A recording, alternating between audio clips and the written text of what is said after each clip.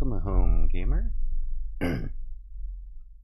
And welcome back to Mechabellum, where we've got Weekend Tournament European number 91 coming up in about 23 minutes, which I hope is just enough time to grab a game online. Challenge to a 1v1. Hold up. Tournament warm-up match? Okay, we can do that. We can definitely do that for you. You don't exist. Did I block you? Tell me I didn't block you. I think I've only got... It's pretty funny because there's actually a mod team now. So the folks that are on my blacklist actually get blocked. Your game's locked. Okay. Sure. Catch you in a second.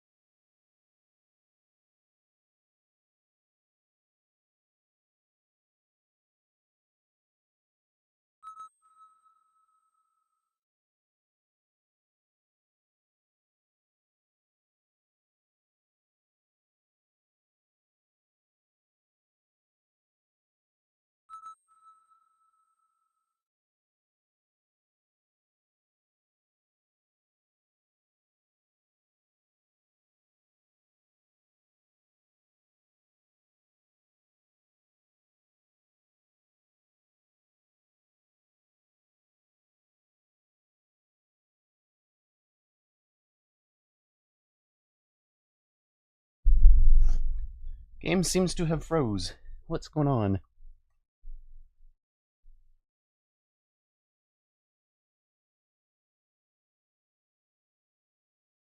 Maybe it's... there it is. Sorry about that. The game seems to freeze. Oh, here we go.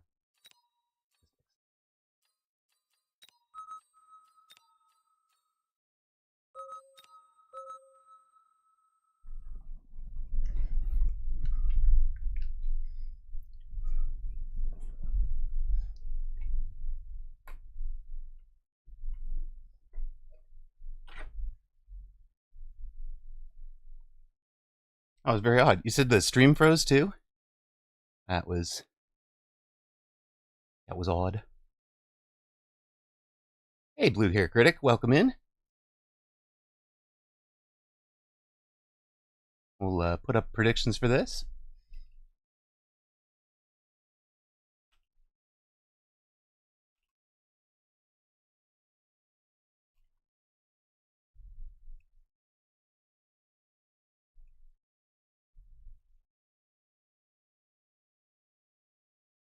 Oh, he didn't hear me leave. Okay, that's fair. CPU overload from bloated menu. Actually, yes, because I have a huge friends list. Might have been it. All right. Channel point prediction up. Baller, go ahead, get your bets in, man. You can bet big on yourself. There's 10 riding on Baller. Shaking.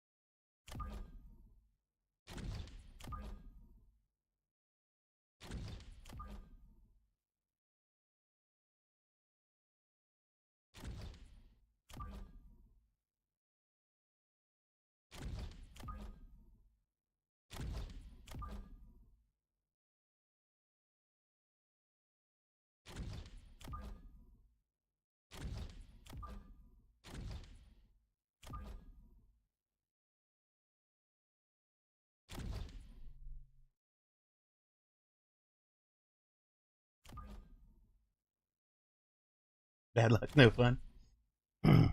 Fair.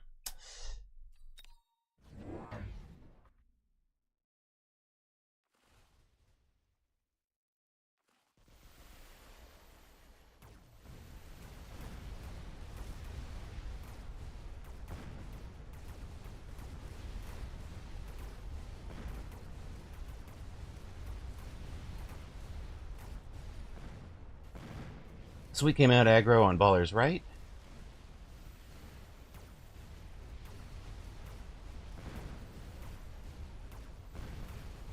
We floated 100 for next round. We get to tower.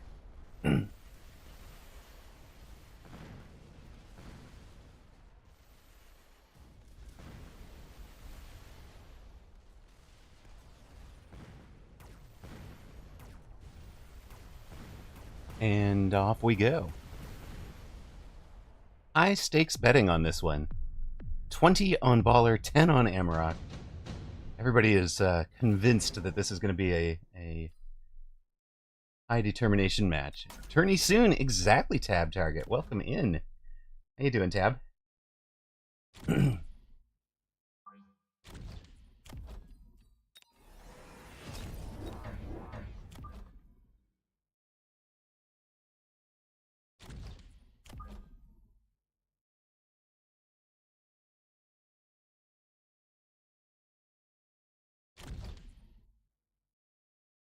right, let's see about that.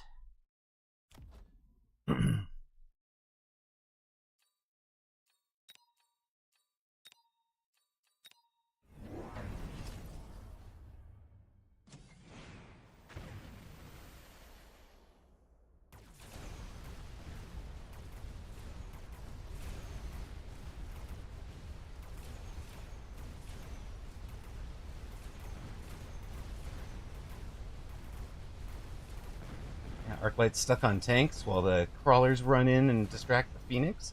That worked pretty nicely. Love it. Exactly what you want to see is the aggro. Vibing on D4, nice. Civ 7, I know.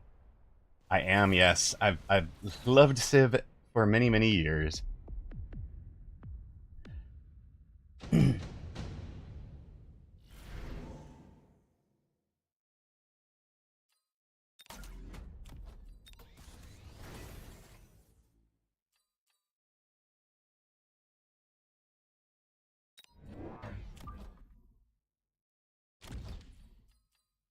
Of course, from the old man perspective, Civ peaked with like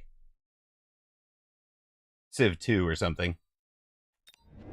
Oh, that was peak. Rest of this, I don't know about.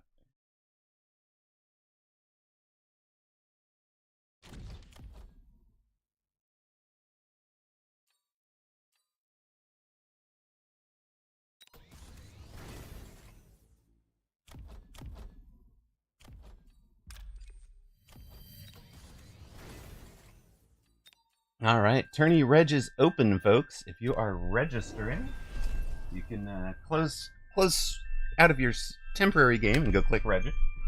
I think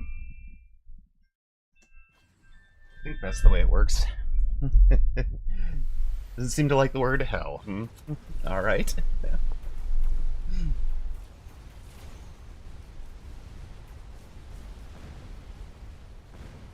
I presume you took the high. Yeah, you took the fortified arcs. Of course you did, because I'm pushing.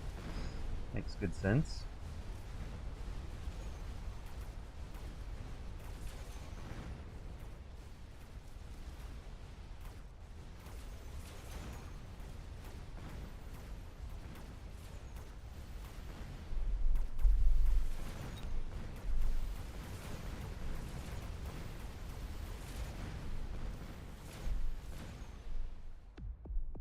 All right, we're pressuring Baller with vintage Amaroq strat from 2023.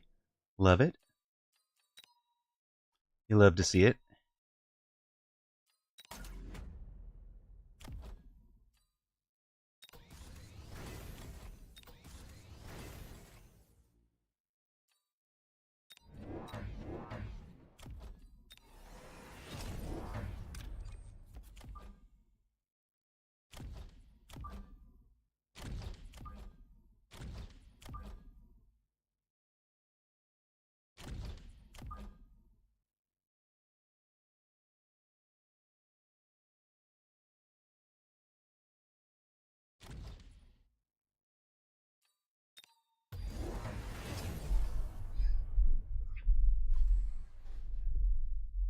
Aw, look at that. Did we just stream snipe?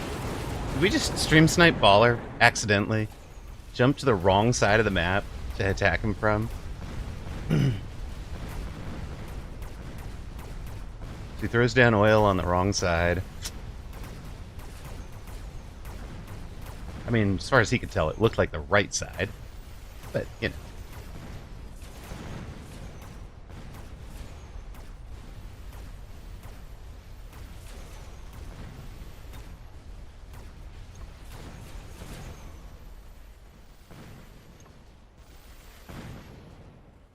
It's done pretty well for him.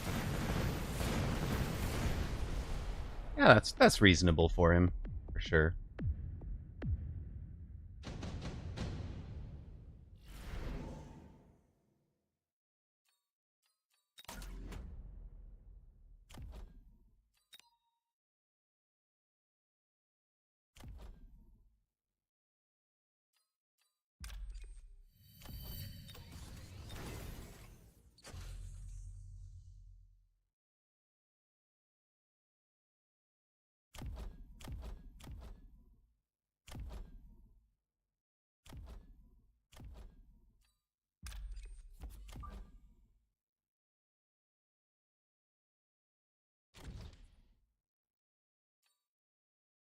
Hey, that is a follow from Police. Thank you, Police.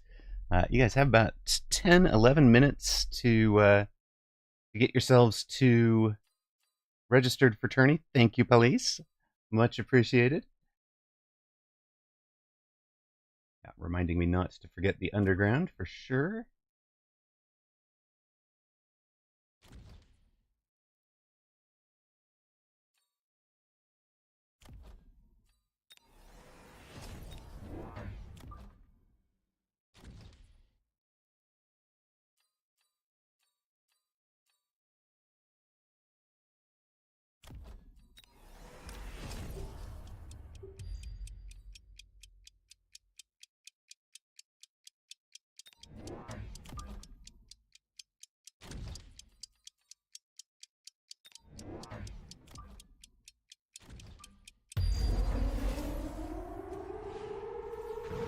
Oh, there was a nuke this time, huh? I see.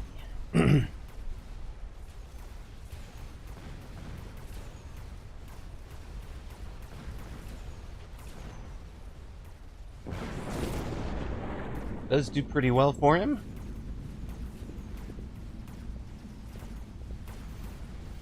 Has been nuked. Somebody send help.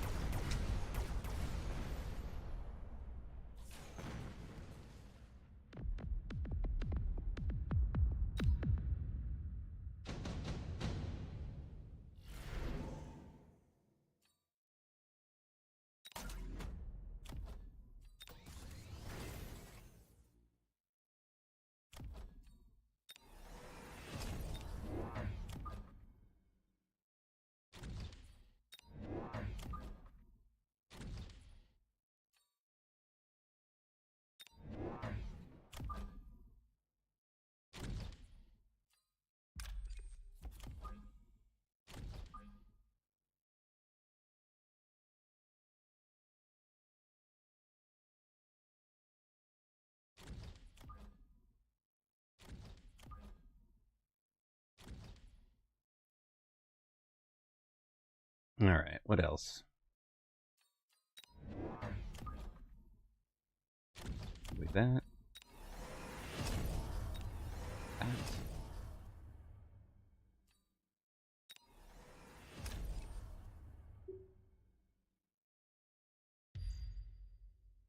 All that.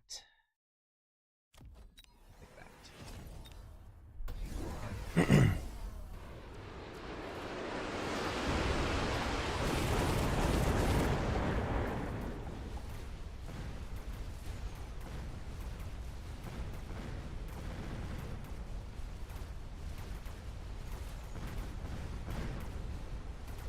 Few things as satisfying as getting a guy's tower before his Rhino drop gets yours.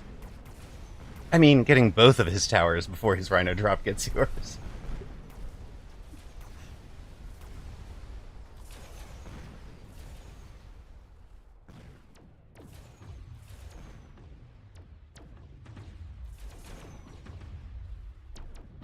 unfortunate for that level 1 Phoenix over there, but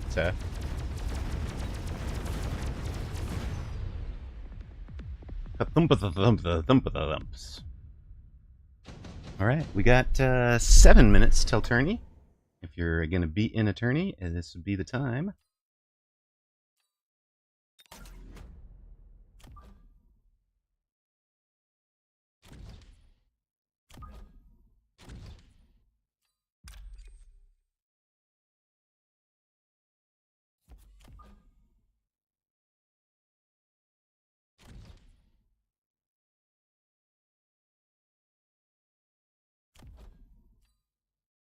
Good evening, Sneaky Melon. Welcome in.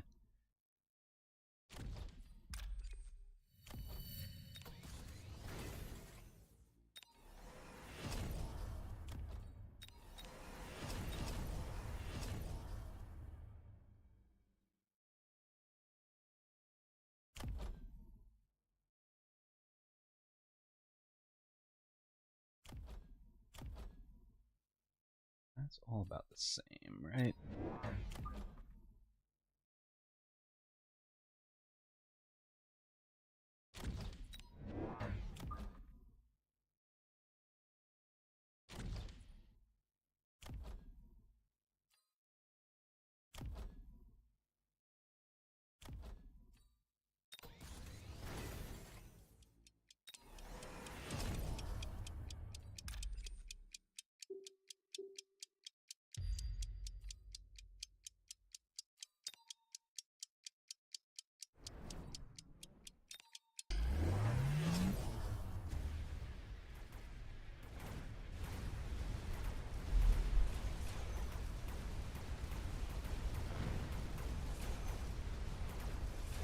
But the Badgers, huh? Interesting.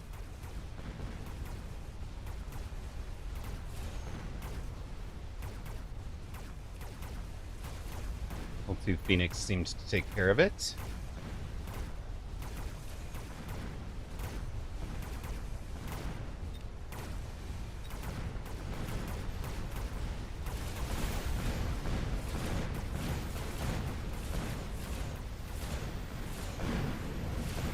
There we go. Nothing left that shoots up. Round for us. 5 minutes till tourney, folks. 5 minutes.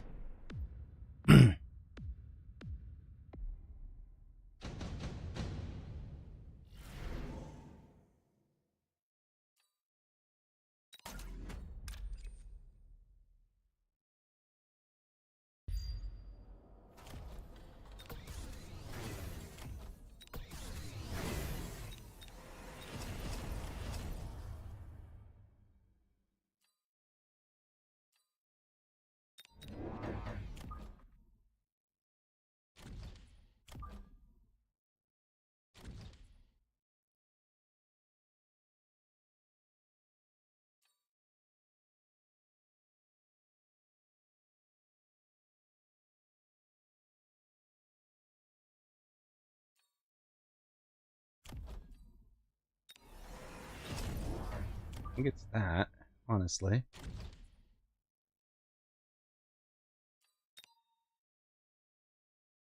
I know this is coming, but it's not like we can stop it, so you just do what you can.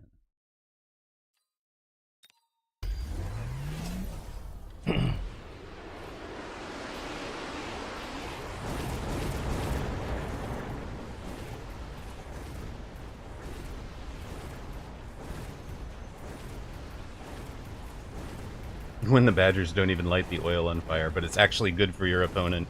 Oh, good. It's good for me now. We got it that way. Tower. Good job. Orbital did pretty well for both of us. Gee. Not much left on the board. 3 minutes till tourney. 3 minutes till tourney time. Hey, I shout while I cast the game. No, I don't shout, but yes, I cast the game. Salix is here. All right. Clearly.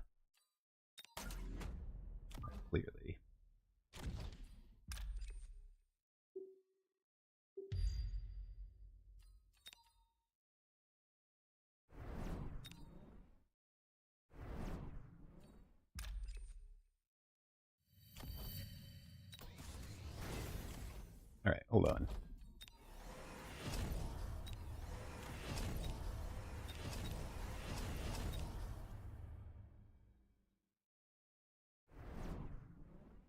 And I think that's as good as it's going to get.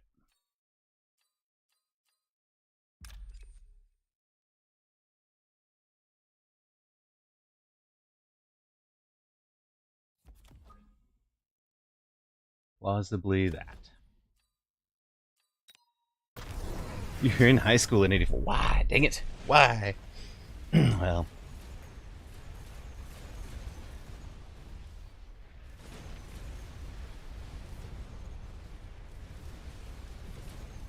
Not like he's got anything that's going to do much to the big guy. Come on, somebody get tower. Not that one. Not that one, you jerk. No. Jordan got drafted in 84. Scarfinger flunked spelling in 84, it looks like. Ruh-roh, I think this might be game. He's got me. The double rhino flank did it. The double rhino flank did it. Curses, GG's. He knew he. Look at this. Look at the showmanship. Look at Baller's showmanship. He toyed with me for 8 rounds, finishes it in the 9th round, just to make sure you guys have time for the tourney. Like, that is just consummate showmanship there. Well played, Baller. Well played. And apparently, well, we're paying out to whoever backed Baller there. They have earned a K, 1K for betting. Okay, let's get ourselves into here. We're not registering, of course. We are shoutcasting. There's 242 participants. That'll be 2 groups. In Asia this morning, there were also 2 groups. Group number 1 won by Scion, of course, with a good number of players off for Mag 1. This tournament has all the big names. Sacco, Rooster, Sarachub, Dachshund, Mathis Might, Steel Sane. Yeah, it's gonna be a good one.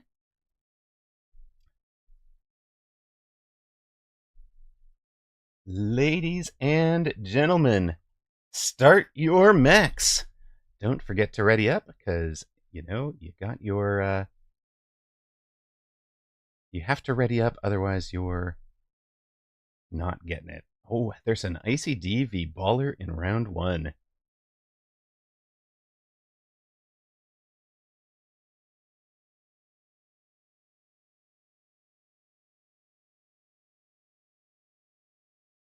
Checking to see if there's anybody that I think is going to give a... There's a Forgotten Arbiter in this. There's so many good players in this. Let us see if we can take some of the... We're going to have to take favorites from right on the get-go, or former champions from right on the get-go. So, I think we're going to start with HD Susauer against Karl Drogo, the 20 versus the 45.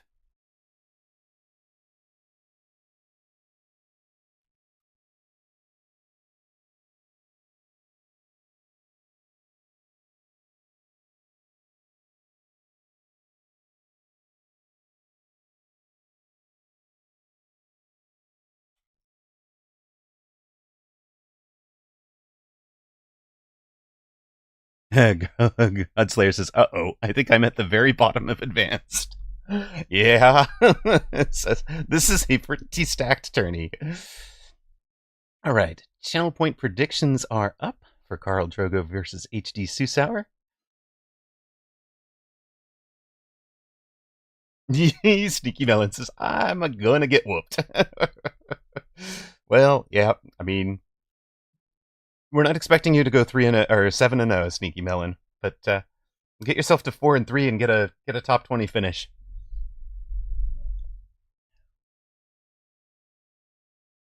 I guess 4-2, and then you've got a last match. I'll take 1-6 out of this pool.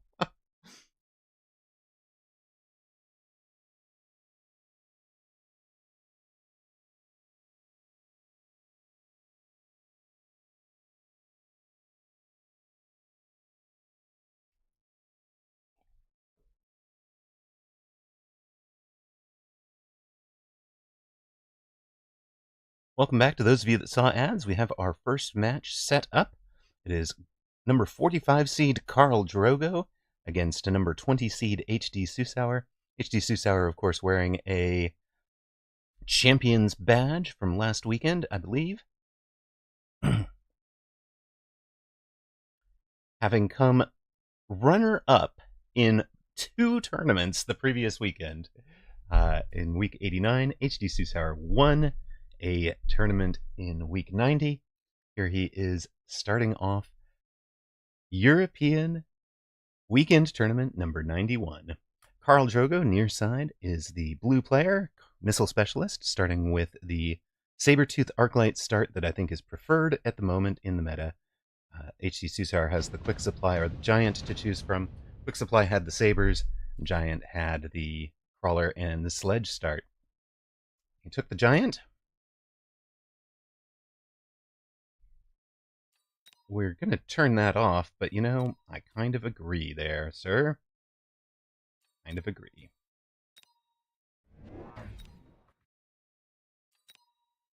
Oh, I don't... Actually, we have it the other way around. That's what we wanted to do. There we go. Okay. On and on. So HD Susauer setting up standard formations for his Crawler and his Sledge. Perfect. Looks good so far. Karl Drogo coming out aggressive, and this is what we would call the Dorgon special, where you've got the Arclight and the Saber side by side so that they're locking on the same target. If there's chaff, the Arclight should be clearing it. If there's a single target, the Saber should be clearing it. And the reason that works is because they have the same range. And I tend to put the Arclight a little bit back so that if something comes into range, the Saber takes the first shot at it. That way, if it's large, it's a lot less likely for the Arclight to get stuck on it and waste a shot. On the other hand, that does mean my slow-firing Saber might waste its shot on chaff, but my theory there is that the chaff... I'm going to waste the shot on the chaff pack anyways, so I might as well take that first shot as early as possible. It almost splashed that tank, you saw it, and then by the time the Arclight has cleared the chaff, the Saber's second shot comes on the main units. And that's kind of what's happening for Karl Drogo.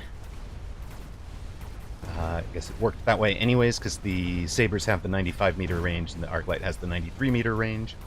So it worked out. Works out even with the Arclight up at the front of the Saber, so I might have to add that to my aggro positioning. This is a stacked tournament. We saw all sorts of big names in it.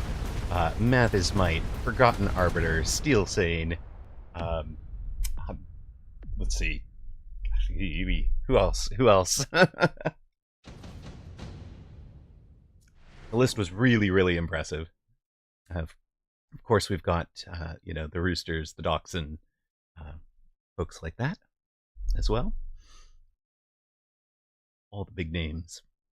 Mag 1, of course, has been pulling people out of Saturday tournaments, but as that Season 2 is wrapping up, the weekend tournaments are getting quite a bit more intense.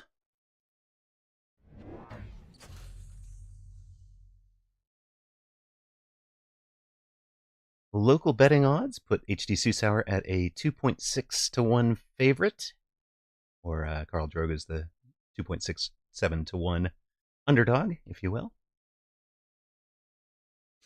I think HD Susauer is more likely a bigger favorite than that, and as Giant Specialist, he's already got a fort on the board. That fort has an item. The item, of course, is the Photon Coating, which is 30% less damage right at the start of the battle, and immune to all the different crazy things that can make it weaker, like Ignite, Degen Beam, whatever. EMP. Our Missile Specialist is going to missile out the back corner chaff and drop his underground threat in the corner. So this is a beautiful way to ensure that these guys have a pretty much unobstructed run at tower. It's a really nice play from Karl Drogo there. And he's covering the underground threat himself. He's got the back corner Arclight and this guy back here. So You should have a completely unobstructed run. Look at that. Whole pack of summoned units goes straight to the tower, and even that new giant is going to be in a lot of trouble. Your photon coating does not help when you're down the, taking an additional 50% damage, and your attack is a tenth of what it should be. Losing the tower that quickly, very painful, and of course this round will go to Khal Drogo. So, a round for each player, and Khal Drogo will be... No, I'm sorry, 2 rounds for Khal Drogo. Apologies. And Khal Drogo will be at 4,000 hit points, HD Susauer down to 3015. We go to round 3, there's still a missile strike up. Giant Specialist could have an extended range Vulcan, could have a redeploy, but skips both of those. Attacker, I love to take redeploy, but Khal Drogo also skips it. HD Susauer, there you are. Weekend Tournament 90 Advanced Group 1 champion for Europe. Well done, sir. Congratulations on that one. Of course, that one had an odd name. That's why you don't see the Week 90 there. He's going to go for a very similar play in terms of missiling out the chaff and having a flank that can get it. HD Susauer takes a Vulcan, throws down a Fang out in front of everything to try and slow down the rush. For Khal Drogo, it's a pair of one arc, one flank crawler, and range on the arcs. You're going to want that to be right about here, sir. There's no need for this. You don't want any overlap that direction, and you don't need to hit its starting spot, because these guys are going to be running this way for 5 seconds. That'll be something like 80 meters, right? 5 seconds of running. I think this crawler on the corner at least gets free. Right, it should be out about here by the time the missile lands. So you'll see a couple of crawlers go that direction, is what I'm trying to say.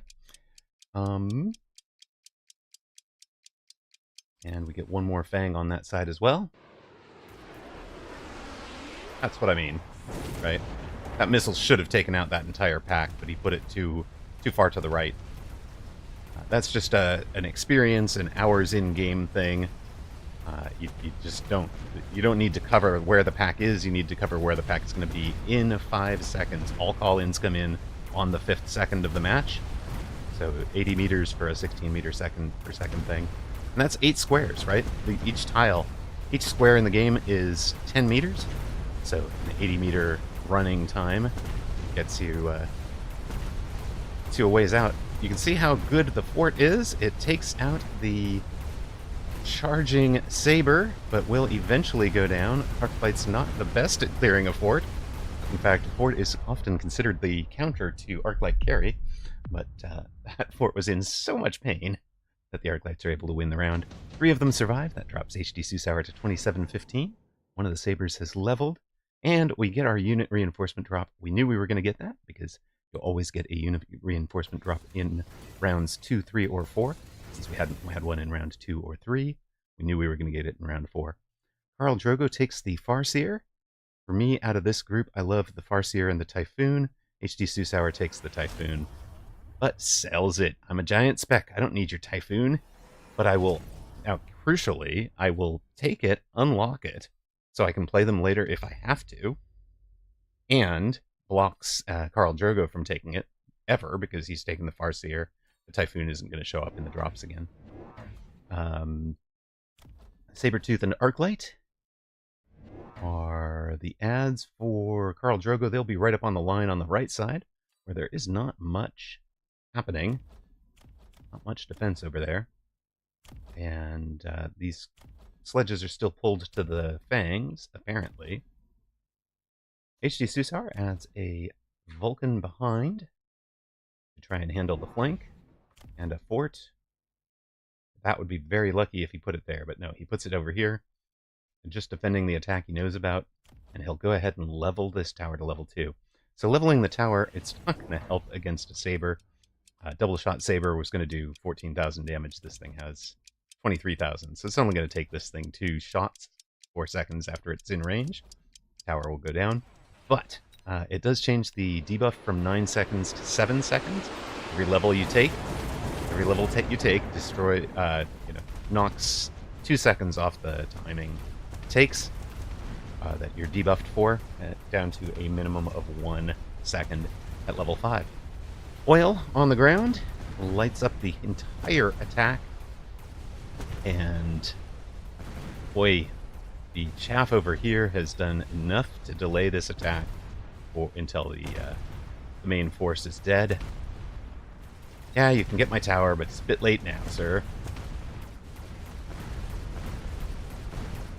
Fort does not care about walking through fire. It really doesn't care about this arc light either.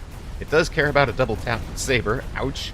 But it does also destroy the double tap saber during the tower debuff. So, HD Susauer finally wins a round. Khal Drogo down to 3,300. 2 giants surviving is 700 hit points damage, because they're each 350 damage. Additional deployment slot could get very interesting for...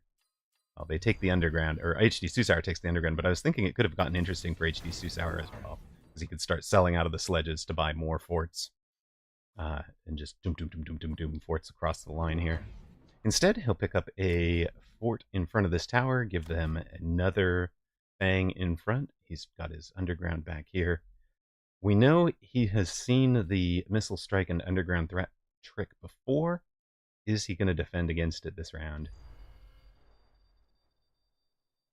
With that pair, he's got money for a pair of shields. He's also... Yeah, well, it's not quite right.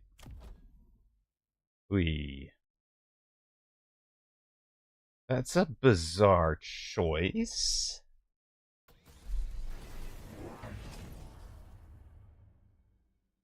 Khal Drogo is going to use the oil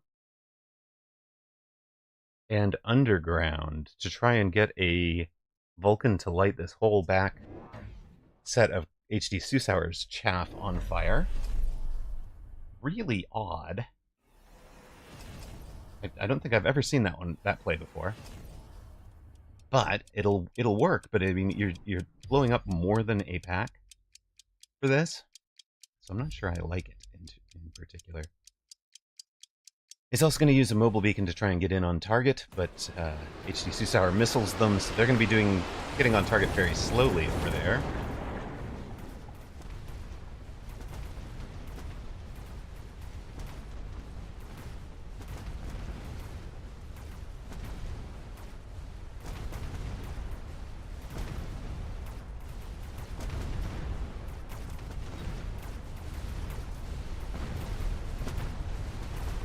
Ouch. That is a titanic battle there, those two. The fort has a 1.8 second reload, so it gets its shot off before the opposing saber can get another shot off at a 4-second reload with double shot. When Saber first showed up, it used to have a rapid reload option that would reduce the range by 20 meters, but make it shoot almost twice as fast. I kind of like that better than double shot for it, because I think like the idea of forcing it to be out front. But the double shot really, really fits the unit, you know, the way it's designed, the double cannon, etc.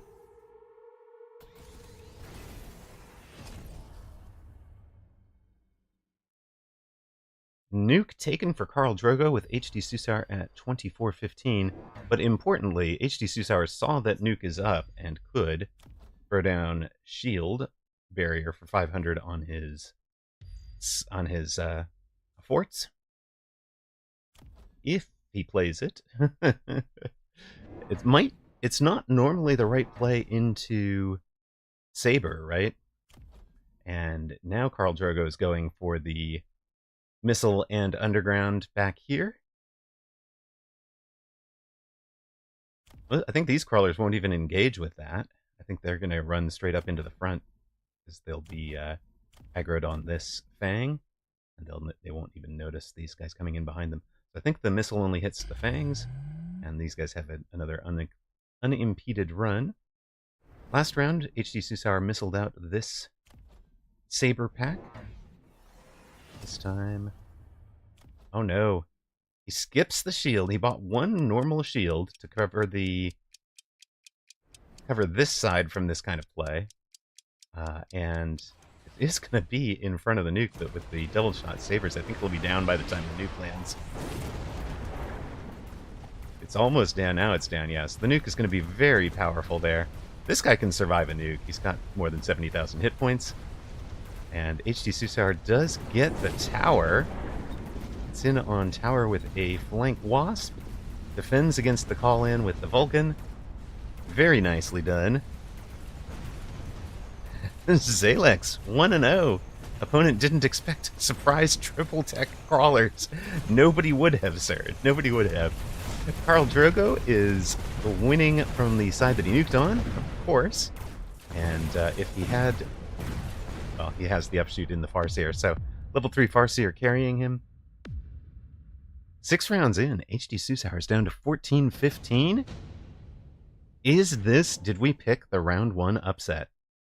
Did we manage to bet on the player who's going to lose the round 1 upset? Wait a minute. So I'm a little less proud. A little less proud of that.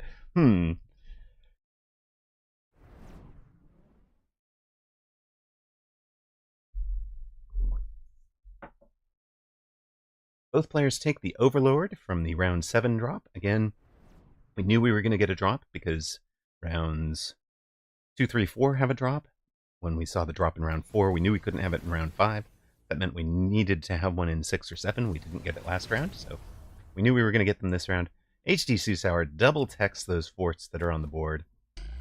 So now he's got ranged fang-producing forts, and the fangs are going to be shielded. So yeah, your double shot saber is going to be wasting those double shots, taking out fangs.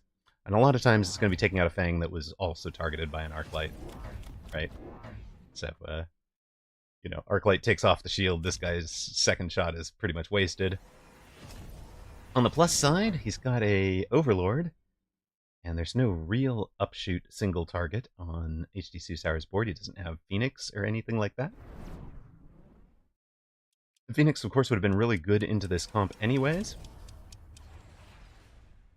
And HD Susauer has not sold out of the sledges, just leaves them on the board all game long, lets them do a little bit of chaff clear, and then just get out there and tank the Arclights until one of the Sabers decides to come plunk off the sledge. And you can see they're still on the board, and will just be a late chaff unit. I guess the question is, can all the fangs, can all the shielded fangs handle a level 2 Overlord? In the 1.1 patch, those Overlords were bumped to something like 23,000 hit points. This one's at 50,000 because it's level 2 and has the hit points from Tower. It's going to take quite a while for fangs to do it, but on the other hand, the Overlord is not targeting the fangs. So, HD Susauer wins, and 5 surviving giants is... Yeesh! What is 5 surviving giants at this point? 1750? 2,000 total damage, drops Khal Drogo down to 1,100. And HD Susauer on 1,400. We go to round 8. Lightning Storm, the obvious choice for both of them. HD Susauer could conceivably barrier one of the Vulcans instead, or Steel Ball production line, one of his giants. But Khal Drogo is just should take the Lightning Storm, one would think. The question is more for HD Susauer here.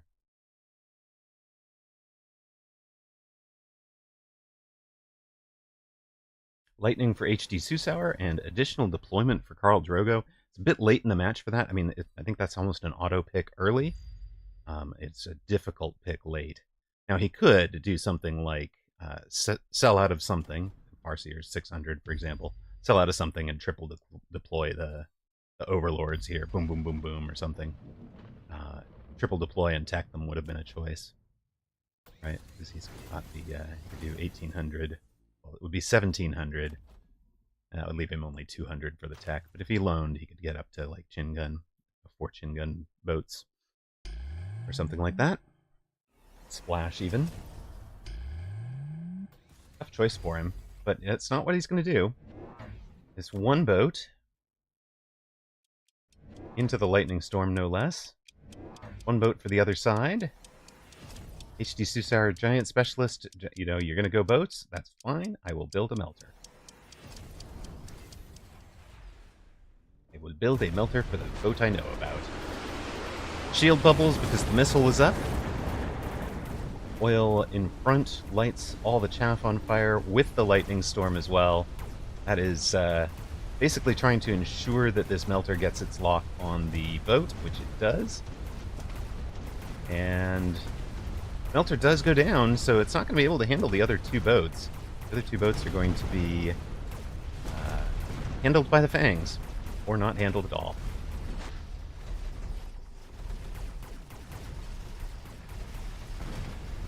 Tower goes down, that'll help the Fang DPS quite a bit. Adds 50% to it. And that will be a round ending much the same way. No upset here. Your defending champion, HD Susauer, is through. And Khal Drogo at 1800 MMR gave him a great fight, put him in danger. I mean, HD Susauer was a single round away from a loss on this. Easy to do 1400 hit points at round 8 of a game. But he did not. He did not lose the key around 7 or round 8. Khal Drogo, very surprised he didn't take the Lightning Storm, and you saw how he built the 2 Overlords. If he built a third thing, I missed it, so he may not even have gotten use from it. But that late in the game, right? Just take the mass recruitment. If you want the third, just take the mass recruitment, because you're not going to get 4 rounds of building the additional deployment spot. The other reason to potentially do it is if you were way behind on chaff and you needed a 4 deploy of chaff to fix a chaff problem, which that would have been a play for Khal Drogo, right? For 4 back Fangs and shield on the Fangs or something to have something alive late round after the Vulcans might be dead. So it could have been a play for him. But that is the difference here, is the chaff, really. You've got much later arriving Fang chaff from HD Susauer, and no deep Fangs from Khal Drogo. Shield on the Fangs here. No shield on these Fangs. And just sheer count, right? 1, 2, 3, 4, 5, 6, 7, 8, 9, 10, 11. 1, 2, 3, 4, 5, 6, 7, 8 on the main board, 2 on the flanks. But, and then, of course, he's producing all of them. Really nicely done from HD Susauer. Well played, sir. Hello, hello. Good luck in tourney from Bimpy and Dorgon. Good evening, everybody. Welcome in. We did get our insight off of this match. Yay. Rest of the group, there is one match ongoing, but we're going to give you guys our payout and summarize the matches around the world. Sako. Here's the list of players in this one. Sako, Dillo, The Conclusion, Doxon, Zlaumange, Apucci. T-Man, Steelsane. Oh my god, Leonard Whaler's back. all right. That's a name I haven't seen in a long while. Sippy, ICD beats Baller. Oh, that was a close one. L, HR, Giga Chad, Giga, the Swiss name. Lepaco beat Sneaky Melon. One match still going is KM Peck against Addendix. Cheeseburglar beat Flix. Renate over AOM player. Harvey the Llama. Sparty. Zenzuzex. Dimon. Oh, there's 495 beats Dorgon. We saw HD Susauer over Khal Drogo. Zemp. T-Kong. Amunatron. Snail Speed. Black. Mathismite. Saricha. Rooster. And Forgotten Arbiter. That is a list. This, I mean, we're going to be casting former champions or favorites. That is technically correct. Yes, you are higher. At the bottom half of the group, Impy, Fab4, Doc, Reza Hitilo, Damien, All You Can Hit, Omakia, Ye Old Mate, Silver Avox, Anagarika, Droidal, LMCV, your winners, along with Coldfire, Cardala, Waushtem, Sanlam, Breton, Zalex, EA, Maxutanu, Tico Miko, Jacked, Glacier Frost, Ankilius, Dendra, Lord of the Mouse, Lucasius, Gorodic.by, P-Squall, Huge, The Haircut, and Gel2. There's 126 participants. This is about as big as a group gets. Stay tuned. We'll be back for round 2 in a moment. Technically correct. All is right in the world. So we're gonna have Sako facing a spoiler. Who is the spoiler? The spoiler is Sneaky Melon. Oh dear. Good luck, Sneaky Melon. You are up against Sako. And that's we might actually cast that one because that is the likeliest to cause an upset out of this group. Amunitron versus Bimpy, Zenzuzex versus Fab4. That could be fun. Two streamers there. The Paco versus Doc. Sparty versus Reshantilo. Cheeseburglar versus Damien. Let's see if we can find anybody else out there. I mean,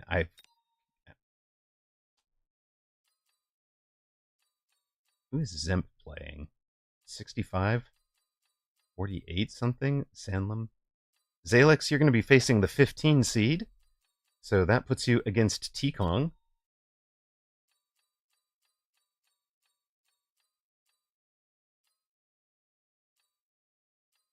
Who else do we have? Bartolod would be facing the 19, which is HD Susauer. It'd be fun. If it had been Cartelov versus Rooster, I'd have had to do it, right? But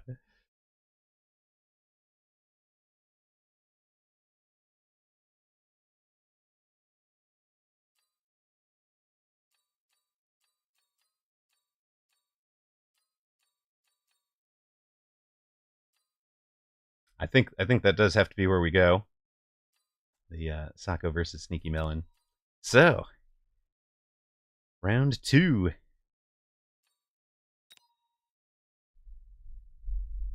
And don't take it personal when I bet on Sako, okay?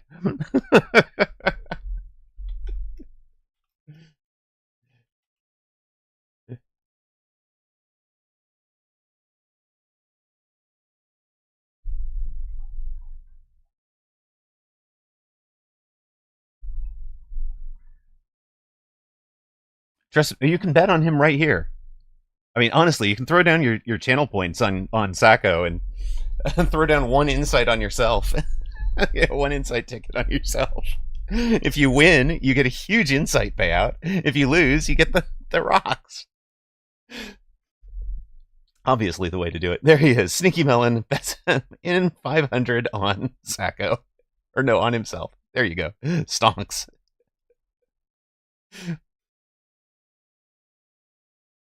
Okay, so 500 is on Sneaky Melon. So the question is, how high are people going to bid the Sako side of this to cover that one? You got my bet. Love it. Love it.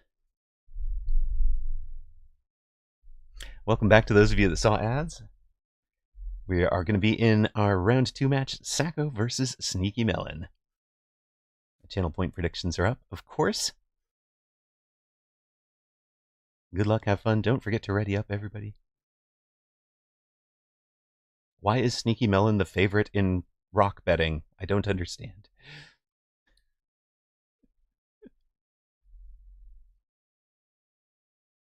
Welcome to round 2 of Weekend Tournament European.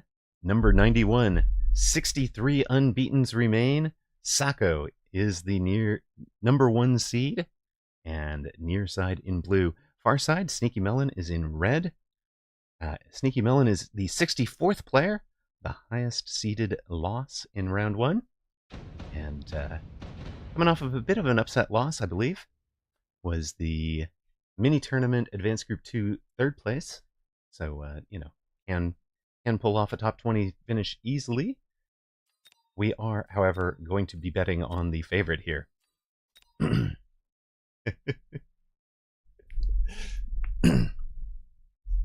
All right. So, Sako, near side blue, Sabertooth Specialist with sledges and fangs.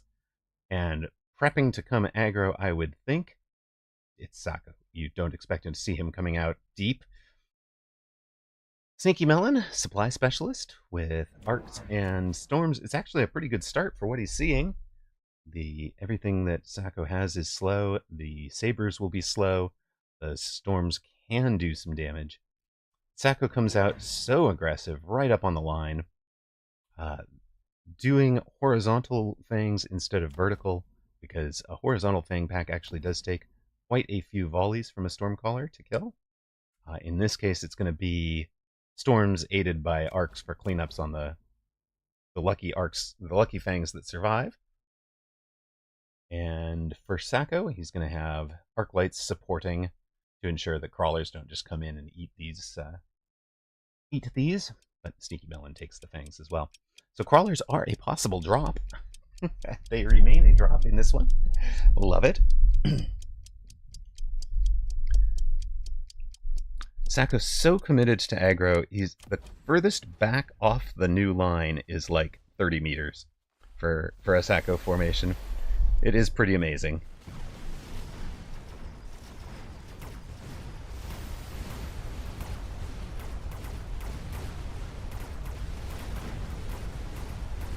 It's really fun to see the differences, for example, between the way that Sacco will run this sledge start and the way that I ran it with the in the show match against Baller right before the tournament.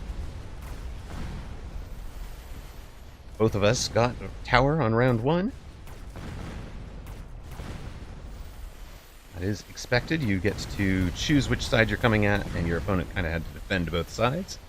Opponent came out normal. Storms get the W for Sneaky Melon, and he's not going to go down in straight sets. Sacco at 4,100, Sneaky Melon on 3,600. No crawlers in the unit drop. The unit drop happens right away. Wasp, Fire Badger, Marksman, and Rhino the options. And Sneaky Melon takes the Wasps. And Sacco loves his Rhino plays, always has, and throw them down for unprotected tower strikes. He used to run the Blender, he used to do all the mobile beacon stuff, back when Rhino was a little bit stronger. You can see he's added his Saber right on the line on the right side. So he's 2 deploys already, a Saber and a Rhino, and he hasn't even clicked a button yet. He just gets those. Local betting made Sacco the 3.3 to 1 favorite. Oh, look at these. Look at these. Mustang to play around the Wasp possibility, and he really gauges correctly where that's going to be. But imagine these 2 units don't exist. Hey, the Mustangs come up and clear the Fangs for the Rhino. So this is a good play either way, and he drops the Fangs right in front, where they will slow things down. Sneaky Melon goes for the crawler flank. He's got an unprotected tower. It hasn't been leveled, and unlike a lot of players will attack the far side's tower, I like the way that Sneaky Melon is attacking the near side. Most attacking players do not try to defend the near side tower. They kind of assume you're not going to go there. And this is going to kind of force Sacco to either level that tower or play some back chaff. And it's come at pretty good timing. If only he'd had crawlers go to the other side. He's got 1. Not quite what you wanted there. And the Storms, they're doing their best on the Saber. Their best was not good enough.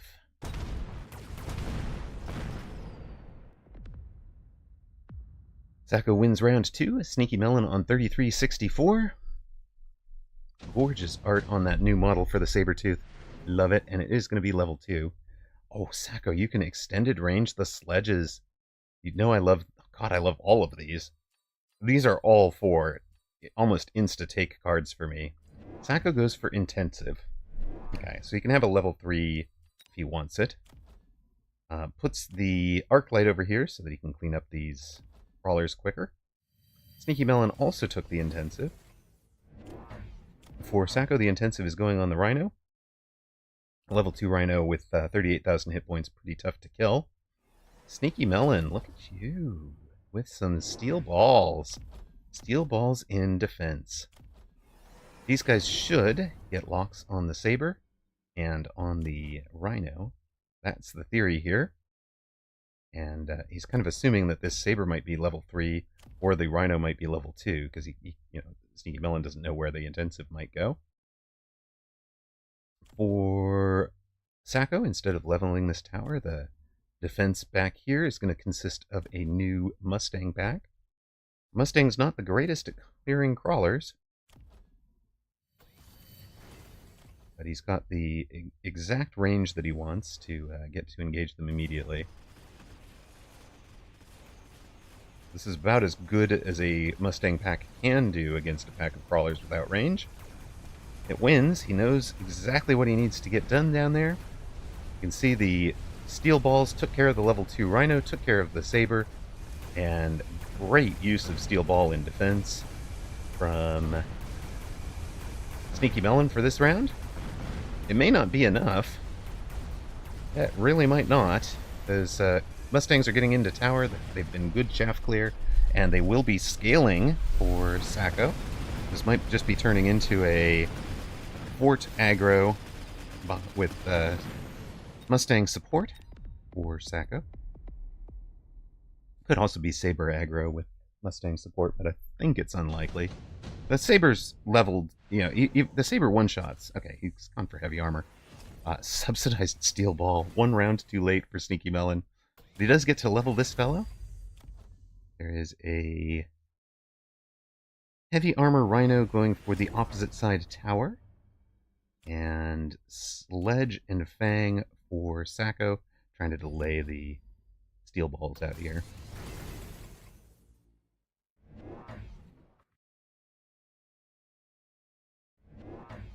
Sneaky Melon is running his wasps and crawlers away from this pack, the leveled Mustangs and all.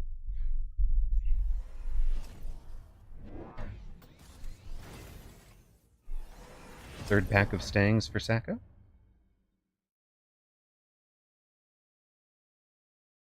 They are in that flank screen position that'll cover both a flank out here. Nope, he's gone out to the full flank screen. So, assuming a similar play, he's going to have a similar defense. Sneaky Melon could have leveled these guys. That's interesting. I think the level 2 would have won this, but it's not going to work this time, because those Mustangs will have leveled already. So he can't do it anymore, but I think if he'd leveled those crawlers to level 2, he would have won that flank. Rhino with the mobile beacon avoids everything. Gets through to tower. The Saber with the pull out here also gets to tower.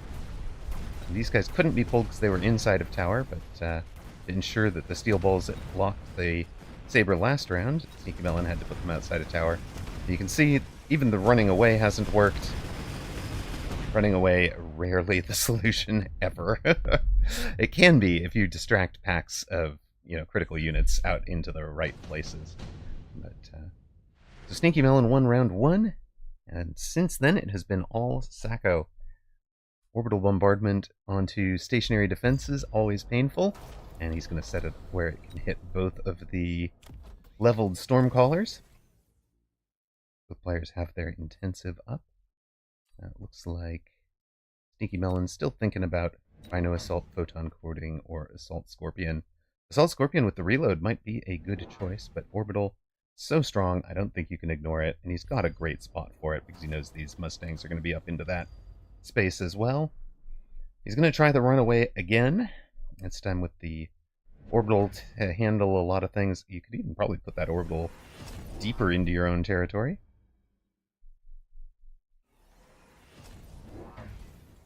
This is the round he goes for leveling the crawlers and drops a second crawler pack and goes replicate. But I think it's a round too late. These guys, most of that pack is going to die to the first volley of Sledge.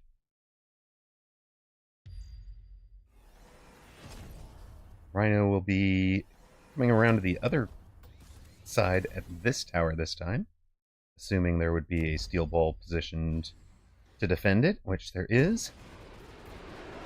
Sneaky Melon playing oil defense. That'll buy time for these folks to clear off the mini Sledge and get back and engage. And it's going to be there for 2 rounds, right? There's nothing on the board that lights it on fire.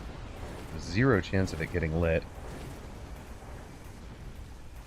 If Sneaky Melon can clean up all of the Mustangs, there's only the Mustangs in here now.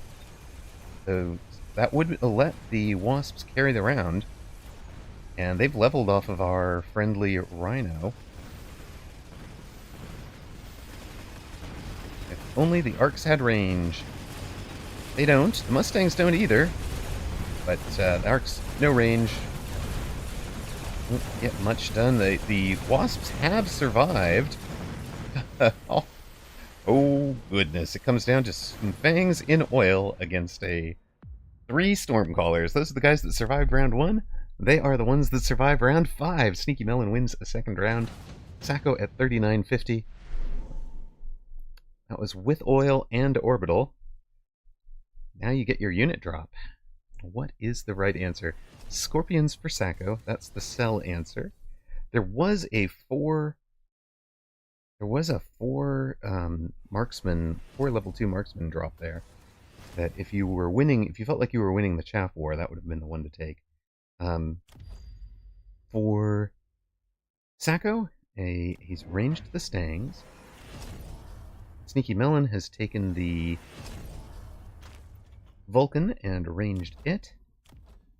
Sacco takes a ranged Scorpion, so he's going to try to just delete all of the steel balls as they get into range. Now these steel balls with the heavy armor have 16,000 hit points. The Scorpion does 35,000 per shot with a 15-meter splash. We know that steel balls close to each other are about 6 meters apart at the closest. So a 6-meter splash will hit 1. That means you can hit 3 steel balls out of 4 with a Scorpion if they're tightly packed.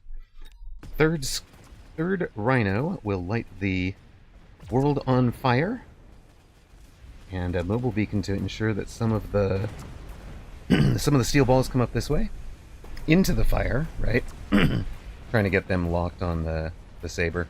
Saber doesn't exist. Instead, there's a new Scorpion here. So Scorpions, Stang for Sacco, the choice. Scorpions, of course, weak into Stormcaller. And the Vulcans survive. This one's going to level, too. Sneaky Melon gets the round 6 win, and that looked much more convincing. 28.50 now for Sacco. He'll take a heavy armor. Throw down a heavy armor on a Vulcan, please. Sneaky Melon, please. Help those Vulcans out. Now it'll be range on... It's like ranged on Phoenix now.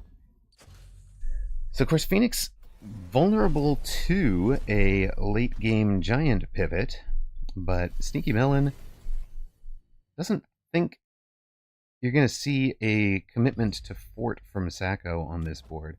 Sacco instead goes to double shot on the Scorps. New mobile beacon for the Rhino since he doesn't have to dodge the oil. He's taken 2 new Mustangs deep.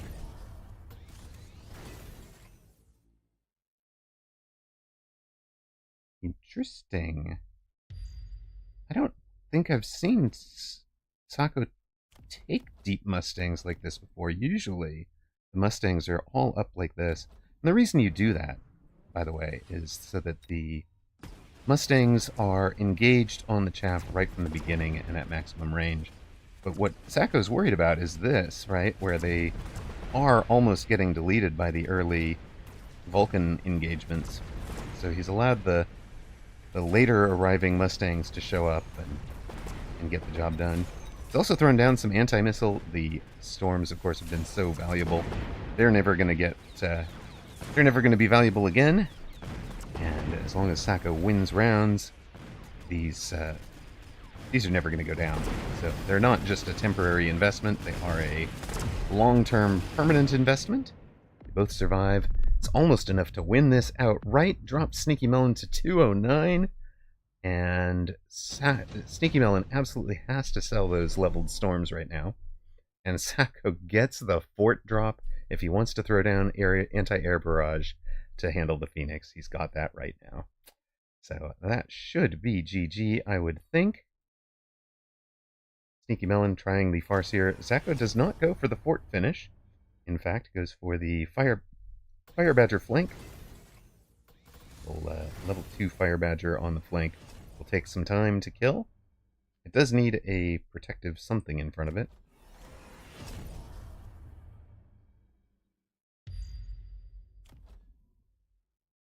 These poor crawlers have never gotten a kill. They have done nothing at all. Oh well.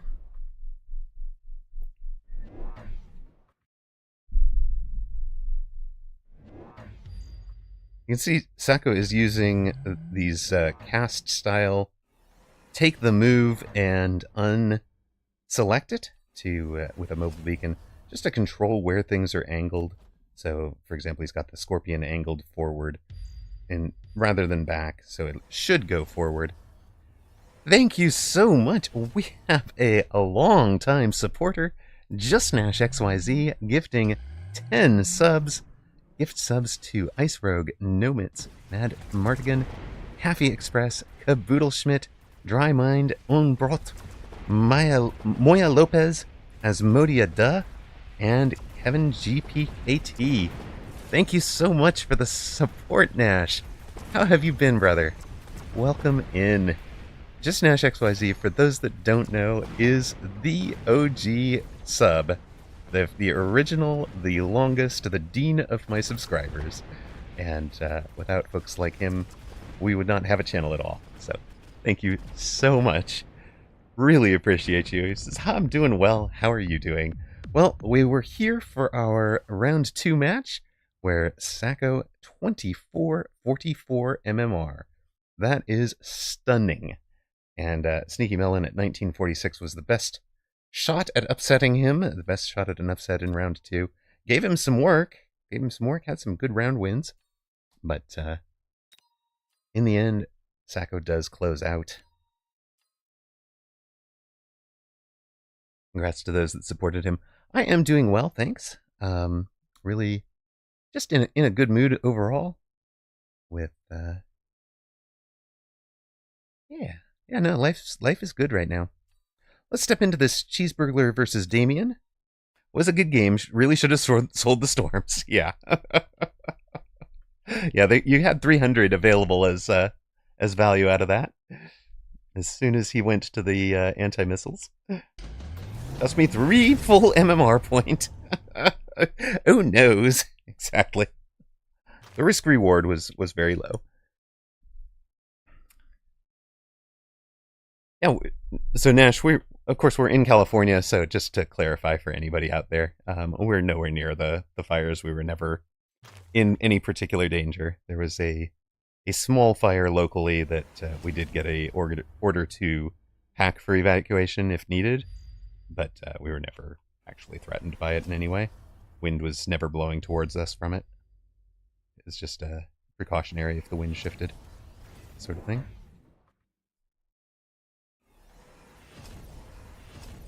Yeah, I mean, a lot of people have been very heavily affected, but myself and my family are safe.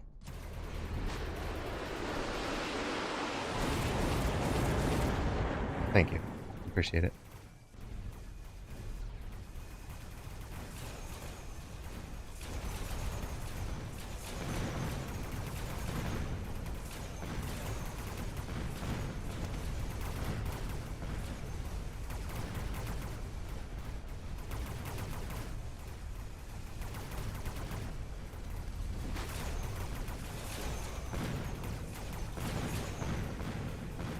On the match in front of us, Damien Nearside is a super supply specialist. Wait a minute. With training and additional deployment. Cheeseburglar, improved wasps, and giant specialist. Trying to throw improved wasps off of the melting points. But it has, or not off the melting points, off of the overlords. But it has not worked. Electromagnetic blast and photon emission both up. You can take the photon to defend against the EMP, of course. Wait a minute, is it electromag and orbital right on top of each other? Kaboom! I would like to win this side, please. And the wasps have ground specialization. They could also have energy shield, but or range maybe, if you needed them to. And it's and the overlords are almost full tacked, right? You can heat 900. You'd have 850 left.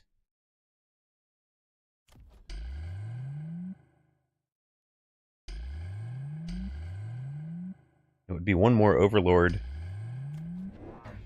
and probably a level over here. Or he could triple level these guys for... You could triple level them and bring on 2 more overlords.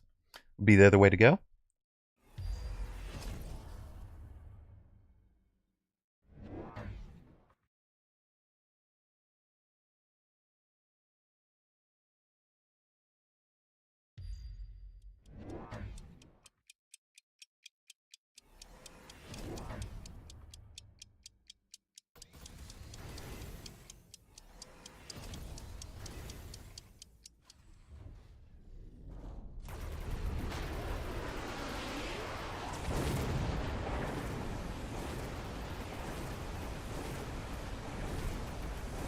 So he did go for the levels, not the chin gun. Nothing new on the Wasp, but again, with the orbital over here, it should go really well for Cheeseburglar. Cheeseburglar, the second runner-up in, I think that was in Americas last week, so 3rd place finish in Americas.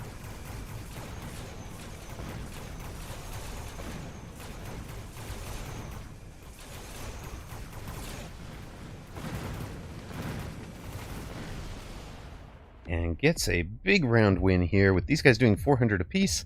It's enough to drop Damien to 92 hit points. Of course, if you have been away from the game for a little while, the update there is pretty spectacular. Our overlords are now 5x5. They cost 500 instead of 400, and they are... yeah, they're just bigger, bulkier, beefier. Everything got buffed. They make more wasps. They have I think it's the same range, but all the damage is up. And damage on the chin gun is up. Everything was scaled up proportionately, just to kind of get them out of the way of the aerial giant, and just kind of made them the super giant. Trying to fit the Raiden in as the aerial giant, I think. Vulcans will have incendiary, of course. Cheeseburglar's chaff flies, so we can throw down some incendiary Vulcans and try to burn the many shield fangs from Damien. Cheeseburglar skipped the lightning storm. Presume that was on offer much earlier in the game. So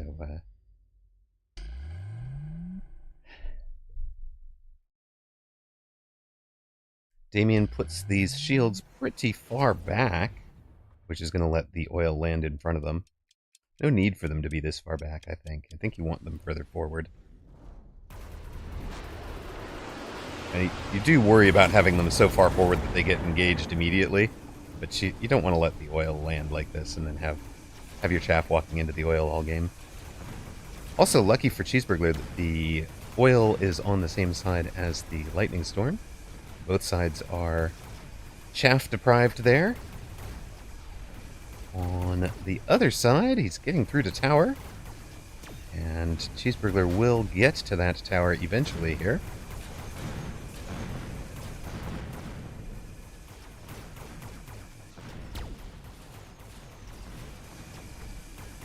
Also has a pack of level 2 Mustangs down there, doing some fang cleanup work.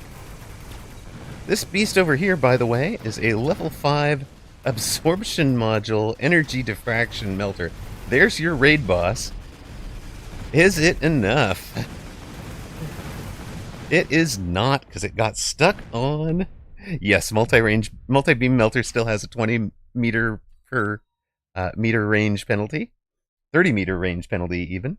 So, yeah, very short range, but the raid boss goes down eventually.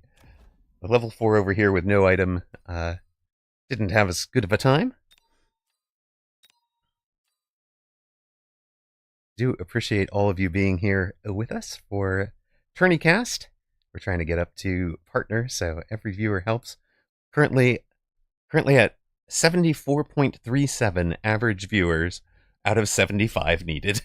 So one more viewer literally pushes us into partner.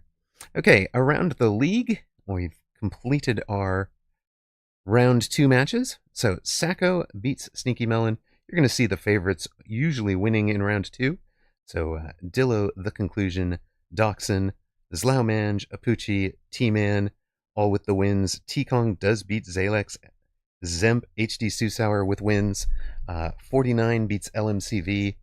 Demon, KMPEC, Renate, Sparty, all the winners, all the favorites there. Fab4 beats Zenzu's X. We almost cast that match. Bimpy beat Aminatron. We've got Lepaco on the bottom half of the group. You'll see the favorites again. Lepaco, Cheeseburglar, Harvey the Llama, HR Giga Chad, L, and a couple of upsets. Coldfire upsets ICD. Washasem upsets Sippy. Breton upsets Leonard Euler. And then the favorites win the rest of the way out. Steel Sane, Snail Speed, Black, Mathismite, Saracha, Rooster, and Forgotten Arbiter. We will be back in round 3 matches. In the time between rounds, can you explain how the heck Insight actually works? No, nobody knows. Sorry.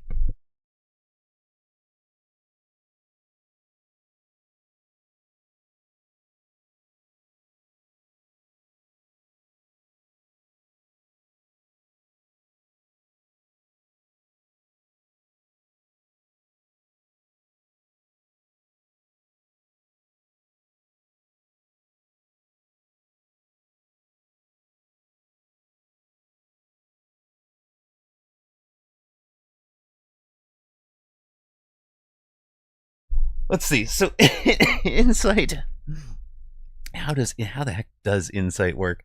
As far as we know, the more tokens you put in, right? The more tickets, I guess, right, is what they're called here, the prediction tickets. So the more tickets you put in, the more you stand to win, and the more you're wagering. And the ticket itself, I think, is something like 50 Insight by itself. And then the up through 8 bets, you are 1 through 8 tickets, number 1 through 8 are wagering proportionately parts of your current Insight. So if you're on you're on 9,000 Insight and you bet 1 ticket, you're wagering about 1,300. I'm wagering about 1,100 Insight with a single ticket, 1,150 because of the ticket price, right? And then what we don't know is how they are split up. But if it was done kind of, because it's weighted by to give more of the rewards to the players who bet earlier in the match, and more of the and a lot less reward to the players who bet late in the match. So jumping in at the end of a match when it looks like it's decided is really inefficient, because if you're wrong, you're looking to lose a whole bunch of yeah exactly. Like you just sit out here on the store and throw down a couple of these, right? Like there's no reason not to. Just grab 100 or whatever, right? And then you're just it doesn't even hurt, right? Like just 100 tickets, no problem. I'm not sure I'm going to do the thousands at this point, but maybe I should. Maybe it's the way to go. At any rate, we are on to round 3. 31 unbeatens, because despite having a whole set of unbeatens, T-Kong, who had just beaten Zalex, abandons. So Zalex is not going to get any minor points from that. That's unfortunate. And it puts Reshitillo into the spoiler role. Sacco will be facing the 2 seed, The Conclusion. And that would probably be our match to follow. Oh my god, there's also a Rooster versus Zemp. HD Susauer against Forgotten Arbiter. There are some amazing matches, but we are going to go into Sacco versus the Conclusion.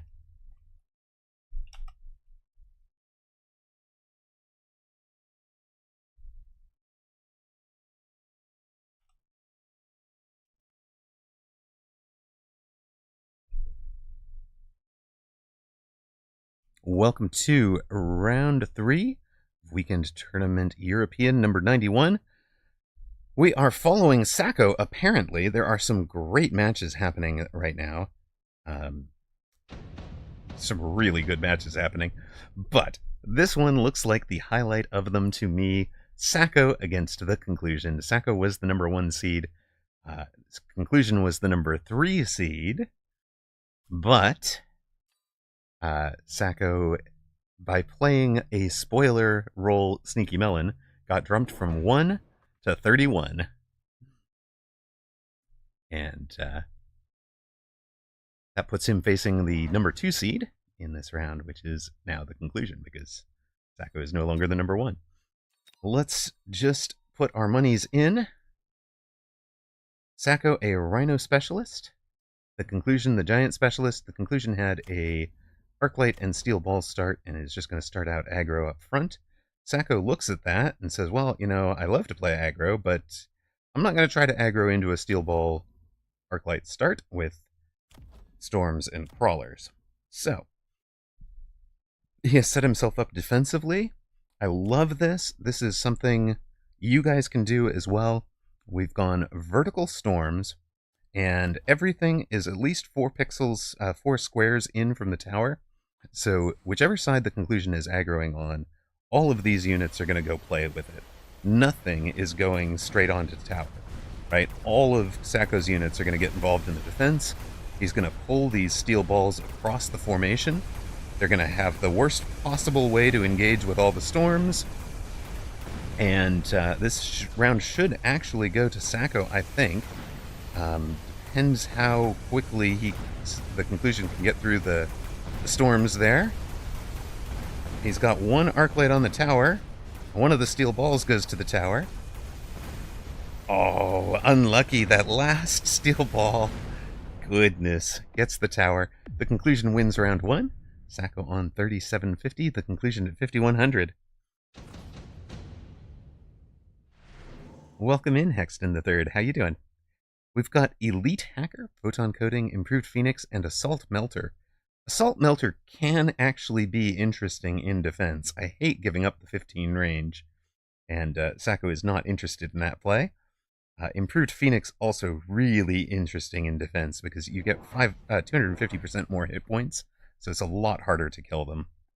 And of course, the extra 50% attack helps also with getting through steel balls. For the Conclusion, I can imagine Photon Coating or something on a pack of steel balls, but for right now,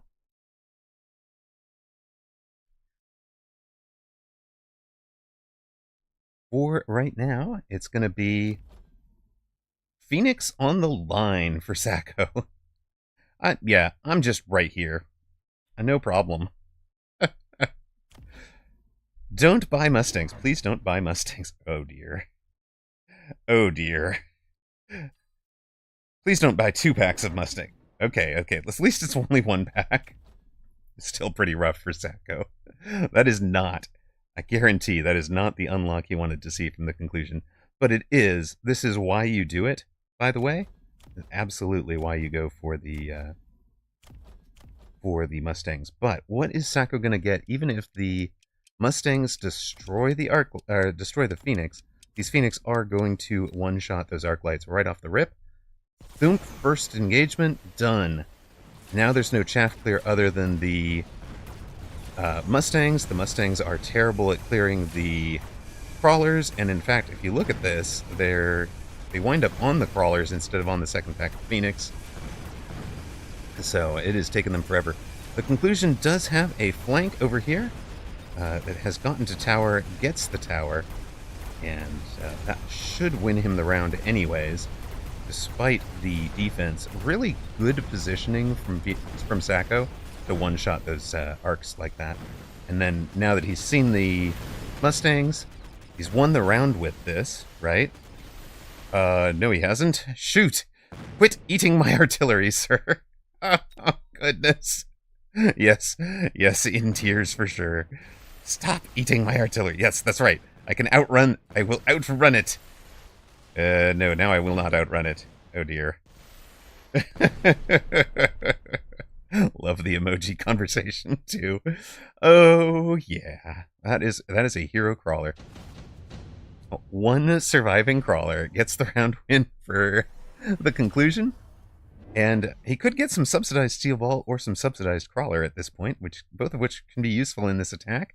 Intensive training would be the other option. Sacco has skipped and taken the jump drive already, brings the Phoenix back off. He figures they are going to be answered instantly, either with a front chaff, right, or another Mustang or something.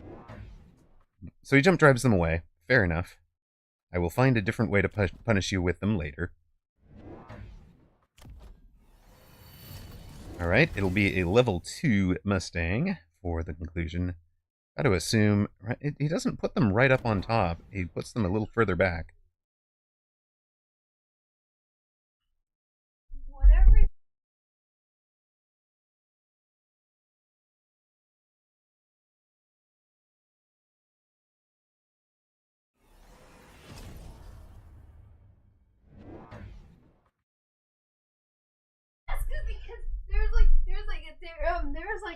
Kiddo's very excited. It was at the actual place. You'll know what I mean when you see it. And there was Aeolus in the crowd, and then someone said there's. Oh wow. But there was other thingamajiggies in the crowd, and then it was nice.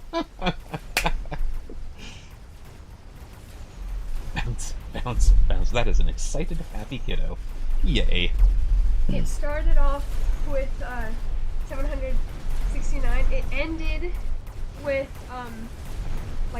4,826. Wow. 1,000 viewers. That's amazing. Yeah. So cool. You gonna watch it again? No, because it premiered. It's not actually out on our channel yet. Right. It's only premiered. I get to worship me. Happy kiddo. Happy Sacco, who just won round 3, and now he gets his rhino. The Phoenix doing a lot of work off the back line. Hello. Sacco takes the burns, takes the fire badgers there. Great. That is going to help a ton.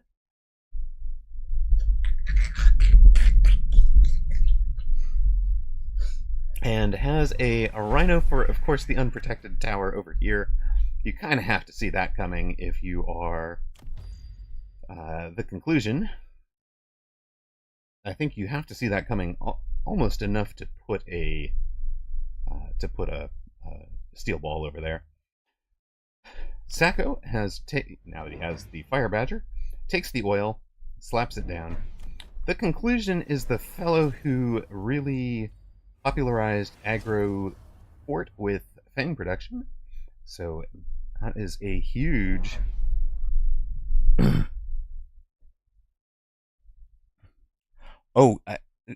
Ms. Diana, I completely agree. The amount of voices that one can do is huge. They should definitely be considering voice acting as a thing they can do. They're just so good at it. Alright, there is no steel ball over here. Even if there had been, there's a pack of crawlers and a pair of Phoenix all doing the work together. The conclusion, I think, is building towards that long term with the fort and fang production. We know that's the build that they like, but this round should go very heavily for Sacco with the oil and the fire. As you can see, there's not going to be any surviving Mustangs to handle the Phoenix, and the fort does not yet have anti-air barrage. So it can't handle the Phoenix. Sacco wins on round 4. Drops the conclusion down to 3350. Big round for Sacco. Redeploy as well. So now he's got the terrifying redeploy level 2 Rhino. This is the thing I never wanted to see in Sacco's hands ever. As his opponent, I mean. Orbital Jab, of course, would miss, because you're never going to be able to hit him. So, quick conclusion goes for quick cooldown. He's already got intensive, so now he's got an intensive every round. And that can get him leveled forts really quickly. It won't be this one, it would be the new one would presume. He's sold out of our lead Typhoon to be able to afford another fort. The question is it 2 forts in Fang production, or fort and level, or what? What are we going to see exactly? Sacco goes for that tower again.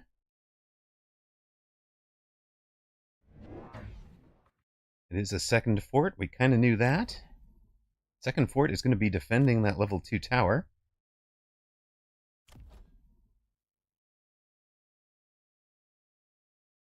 A little bit ahead of the Arclight. Have to keep the Arclight alive. And it's a mass recruit for one more Mustang, and the Mustang will be joining. So it's turning into kind of a Mustang fort build for the conclusion. That's what it looks like. And for Sacco, I never think of Sacco as having a specific build so much as exploiting whatever the heck it is you're doing that is weak. Wherever you have left a weakness, that is where Sacco is strong. And here, the Phoenix are able to take care of that fort. Rhino is able to survive the fort, goes straight to tower, gets the tower in time to get these guys stuck under the level 2 storms. Note that Sacco is not afraid to level the storms. If you take some anti-missile, some variant of anti-missile, he can sell out of them, and if not, they are great for shield break and giant killing. And Mustang killing while you're at it. Saisu Heki says the conclusion used the training on the Mustang. Makes good sense. Thank you for the Prime sub, Paolo Fonseca. Much appreciated.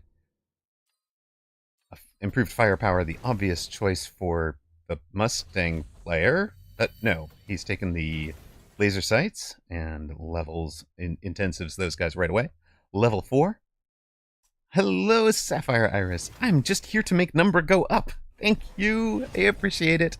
Really, really do appreciate. Optimus Prime subbing is based. Sweet. All right. Sacco also adding Mustangs, so he expects the Fang production. He knows the conclusion style, so he is playing the Mustangs to the not to what he's seeing on the board, right? Mustangs were not the answer to anything the conclusion had. They're the answer to the Fang production, and Sacco knows it's coming.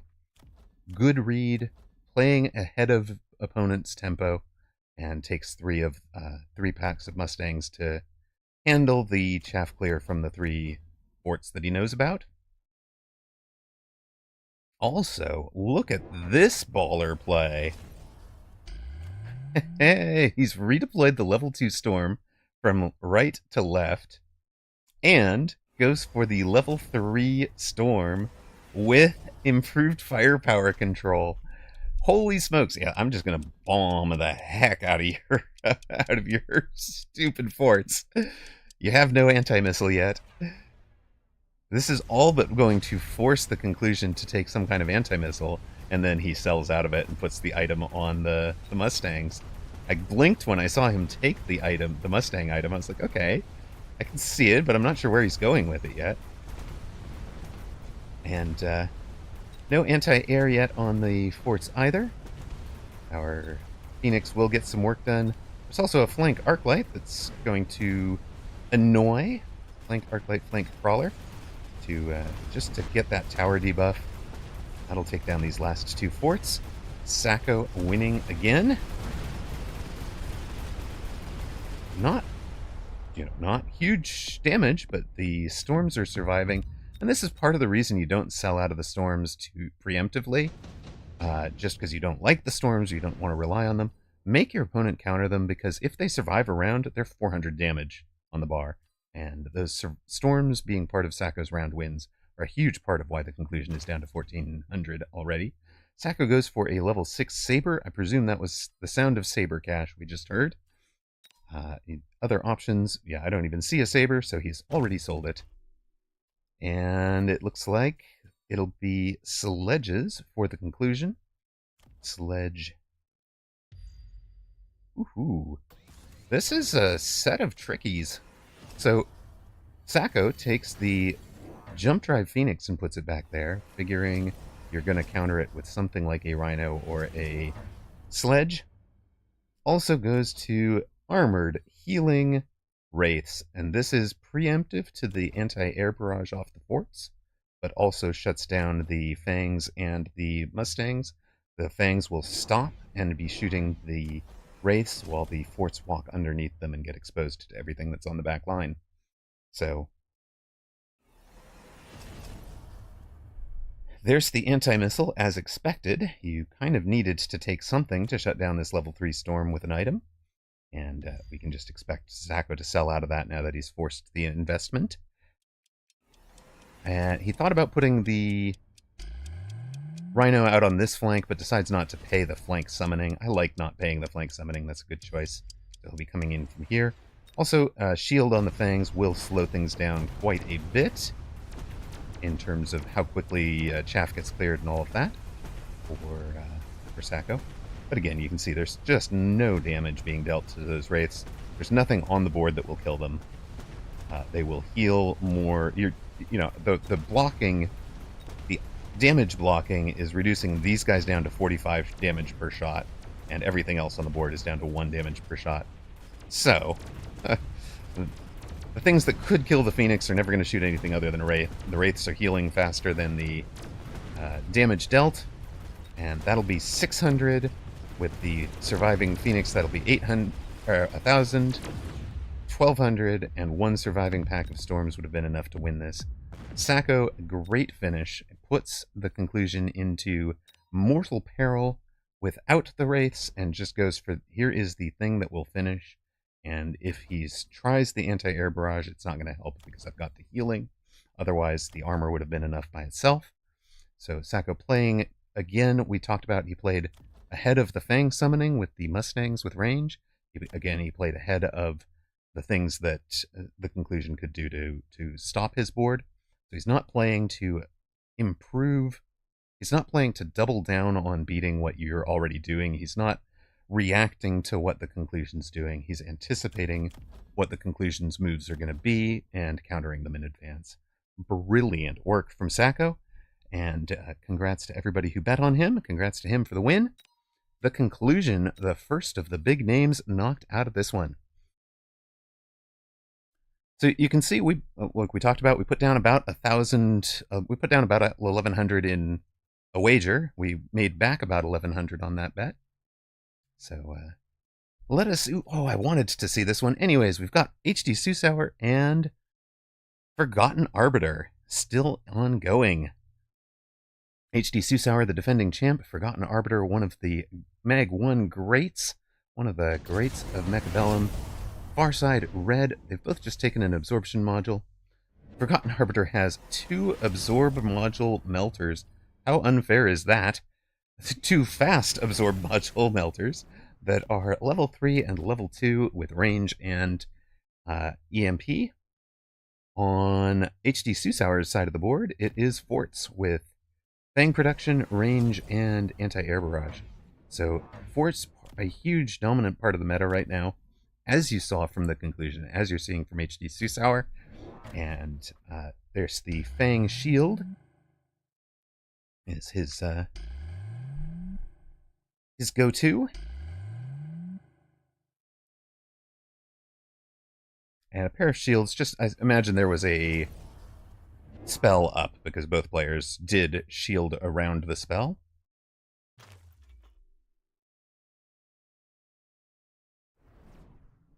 Whether that was incendiary or something, we didn't get to see it. These Wraiths don't even have armor on the bar. They do have field maintenance. Field maintenance alone is usually enough to handle a fortress, especially if you've got a level 3 Wraith with heavy armor. This is based on the hit points of the Wraith, and the anti-air barrages don't scale with level. So your level 2 fort does no better at anti-air than a level 1 fort does. And if this guy were healing, he'd be healing back most of this sets of damage. Doesn't look like it's going to matter. The Wraiths are handling the Fangs. The Melters are handling the rest of the Giants, really. Kaboom. And the Forgotten Arbiter is going to win, right? 1050 plus 300, 1350. That is enough to defeat your defending champion. HD Susauer's run comes to an end at 2-0, and 1 weekend tournament in succession. Well played by Forgotten Arbiter. Forgotten Arbiter is the favorite in that match based on performance on ladder. So, and neat.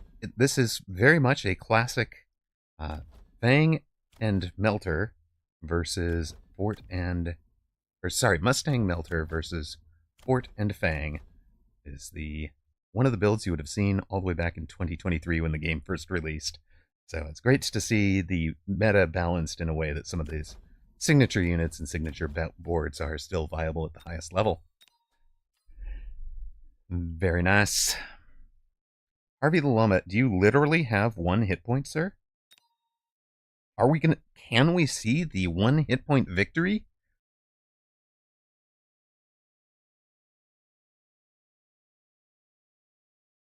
One hit point? Are you kidding me?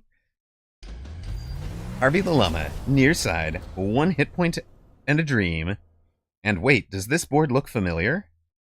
Does this board look familiar to you guys? I see ranged EMP Melters with some Mustangs for chaff clear and some Shield Fangs versus triple teched forts with Barrier and AA. And now the difference is Harvey the Llama does not have the Wraiths to play defense because there are Melters on the other side. Renate's Melters have range, they don't EMP.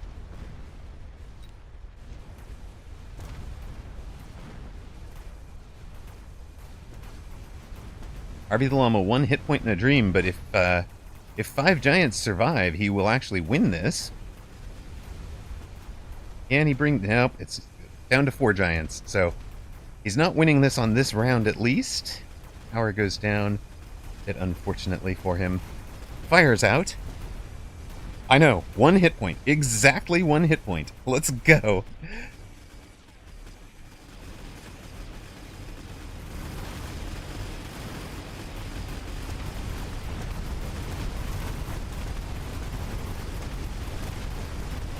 One hit point and a round win. That's half of Renate's hit points.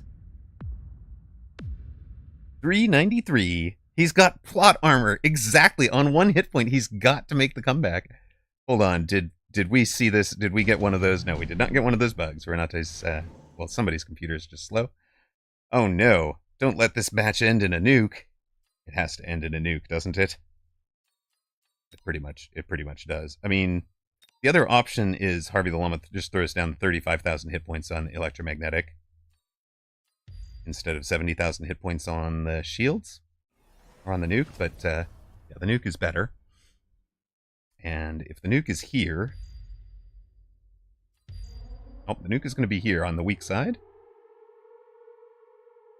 Oil and shields for Renate, trying to get rid of the chaff up front. Harvey the Llama will put a oil on this side to make sure the poor forts can't get out of the nuke zone.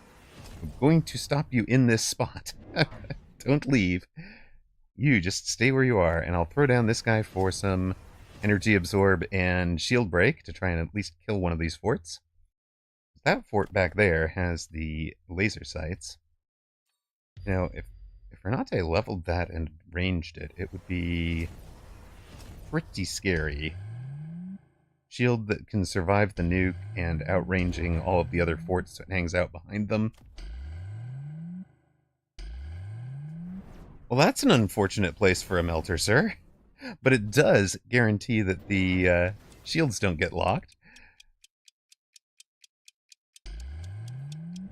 1 hit point, Yatsunehiko. Vamo, dale. We are cheering for the man with 1 hit point. 1 hit point and all the shield bubble. How many shield bubble would you like? Harvey the Llama. Yes! At least missile. Well, whatever.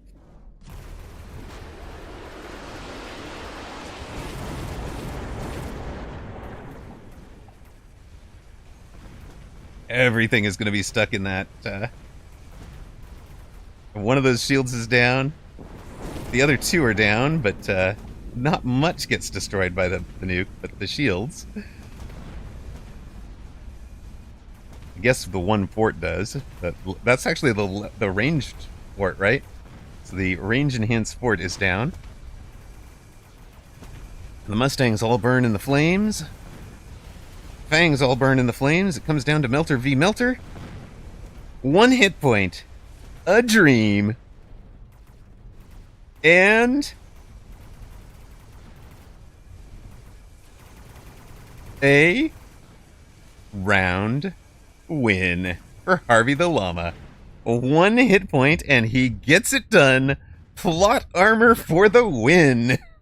You cannot beat me. Perfectly calculated, Harvey the Llama says.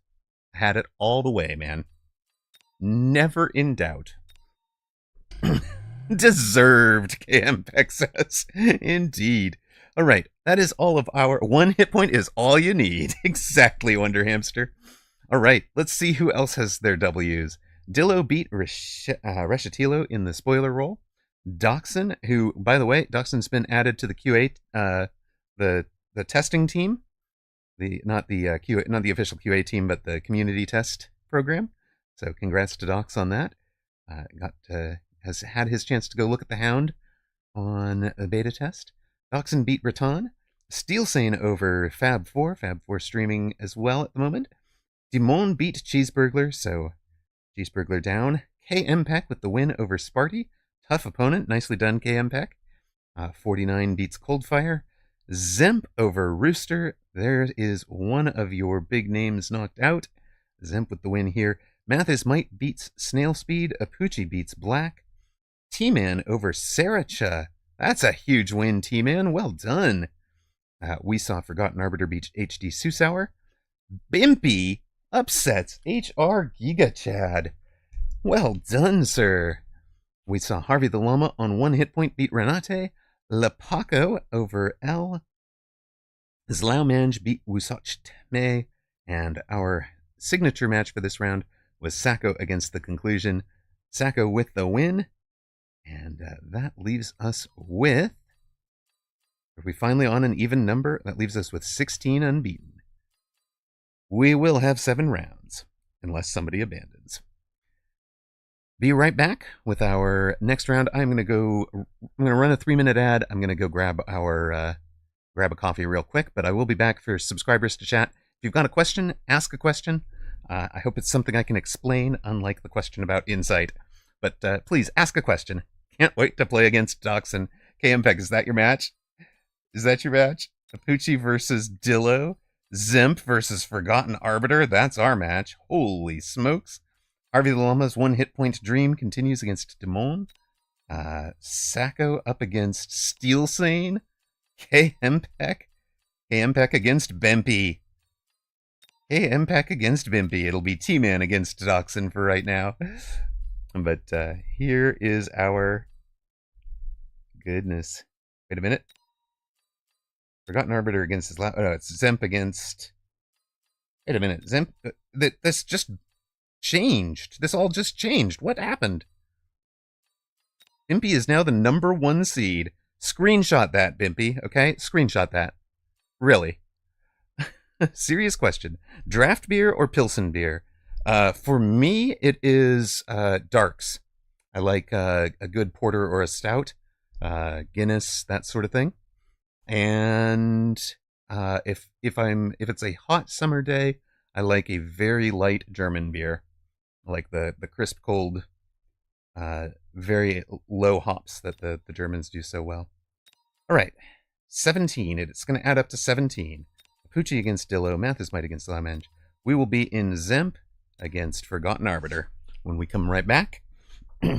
Hey, Scott, what's that look on your face for my beard selections? You're gonna judge me for that? You want to take over stream? I was gonna silently take it over. You ruined the surprise. How dare? Okay, Miss Diana says the same thing I've said. Voice it. You really should.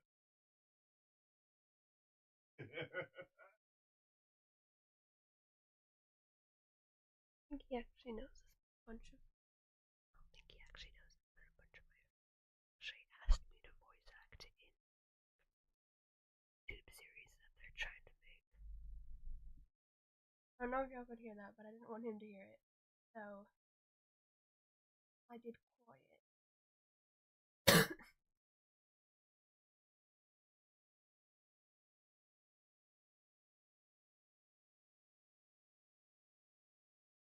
So, anyways, hi. A whisper. I've heard a whisper.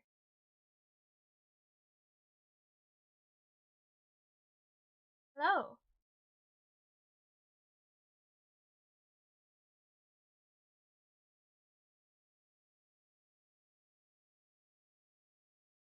Is that like a cat with mouse ears and a mouse tail? Like a rat thing?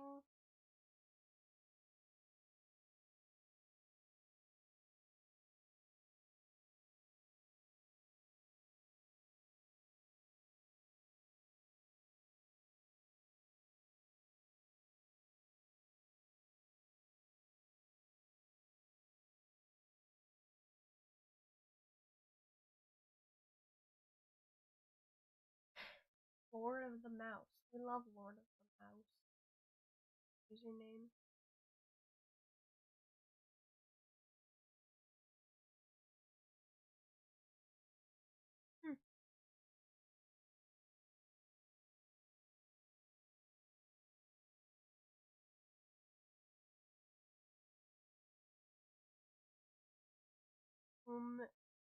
However you pronounce that, is facing, I don't know.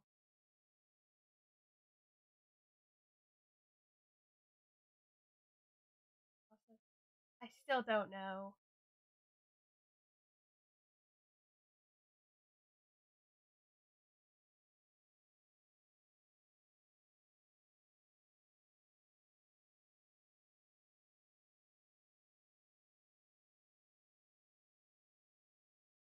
When my father comes back. I sounded like Draco Malfoy. No! Okay, wait, do you guys know anything? Like, have you done a test, like, to see what Harry Potter house you're in?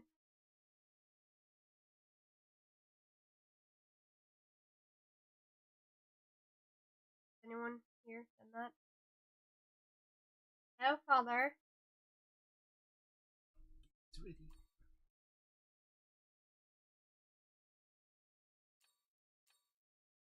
Oh. Puff, puff, puff all the way. Cool. Sir, can I help you? There's like 90 seconds until the match starts. Carry on right along. Okay. You're here. Oh. Dang.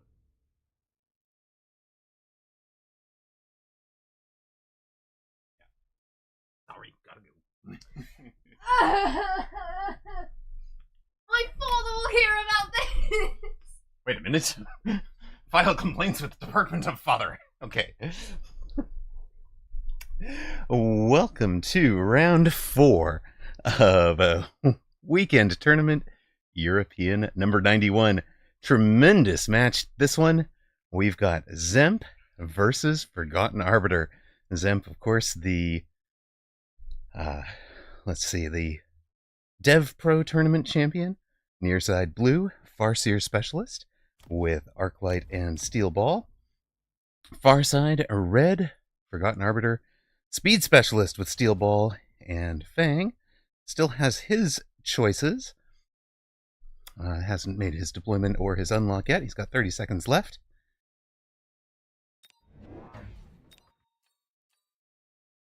We will put in our one bet. He's unlocked and taken the crawlers. And speaking of bets, let's give you guys a bit here.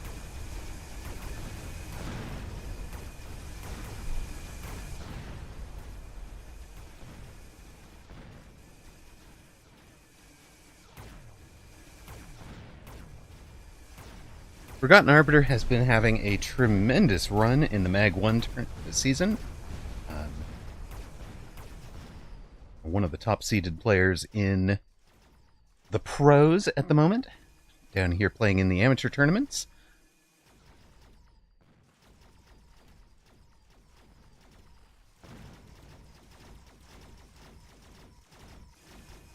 Zemp gets the win in the headbutt. In part because of this one pack of fangs that Arbiter had that was not part of the headbutt, right? So Zemp had committed more to the headbutt. Generally, you're going to win when you have a little bit more committed. Zemp wins round 1, 4,700 hit points. Arbiter on 5,200.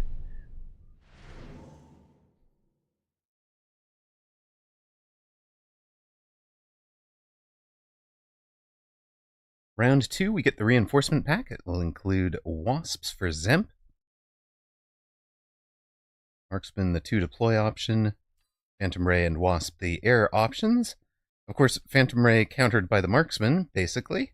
So you kind of have a choice there. Forgotten Arbiter is going to take plenty of time thinking about that. There's not a ton to spend on round 2, and Arbiter does like to think things through. Notoriously part of the 501 Brain Trust, the hive mind, if you will, that's been working through all the permutations of the game for so long. That group of 501 players has been some of the strongest in the game for a year and a half at this point. Arbiter skips out of both the Ray and Marksman to take the Stormcaller and drop Storms on top of this. This fight is fairly static during the headbutt. Storms could be very decisive on top of that. He's going to need to have an answer to the Wasps. He knows the Wasps and the Phantom Rays were possibilities, so he needs an air answer. That air answer will be Mustang.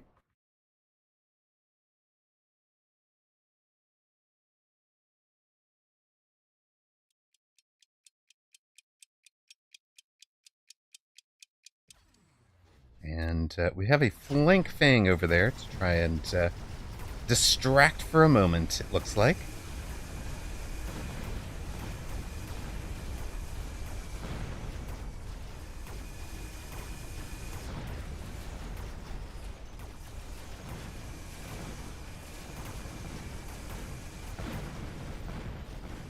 Speed Fang, by the way, wins against regular Fang, if you notice, because vertical Fang versus vertical Fang, these guys get... the back rank comes into the fight faster than the front rank, which is an interesting thing to notice. Just very subtle, but that's the difference that speed makes, is 6 Fangs survive out of a Fang v Fang headbutt with no clear distinctions between them. In fact, I think Zemp had a tower upgrade that Arbiter didn't. Zemp takes the smoke right away, just drops it straight on top. With smoke on offer, I kind of like taking advanced shield. So this was the difference here, was that his Fangs had attack enhancement and Arbiter's didn't. But Arbiter with the I don't think that changed a break point, right? It's they both two-shot, so it just mattered that the speed got them into range good, quickly.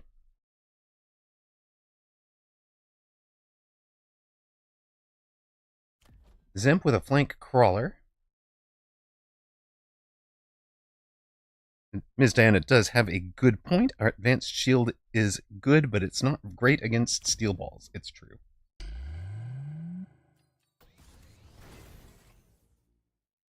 While true, it is also not what Forgotten Arbiter... It is what Forgotten Arbiter took. He plays around it correctly. Also throws down a steel ball on the outside to come after it. This tower is now level 2. So there will be a ball and a stang. The stang comes after the fangs. The steel balls will take the leveled tower. And that should help.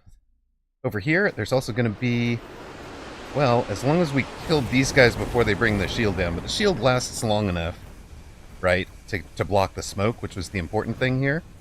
And then you can see, because we've got so much hit points, they didn't get much time to deliver against it. They might bring it down, but it's going to take them so long. Tower's already down, and that slows the rate that they're going at. Is that shield actually going to survive? Look at that. That shield actually survives to next round. Wow. Wow. Great placement, right? He put that, yeah, he plays that so well with the placement to ensure that it's never locked. It's kind of at the edge of the steel balls zone, so the steel balls get kind of locked on it wrong and killed before they finish it off. This round we've got Nano Repair, Haste, Phantom, and Assault Fang. They both take the Haste module. I think that's clearly correct in this case. It goes on the Farseer that's in a flank screening role. I love doing this with a Haste module on a unit that's in a flank screen role, and then that brings it into the fight faster. So, you know, if you've got your Mustang or your Farseer back here in the corners, that's the spot for a Haste module. Of course, Mustangs love a Haste module, and Forgotten Arbiter is just going to put his on the level 2 over here. That'll help them clear stuff quicker, fight through the fight faster, makes them more efficient against the crawlers, among other things. Doesn't quite help against the Fangs. It bumped them up to 102. They're still going to take 2 shots to kill a Fang. For Arbiter, adds a crawler over here in kind of the missile screening position. And Zemp adds... Oh, goodness. Alright, it's ranged steel balls for Zemp. He's committing to it. Both players in 3 steel balls. We've seen the fort meta. This is a steel ball meta here in this battle. Let's go. My kind of match, you two. So, range on the steel balls, the first tech taken for either player, and matched by range on the Mustangs for Forgotten Arbiter. Arbiter in a much more common version of that match, right, which is the ball staying for Zemp, the ranged steel balls hanging back.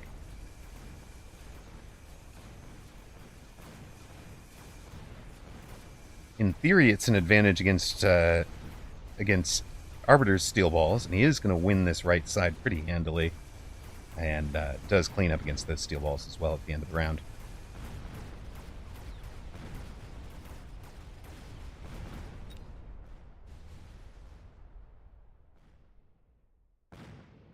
Well, Hasted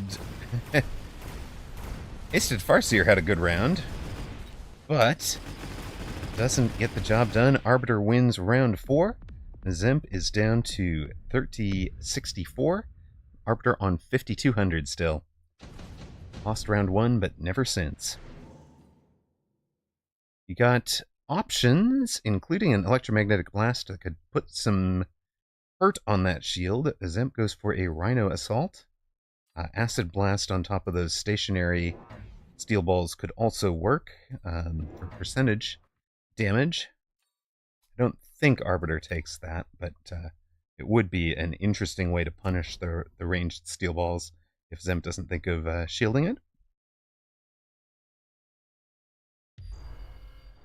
There's the Rhino drop. So Arbiter is, of course, going to be thinking about both the acid and the Rhino drop. He takes the Rhino himself, puts it back, so it would fight. It'll go fight these guys if there is no center Rhino. It'll fight the center Rhino if there is one. So he's got that covered. A pack of Fangs or something back here would guarantee that he wins that. He is behind in terms of attack versus not attack. So the Rhino will do a little bit more damage from Zemp. Zemp goes with the Wasp play to the middle, so if there is a Rhino drop here, he's got it covered. The Farseer should be covering the Rhino drop out here. And the Fang, these guys at least would slow down the Rhino on that side. Biggest change for both players is the addition of the Raiden to Forgotten Arbiter's board. So Raiden has sort of lost its luster since the initial deploy and the initial drop in its effectiveness. This is what I was talking about, where Zemp's Rhino wins due to the tower upgrade. He had the one-on-one, Arbiter did not, and that makes a difference when you have a Rhino v Rhino. But the Raiden is going to clean up all of the steel balls. Unfortunately, it's going to have tower debuff and a haste moduled Farseer to deal with while it's wasting its shots on Fangs, Arclights, and Wasps. So that's a level for the Farseer, I think. Leave. Not quite. Not quite. But that will win the round for Zemp. He's on 30-64. Arbiter down to 43-56.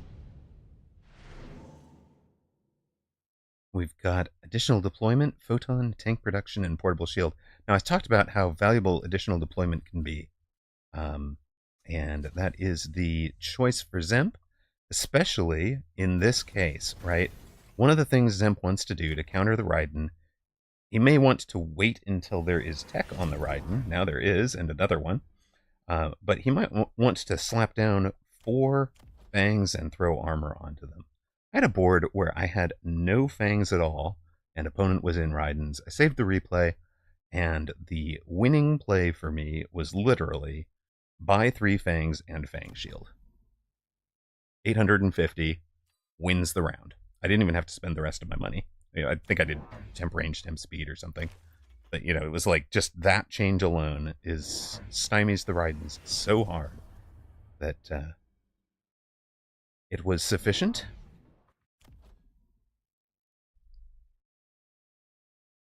Arbiter's starting to sell out of the steel balls. He's gone to the Raidens as the answer to the steel ball.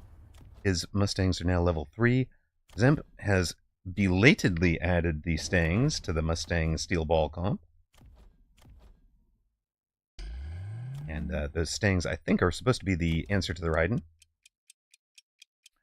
Arbiter's board for Raidens are range, electromagnetic, chain. I think that's the order he's likely to take them in, as I think he does the same thing I do, where his most frequently taken tech choices, doesn't look like it for Mustangs, but might be to the right to save mouse movement. Maybe it's just random as to what order he's taken them in. It looks like it's the same here, right? Where the most frequently taken are over on the right. So might have left it for some other units, but little subtle things like that, it's can save you a second during a critical countdown of some sort, or can save you a little bit of wrist strain in where you're moving your mouse. Can we take out the Farseer this time? Nope. The chaff has gotten to the Raidens again. Raiden terrible at chaff clear, great at clearing medium and large units. Especially clearing medium units, right? And that Farseer has leveled. It has been a hero for Zemp. Vulcan, Melter, Wraith, and Marksman the drops. Zemp loves Marksman. There are Raidens on the board. That's the obvious take for him. This is an unfortunate choice for Forgotten Arbiter with the Marksman on the board.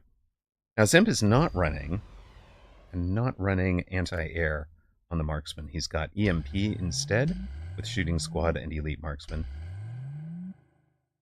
He's got the smoke up. We're just throwing down Shield. Shield is very effective against the Raiden. They're not great at shield break, especially if chain gets taken. The chain jump to a random unit. The random unit is likely to be in the shield, and that doesn't help.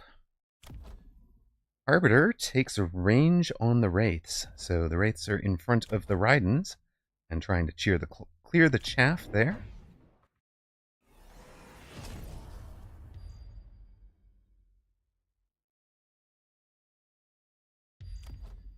Zemp adding at least another Marksman. That's 4. There's 5.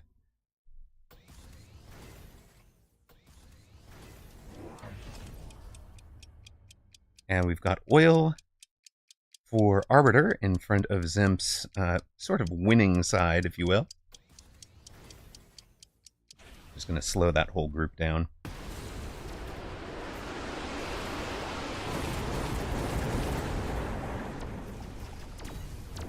Get them all stuck. Tower's still only level 2.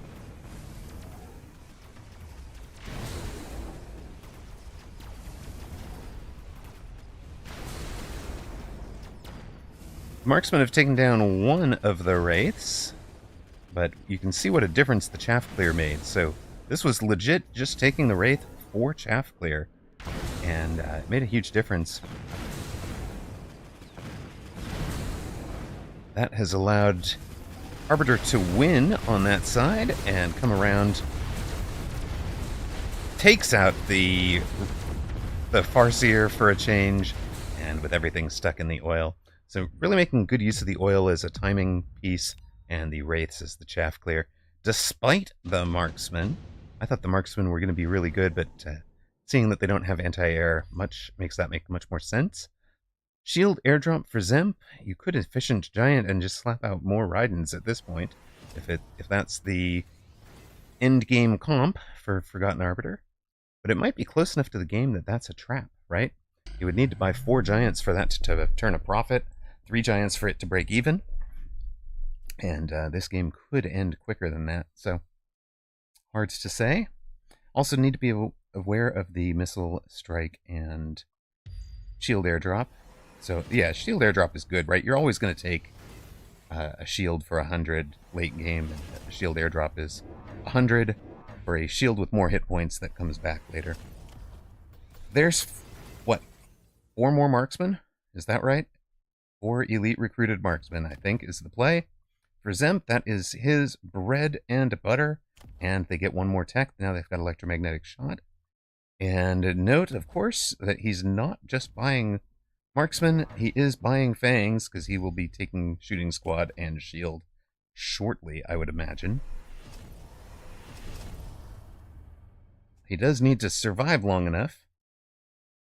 Right? 2,000 hit points.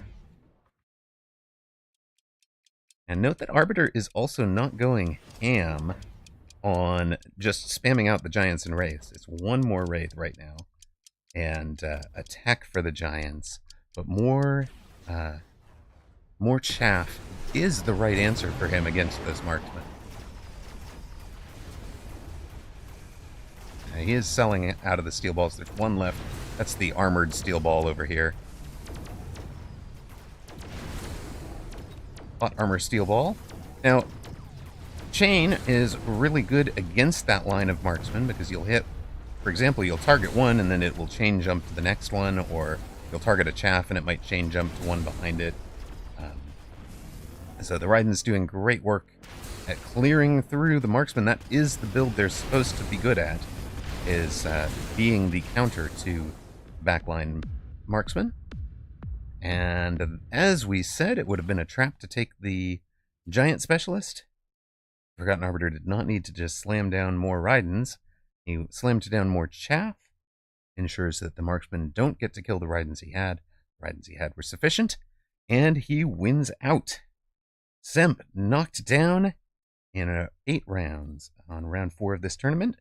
Congrats to Forgotten Arbiter, he's through. Let's see who else has made it. Good boards. These are really good boards.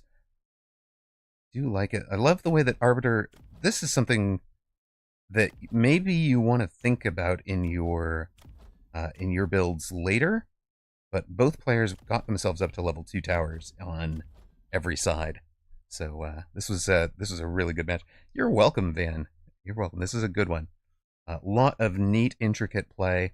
The tower dive over here, as Ms. Diana said, was so clutch. For Forgotten Arbiter on that round, and having the shield airdrop shield for Forgotten Arbiter, or not the shield airdrop shield, but the improved shield device made some of these shield investments last a long time, which turned out to be pretty clutch. Wow, we are actually 3-0 in insight betting. Around the rest, Bimpy Bimpy, number 1 seed, beats KM-Pack. Congratulations, he stays alive. Sacco beat Steel Sane. Dimon beat Harvey the Llama. Dillo over Apucci with both of those players streaming. Congrats to Dillo. Zlaumange over Math is Might. Forgotten Arbiter we saw beat Zemp. Lepaco beats 49. And T-Man beats Dachshund. And then there were 8. HD Sweet and Sour says, Forgotten Arbiter is actually flying. Very strong dude. GG's. So, yes, he is. Very, very good player. All right, what do we have? 8 unbeaten. It will be T-Man against Dimon. Sacco against TNT 11. Zlaumange against Forgotten Arbiter. And Dillo against Lepaco. I think we might stay in the Forgotten Arbiter here. Forgotten Arbiter against Zlaumange looks like potentially the best matchup. And hold on.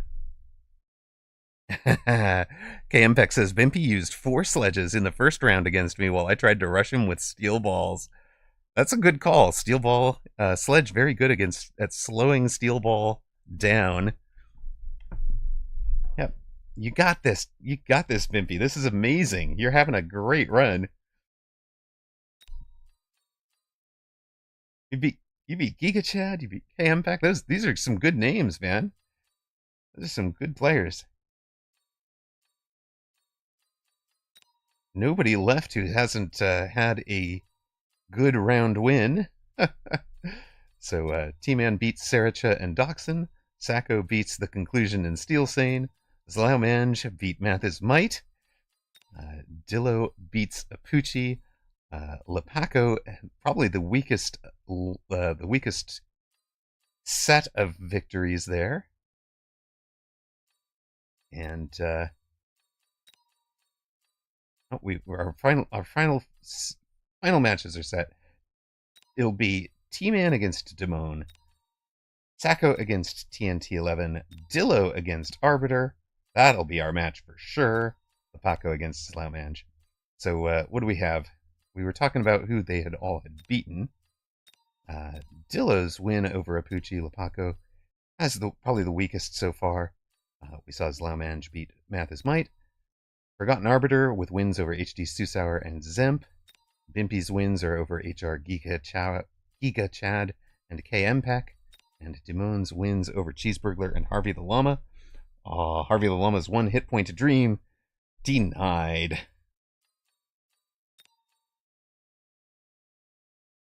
Yeah, good luck against Sacco.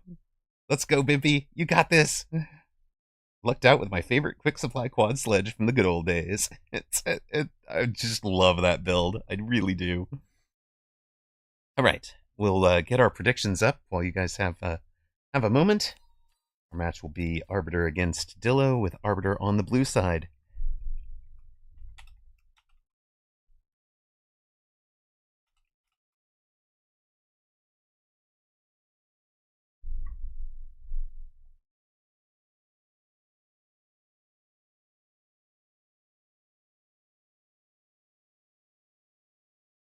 Channel point prediction up for that one.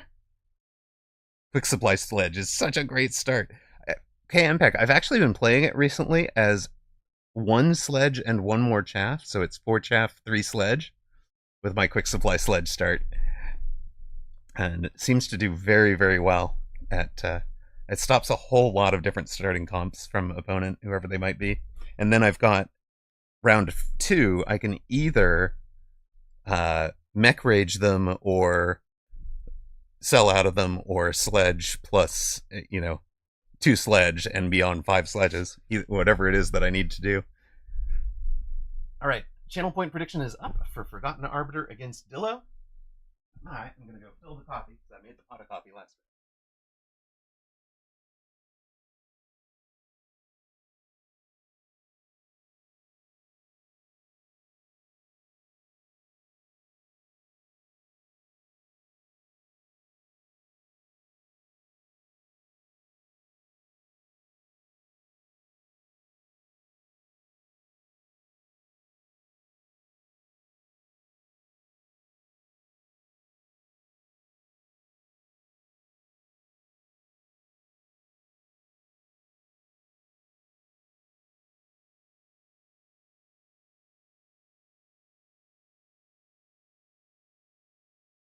right.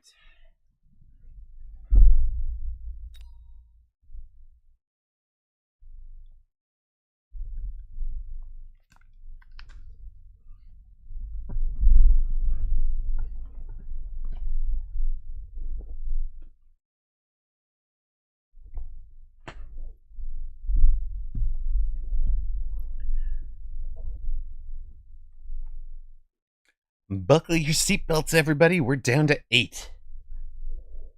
Forgotten Arbiter against Dillo. Don't forget to ready up.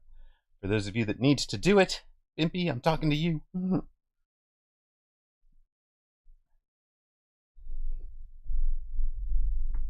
Do appreciate all of you hanging with me today. We're trying to reach an average viewership of 75. Came into the day on a 74.37. Like, oh, so close.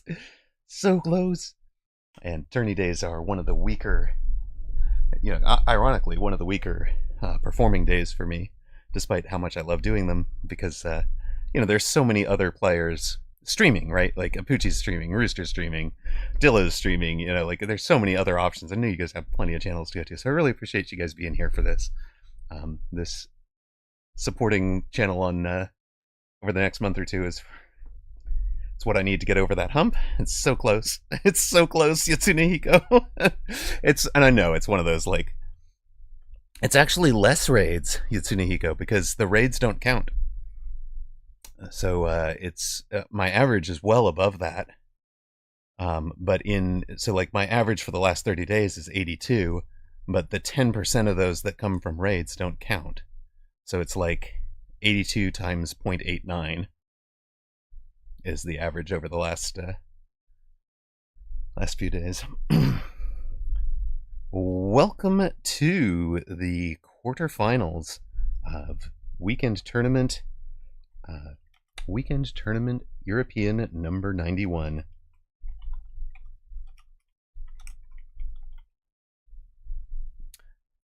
Near side and blue, Forgotten Arbiter.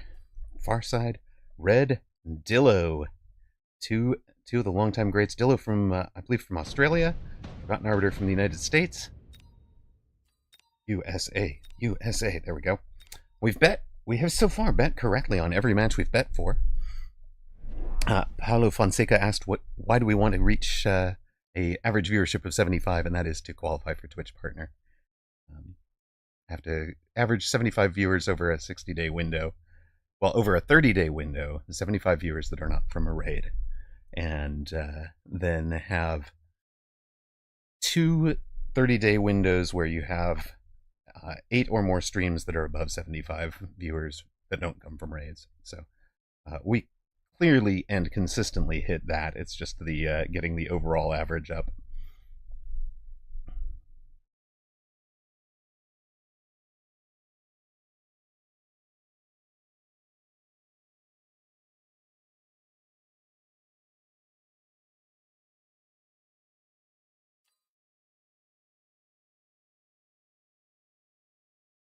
For the match in front of us, Forgotten Arbiter, near side, a Sabertooth specialist. Hasn't taken his unlocker unit yet, but starts with his sledges and crawlers deep in standard formations. Dillo, far side, a Farseer specialist with Steel Ball and Arclight, and loves to come out aggro. Dillo plays almost exclusively aggro. Gave Fab4 some great coaching on how to play the Tarantula starts right now. If you're interested in that, I think you can find that as one of Fab4 200's VODs. They did a good coaching session there.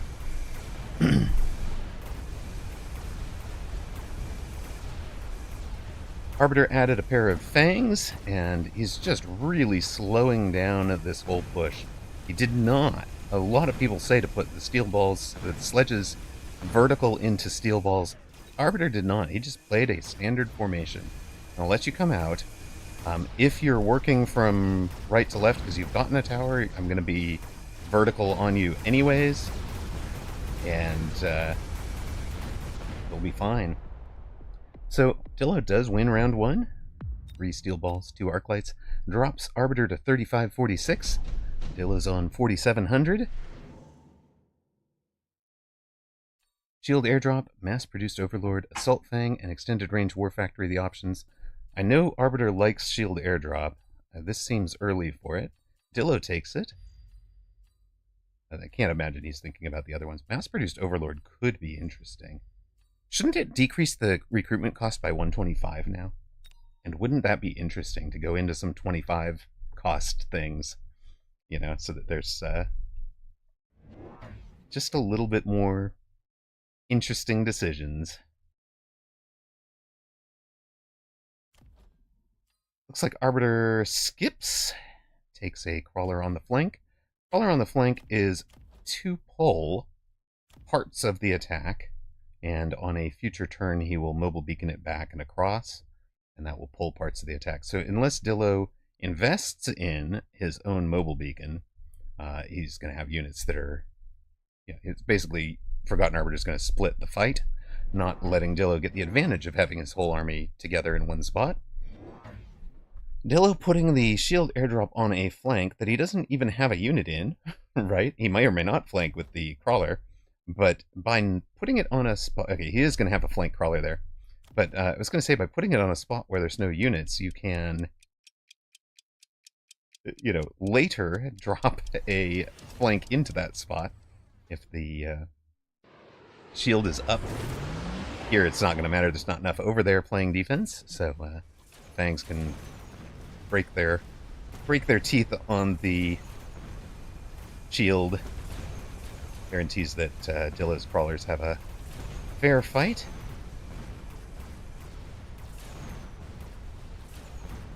Forgotten Arbiter does win in the flank, but the chaff was all distracted for a while. On the other hand, this worked out beautifully for Arbiter with the flank distraction splitting things up, and that's allowed this Sabertooth to just dominate that side of the board. Between them, the Saber and the Phoenix able to more than handle the single target responsibilities. Now you get a Stormcaller, Raiden, Mustang, Fire Badger drop. For Dillo, I think it has to be the Mustangs. For Arbiter, it's a lot more interesting. And Fire Badger is a great choice.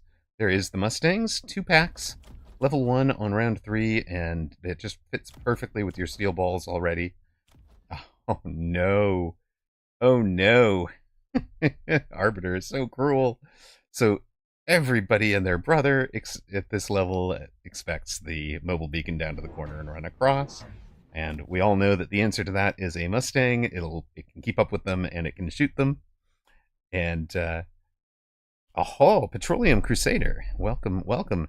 Says, wait, now how did Forgotten Arbiter get a Saber? I thought it was a unit you only unlock by cards. It is no longer. It is now a unit you can unlock from tower, from the bottom right, normally. You pay 50 to unlock it. But there's also a Sabertooth Specialist. So you can, in this case, Forgotten Arbiter got the Sabertooth dropped on round 2 from his Specialist. But if Dillo wants to answer Saber with Saber, he could unlock it off of the bar right now. It was a rare unit for a while. It has been moved to both a core unit and it is part of the starting packs now. So the starting pack bit is actually pretty important. It's very impactful to the starting units.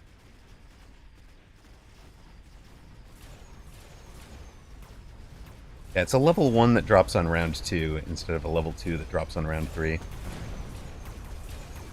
So here is what I was talking about, that those Mustangs would have completely answered this, but for the addition of the Fire Badgers and Dillo completely expecting the mobile beacon and run play, bought his own mobile beacon and sends his steel balls straight to the tower. So that he's going to get tower and win the main fight before the Fire Badgers get to tower over here for Forgotten Arbiter. So nicely played from Dillo. Dillo's going to win round 3 here. On air superiority, if nothing else. Dillo on 38-24. Forgotten Arbiter dropped to 29-94. We go to round 4. No unit drop possible. Hello, Damth. Welcome in. Super supply enhancement. Okay, Forgotten Arbiter. stops and thinks about everything. Do you see how quick he took a round 4 super supply? I think literally the man will stop and think about the card choices every single time. This time he's like, nope. It's round 4. I want my monies. Super supply enhancement, you are down for the first 2 rounds, and then break even on the 3rd round. And from round +3 onwards, you are ahead. So round 4, we're both behind. Round 5, we're both behind. Round 6, we break even. Round 7 onwards, it's strict profit. So unless this game ends on round 6, they have both turned a profit on the super supply. There is a set of plays here, right, where if you know your opponent takes super supply on round 4, you can skip it and loan. Your opponent, you'll be something like 500 supply ahead of your opponent on round 4. And then on round 5, you loan again, right? So you're on, what is it? You've paid, you gained 3, you lost 2. So you gained 3 again, so you're plus 100. Your opponent is plus 150, so he only gains back 50 on you. So you wind up 500, up 450, and then so it's like you have 2 rounds of this huge advantage. That's what I'm gonna say is, Damth, is you can do it if you think the 500 supply is gonna let you close out. So, and you know your opponent is gonna go for it. There's a level, I would say around the 900 to 1100 MMR range, where you can basically do that every time and win games on tempo there. At least that was my experience. I would get a tempo advantage and know my opponent, despite being losing, was going to take the super supply, and I would just finish the game. And I would win by round 5 or round 6 before their super supply had ever had time to pay off. Here, Dillo did not do that, and Forgotten Arbiter has fixed his problems, won the round. Vertical Sledge here was just enough to stop that mobile beacon, and now he's got an incendiary bomb. Both players on 2900. Yeah, Damp says, when I'm losing, I'm not taking the super supply, but I see the vision. But what I'm saying is, at your level, you're not, right? But there's a level where people do, and where people do make that mistake. Yes, absolutely. Scarfinger, you can. So it cost you 300 to buy it. The loan is basically minus 100 for this round, but it gives you the 300 back. And you're going to be, like you're going to make the profit back. The 100 interest on the loan is paid off by the 150 on the super supply, and then you're golden from there. Paolo Fonseca says, wait, it took me 10 hours to find out I could click on the towers. Yes, indeed, if you are new to the game or just observing, you can click on the towers to take things like rapid resupply, mass recruitment, elite recruitment, enhanced range, or high mobility are on the left tower. On the right tower, you have things like sticky oil, field recovery, mobile beacon, attack enhancement 1, and attack enhancement 2. It is not obvious, and I think it should be in the tutorial, among other things.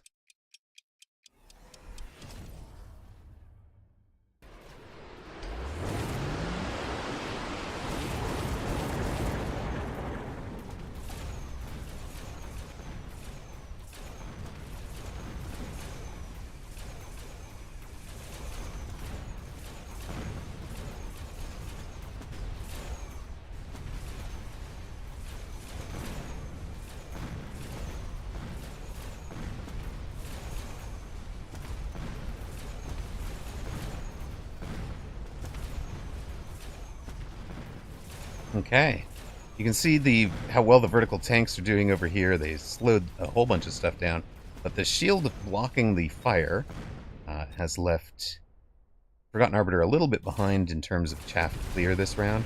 He went for the 2 big sabers, and is going to win on the ground, lose the air war, and Dillo wins round 5. So 2590 for Forgotten Arbiter, 2950 for Dillo. But again, Forgotten Arbiter has leveled both of those sabers, committed to the sabers now. The sabers have range. And you see Fort drop along with Melter drop. Typhoon is the best value, best cash value here at 600 minus free, 600 minus 50, 600 minus 150. So Forgotten Arbiter is taking this as a keep. I would imagine it'll be part of the defense here. He's also got a Fire Badger. Now this is interesting because this Fire Badger is inside the shield bubble. It will actually engage with those crawlers before instead of the shield. So the shield is probably never going to die, but those crawlers are probably never going to win. So, yeah, take what you can get. So we have ranged sabers. One leveled, one did not. I misspoke. I saw the Phoenix level arrow and I thought it was over the saber. But he leveled this one as well. So I thought all three had leveled. Only two of them have leveled. Yeah, this shield will never die, but that Fire Badger is going to have a good time in there. But what does mean that Dillo could drop something here that handles the Fire Badger and know that it's not going to get targeted either. Although now, Forgotten Arbiter's like, hey, no, I'm going to let this fort bust the shield and then turn around and come play in the attack. He's also adding some ranged stangs. Looks like 3 of them. 1, 2, 3. So it's kind of turning it. Nope, he's moved the fort. I guess to make sure it doesn't engage with that stupid shield. At the start of the round.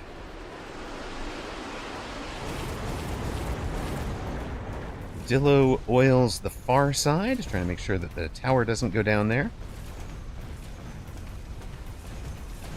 Steel balls are still getting straight to that tower. This mobile beacon is great from Dillo. He's really getting to the tower with it. And that tower debuff is making a huge difference in the rest of the fight. It's what's costing Forgotten Arbiter these Phoenix that could potentially win rounds for him by being alive late. And Dillo is stomping from right to left.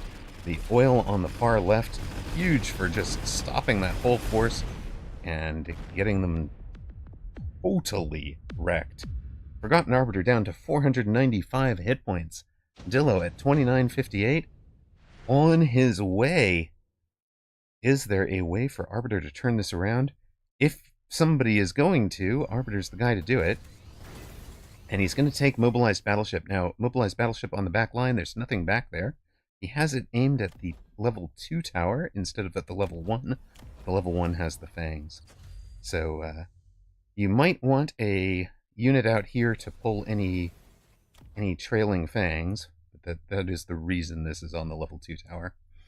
Arbiter has his oil back. It's in front of the main push. I kind of feel like we just need the Tower of Power fangs out here to stop the pack of steel balls. The steel balls are getting through now, level 3 and portable shielded.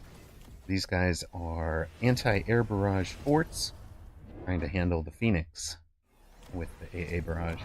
The Phoenix are so close, right up on the line, that they will be engaged really, really quickly. And Arbiter also adds some early missiles to take out the first pieces of chaff so that he can get some locks on those forts.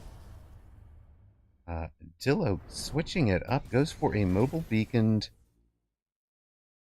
Phoenix, despite knowing that there's leveled Mustangs here. A Phoenix does not get the tower, right? There's a spot there, but there's just no way. Mustangs handle them, right? Unless the plan is the Mustangs get taken out by the missile as they get to the same spot. Oh, they're distracted. I see. Flank distraction takes care of it. Mobile beaconed Phoenix gets to the tower. Yes, not in time. They are locked left and right. They didn't lock the tower.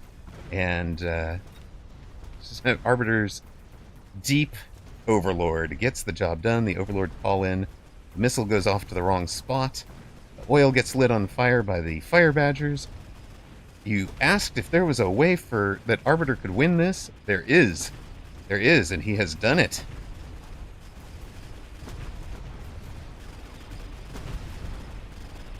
By also Dillo not mobile beaconing these guys on the same route. And I said there should be like a Tower of Power of fangs there. If you guys don't know what I mean a couple of fangs in a row to just stop that rush. There was not, but Dillo might have expected that there would be, so he figured that something was going to be blocking that route. Arbiter wins round 7. It's 1749 to 458, I think. Nuke is up. When nuke up, take nuke. Especially if you are this late in the game. 1749 to 495. Forgotten Arbiter puts the nuke in the attack zone, so these are going to be overlapping nukes for sure, yes. I kind of expect Arbiter to take the barrier. Dillo does have a shield airdrop he can drop. And Dillo could take the barrier too. Now both of them are going to play through. Just play through, it'll be fine. I don't need to take barrier on my shield, on my forts.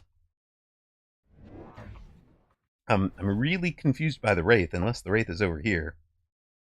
Because that's going to be in the nuke zone. Healing Wraith. Okay, it's supposed to take the anti-air barrage off the forts. He sold the Phoenix. They didn't get the job done. Deep shields. Really deep shields from Forgotten Arbiter. So what he's thinking here is, I'm just going to make sure that the Mustangs from deep don't get taken out in the nuke zone. He's got them as far away as he can from the steel ball. He's hoping that the nukes will land with units in the way, and that these shields will have lasted into, the 15 seconds. That nuke lands on 15 seconds. If you didn't know, one of the healing wraiths has gotten out of the corner, and Dillo did take the second tech as well, so they are healing armored. They never die. The nukes land. They don't kill the forts. It is going to be, I think Dillo's going to have that. The Wraith survive, do 300 hit points of damage, and Arbiter is going to have... The question is, will Arbiter finish? Because he's got 16, 17, 1800 on the board. So the Wraith might survive, but Dillo will not. Whether or not this Wraith dies, Dillo is done. Forgotten Arbiter wins the game. Amazing. Arbiter on fire. Getting it done through to the semifinals when it looked like Dillo had him on the ropes. Unlucky for Dillo with maybe with the mobile beaconed Phoenix. He just figured he was going to have a little bit more gap there than he did. But the sledges, which Forgotten Arbiter, again, doesn't sell out of, right? He keeps them. He just leaves them on the board and lets them do work, right? These things, most players would have sold out of them. But Arbiter is willing to leave units on the board that are late tanky or, tanky mid-chaff in a way that a lot of people aren't. I generally think of either I'm going to tech my sledges or I'm going to sell them. Arbiter going for a third ground, which is I'm going to use them as medium-sized chaff, incidental chaff clear, not worthless, like totally useful for a whole bunch of things. And it's really neat to see him play. He thinks about the game in so much depth, in so much detail, that it's really fun to watch how he thinks things through. Let us step into Bimpy versus Sacco. Bimpy still alive. All the other 1-0 games have finished. And congrats to those of you who took Forgotten Arbiter in this one. Arbiter was a 3-1 underdog. So congrats to you guys for taking him. Sacco is in forts. Triple teched with Fang production. Bimpy is in forts. Double teched with Fang production. Range helps. Bimpy has added the melter with range. Big ion beam, big acid. Lots of stuff going on. Bimpy trying to hold on in round 10 of this one. By Bimpy, if you are not a regular channel chat viewer, TNT11 is Pimpy11 in chat, in Twitch chat. And whoosh! This looks like a game win if he's got 6 surviving giants, and he does.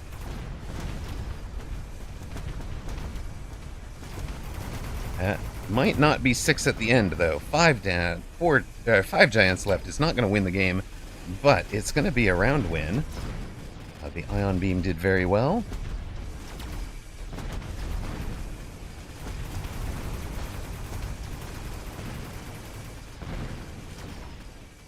And Bimpy, like we've seen before, using Stang and Melter to clear Fang and Fort. That is your canonical answer.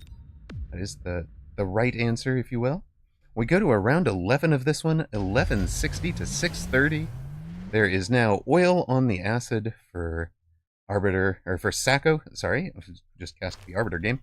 So oil, smoke, and acid. I think you want the oil. I guess there's nowhere else that it could land. So we'll put the smoke on it too, so things have to walk back out, but the oil to slow them down while they're stuck in the acid, oil to make sure they don't get out of the smoke anytime soon. Bimpy has a shield airdrop he could actually have covered that with, but chooses to put it back in his own territory. Is shielded but not healing on the Wraiths, so slight difference for, he doesn't even run healing on the bar, the way that some of the other players have, for Bimpy. Mobile Beacon to go out and around the acid makes good sense, especially on this high hit point, heavy armor fort, and the melter behind it. Let's make sure they don't lose percentages of their health to the acid incremental damage.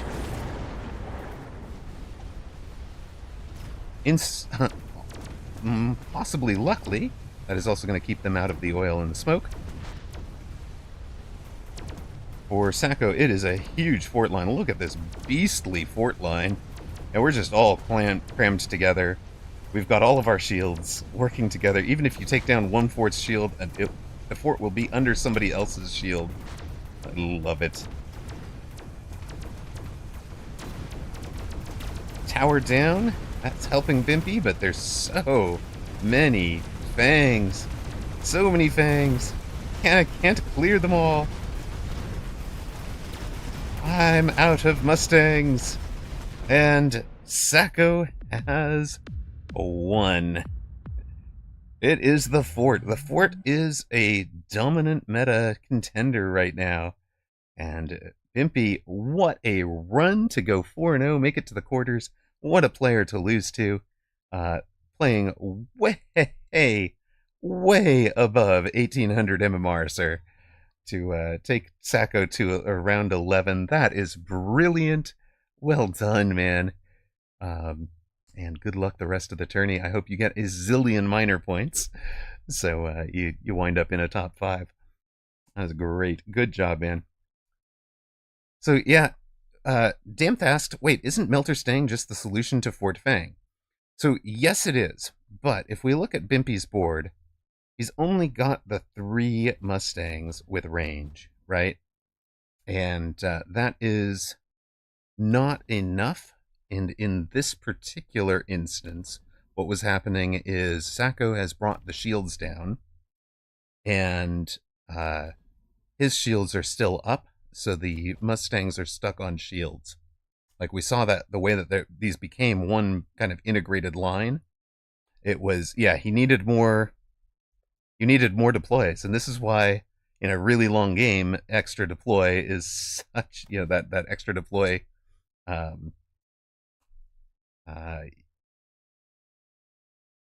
card is so valuable, right?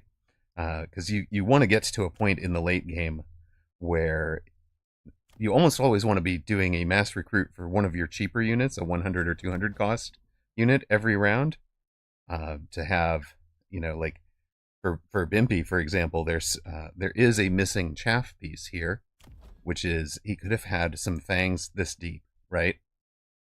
And then two more Mustangs here and here helps, but he is also just needs more shield. He needs more He needs more melters. He needs more forts. It's just tough, And yeah, Winter has a few sledges slowing things down. These, in particular, these are taking some melter locks. Like once the shields come down, these guys lock a melter. The sledges have 110 meters. The forts, so I guess we're up to 155, so the sledges will fight from out in front. Try to recruit 3 units every round, KM Peck says.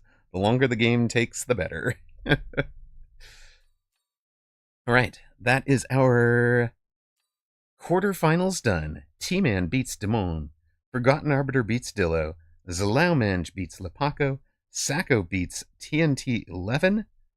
We've got... Oh no! This is supposed to be the final! No. Gonna have to see Sacco against Forgotten Arbiter in the semis. That's our match for sure. We'll be right back. I'll put up channel points for that right now.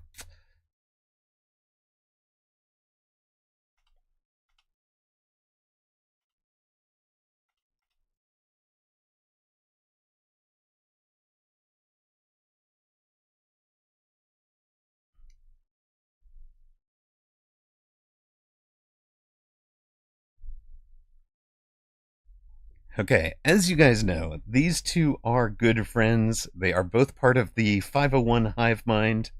Would love to hear their... The Dillo Apucci game was insane. I've never seen it before. We had the Dillo Apucci here. Okay, so we'll download this one. Download that replay.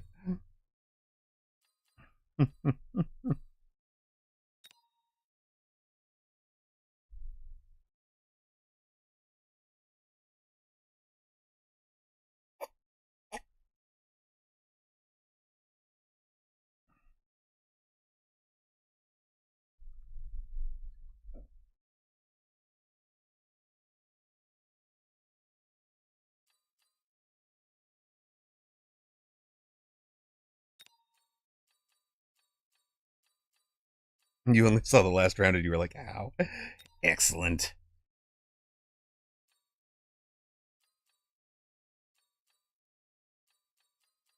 Is that round 3 match? Alright. We've got Forgotten Arbiter against Sacco.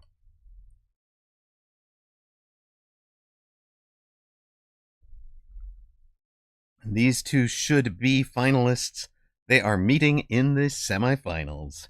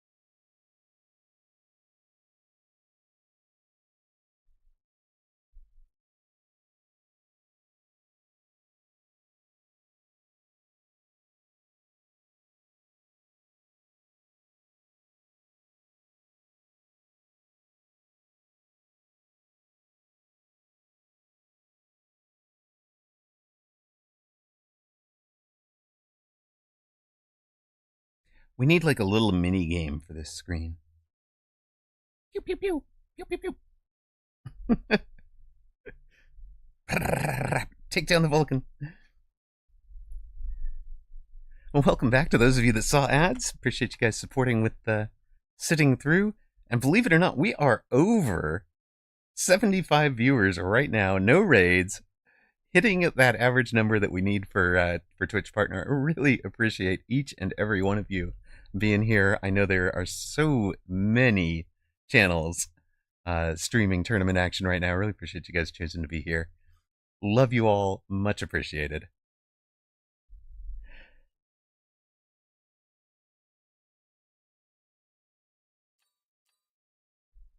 Welcome to the semifinals. we've got an epic for you.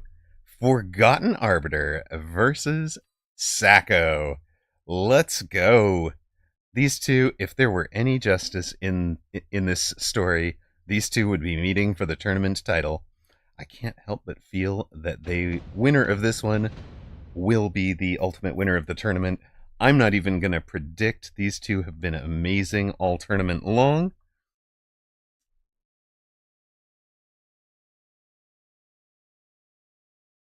Let's just hide that so you guys don't even know when this match is going to end. There you go.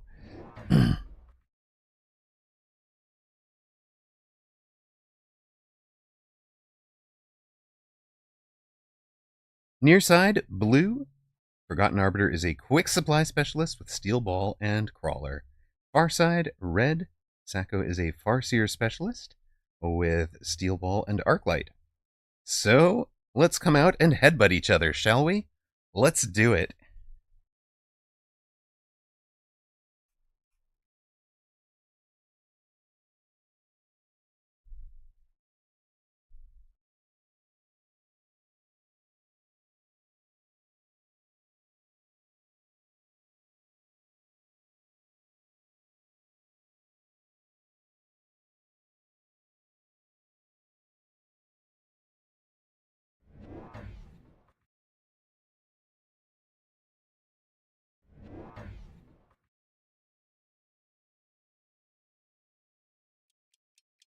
Forgotten Arbiter using the quick supply money to fly. Flying, of course, is cheating because Sacco has no upshoot. But it'll be Phoenix to win the round and one extra crawler for late in the round. On the other side, Sacco with the 2 crawlers, but then has all the chaff clear from the Arclights. So should clear the chaff more efficiently. And there'll even be some crawlers left that those poor Phoenix have to deal with. Hey, my Phoenix are my chaff clear. I got this. Arbiter's Phoenix are not jump... Oh wait, they do have jump drive. There it is, on the far right. So they're the jump drive, range, charged shot, energy shield version. I think Sacco runs that as well. Charged shot increases the DPS by more than rapid reload. Rapid reload, a little bit better when you're winding up with medium units that you have to clear for big parts of the round, or chaff units that are being worked on for big parts of the round. But charged shot, much more efficient once you've got to something like the War Factory or the Vulcan, the Rhino, the Steel Ball, that sort of thing. Improved firepower control available. Subsidized marksman. We know that would be Zem's pick, the economy version. Let me just elite recruit my marksman at a regular price. Oh, good question from Damp. Is there any unit that you don't like building for any kind of arbitrary reason? I find myself not building Rhino often. I know Sacco loves it, but I don't build it very often because it's not... it's detuned enough. It's one of the units that... Bearlike has talked about this, right? Bearlike, the developer, has talked about... They count into their balance the fun factor at the medium and low level play. And Rhino in particular is something that, especially in the era when fortified target lock had a range penalty on Steel Ball, so everybody's advice was don't take it, Rhino was pretty dominant when it was actually balanced for its correct win rate. And Steel Ball is the answer. Steel Ball with fortified target lock just demolishes Rhino, right? It's just useless against Steel Ball with target lock. So I used to run even fortified target lock, even when it reduced to the range, because there were situations where it was worth taking. It was my, like, this is, if I ever come up against a Sacco or a rat that runs these rhinos all over the place, I'm gonna be able to surprise them with heavy lock Steel Balls, and I just have to let them invest enough into the rhinos to make it stoppable. Forgotten Arbiter wins this round with the 1 surviving Phoenix, so 4,200 to 4,400. Look at that, he has placed they both took the improved firepower, they both put it on the Phoenix, for improved clearance of steel ball. And the reason they did that is that the improved firepower controller changes the Phoenix to the point where they one-shot both the steel ball and the arc light at 4,400 and 4,500 and 4,400 hit points respectively. They hive mind together so much, they're going to pick the same things. They both took the Wasp this time instead of the Amp Core, and they're placing the Wasps almost diametrically opposite, and we'll take those to the corners. Damp says, Rhinos are the thing I never build, but I will take them in drops from time to time. That's about the same for me.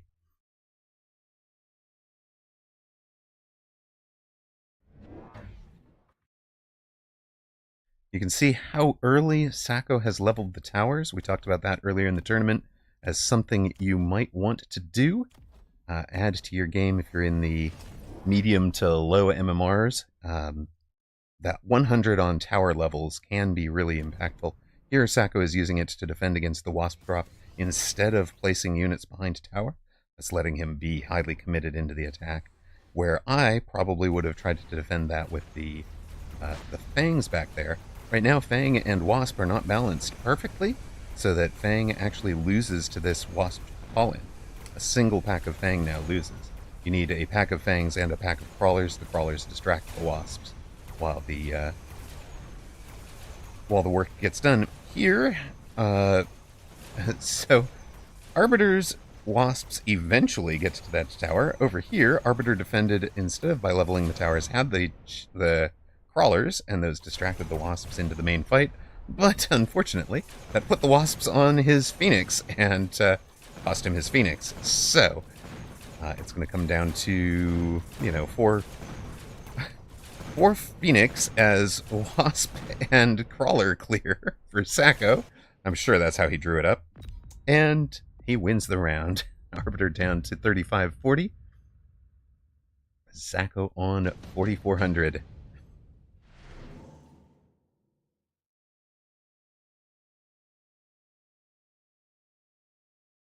Typhoon is the drop here. That's a 500 value. Sabretooth also a 500 value. The Tarantula and Phantom Ray are a 550. As somebody earlier said, that's why I didn't get this game. It is just too much, too much math in my head. Fair enough. Fair enough, sir. Arbiter levels the right side tower. They've both taken, so far, they are really, really mirroring each other. They both took the Typhoon. Sacco has his Farseer drop. Petroleum Crusader, that was you, that's right. I think you should take the game and enjoy it anyways. It's not that math heavy. It really isn't. Only if you wanted to get up to this 2400 MMR range. And there is a lot of fun to be had in the game at all sorts of different MMRs. Like, you don't have to lock on to MMR as the end-all be-all of your enjoyment here. Ms. Diana says, Brawl is a lot less math-heavy. Brawl, by the way, guys, Brawl is I hang out off stream, and I don't feel like I'm not feeling like I want to go do 1v1 competitive. Brawl is what I will play for fun. I don't want to risk my 1v1 or 2v2 MMR, but and I'm not feeling up to playing the game on hard mode by playing against other people at my MMR. I just want to get out and brawl. Watch my units go running around.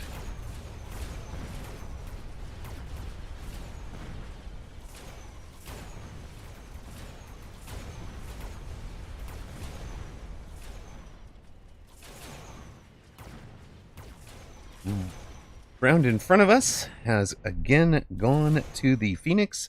Sacco has one more Phoenix, and that has been the difference. Those Phoenix are going to be level 2 and level 3 next round. Question is, are the Fangs enough? Not yet.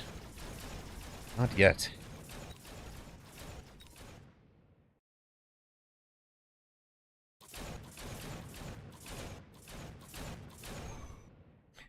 Chat advice. Just remember the law of low MMR. Always take recruit level 3 Fang, recruit level 5 Crawler. Period. Always. Doesn't matter what else is there. Take them. Sincerely. Advice from a bad player. Yeah. Okay, Incendiary is the choice for Sacco. He's going to drop it between the two armies. Aha! I will destroy your chaff. There was Elite Hacker on offer also. Remember how I said they were mirroring each other? Last round, they subtly unmirrored. They offset there. Sacco has now jump-driven his Phoenix. He loves doing that sort of thing. Come at you from different angles. So he'll jump over here. They are not only did they both take the Incendiary, they both put it in the same spot. Wait. Sacco has changed his mind. He's going to put it on. Nope, he just redeployed it a little bit. I was going to say he might put it over here to get the Phoenix a clear run on tower. That's kind of what I was expecting when I saw the jump drive. But, he's predicts the oil and predicts the fire, going around it, but not with the chaff, with the main units.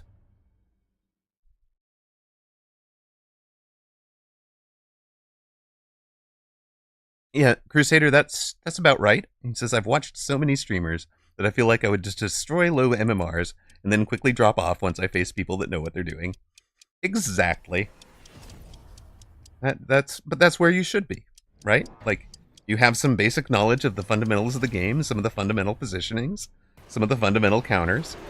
It's a lot easier to see them in streamer and chat viewer mode. Like, it's a lot easier for me to see what the players are thinking and why when I'm seeing what they're doing, right? Instead of seeing all of their moves happen afterwards. And when I'm not trying to concentrate on my own moves as well. So,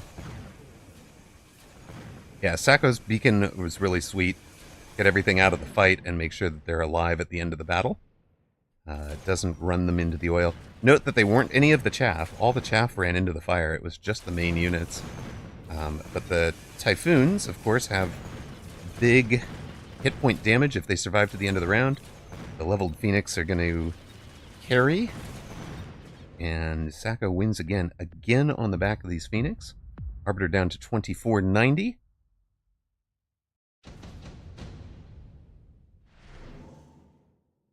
So 2,000 point lead for Sacco here. Sacco was the number 1 seed coming into this tourney. His ladder MMR is a little bit higher than Arbiter's. Neither of them has lost. They're both 5-0. This is your semifinal.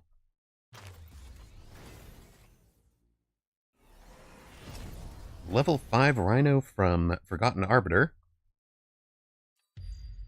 For Sacco, it's the Scorpion. Round 6, they finally took a different drop option.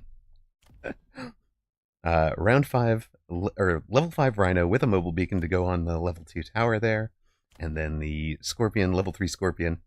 So, I imagine the Scorpion is actually a good answer to Typhoons, to Shields, to Steel Balls, and would have been a good answer if the Rhino were involved in the fight. The Rhino was never going to be involved in the fight because of the Steel Balls. Sacco, also another good mobile beacon here, takes and drops some of the units back to play defense, it looks like.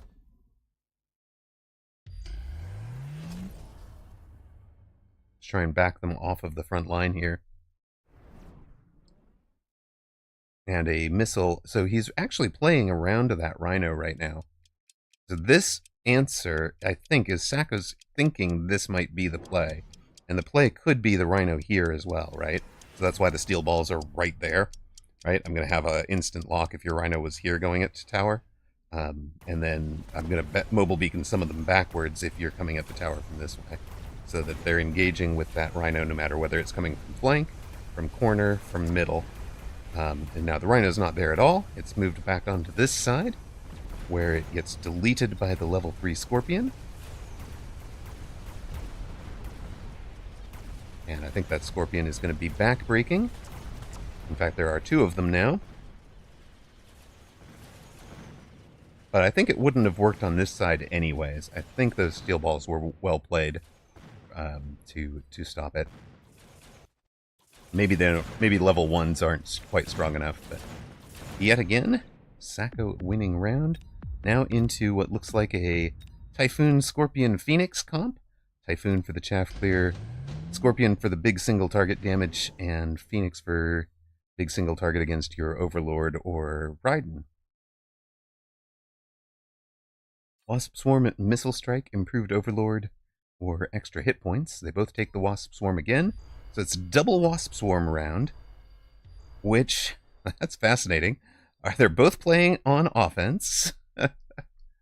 All right. Both playing on offense. It'll be against the level 3 tower here, level 2 tower with a, what do you call that thing? Sentry missile over here. The hive mind is real. It's true. It's true. The Rhino has not only disappeared last round, it has been sold. So big monies for Arbiter to spend.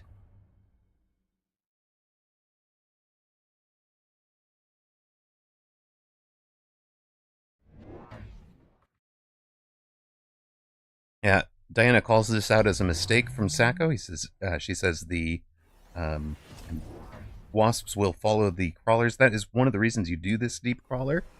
And those crawlers are existing, so they should be something that he knows are there. For Arbiter, he's adding the ranged charged shot Phoenix. And Sacco dropping oil to defend against this push, and mobile beacons the steel balls straight in. The steel balls will get missiled out, damaged. They're not quite dead, but really close. This is what, if you watch those wasps from Sacco, you'll see exactly what Diana was talking about. They are just following crawlers straight in. They are not really useful, but what they did do was distract the Phoenix. So if we think of it as a mistake, it's because they don't actually accomplish anything. They don't actually get the towers. But if you think of it as, hey, they distracted the Phoenix for long enough that the ground game was won, it comes pretty close. But the ranged charged shot was the update from Arbiter, and does win the round, and brings Sacco down to 37-48. So I can see kind of what Sacco was thinking there, but because that had worked out really, really well the last time the Wasp Swarm had been up, they ran straight into it. Now, the one thing I am surprised at is why neither of them took a Wasp and put a tech on it. I might have liked that. For example, Sacco might have won this game outright if he had taken AA on a Wasp. Has an AA Wasp in defense behind his towers, and then has AA on these two when they engage with the Phoenixes. Now we've diverged again. We have a photon emission for Arbiter in the heart of the fight. Sacco has sold out of the steel balls, but Arbiter will still see a pack of steel balls there, so you might expect this sentry missile again. Sacco jump driving has the Phoenix. Now they're level 5 back here.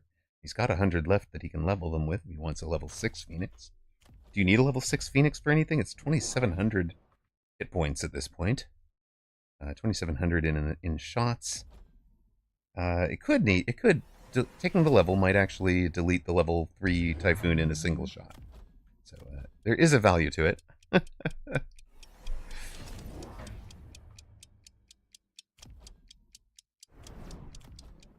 Arbiter has taken the attack enhancement 2 on tower. I love that. That's one of the ways to increase the Typhoon damage output, which is really good. Good. Sacco tries that mobile beacon L. We've seen that work before, but it does not work here. What Sacco does have on the board that's new is anti-air fort. Anti-air fort trying to answer the Phoenix, and then his Phoenix are far enough back with jump drive, but no range. His Phoenix are far enough back that the idea is they were going to survive. Does not get the job done. These Phoenix have a 150-meter range, and they stay far enough behind things like the Typhoon, etc., that forts really rarely got into range, only got a couple of shots off. Ranged fort would do better. Now Arbiter gets the melting point drop that would counter the forts. I expect that's the choice. Possibly Sabertooth for Arbiter as well. Possibly Wraith, but of course you've got to remember the Wraiths are very heavily countered by those charged shot Phoenix for Sacco, so that's not his play. He takes the Sabers for just additional damage on the bar, and it'll be Badgers for Forgotten Arbiter. Badgers in between the Typhoons for chaff clear right away. Sold one of them. So Arbiter took these as the cash drop. They were the best chaff price, but it's a really slow play, right, to sell out of them and buy stuff. Did Sacco sell the... He did. He took the... Wait, no. Yeah, he did. Sacco took the Sabers and is selling them. So they're both playing this not as though round 9 is not going to be the last round of the match. 2 more forts from Sacco. Shield on the Phoenix for Forgotten Arbiter.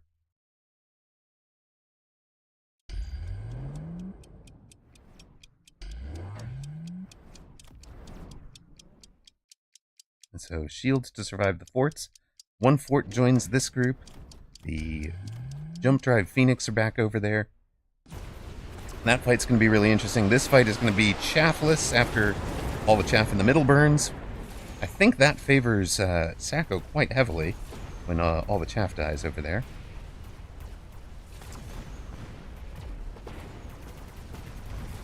And in fact, Sacco is winning both sides, but the shield Phoenix are enough to survive and take down the forts. Shield range charge shot Phoenix. There you go. 6 orange Phoenix. Level 3, level 5 with an item. Level 4 with an item. That level 5 can become a level 6 to match Sacco's level 6. You get steel ball production for a fort now. Arbiter skips it. He's not in Giants.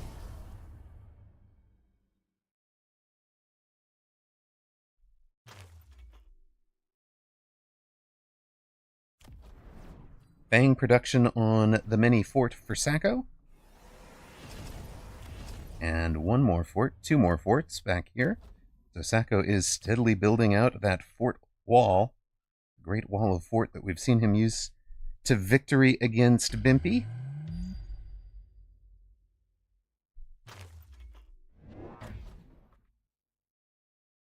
And let's mobile beacon back and away from this corner. Or wait, are we mobile beaconing into this corner? What are we doing?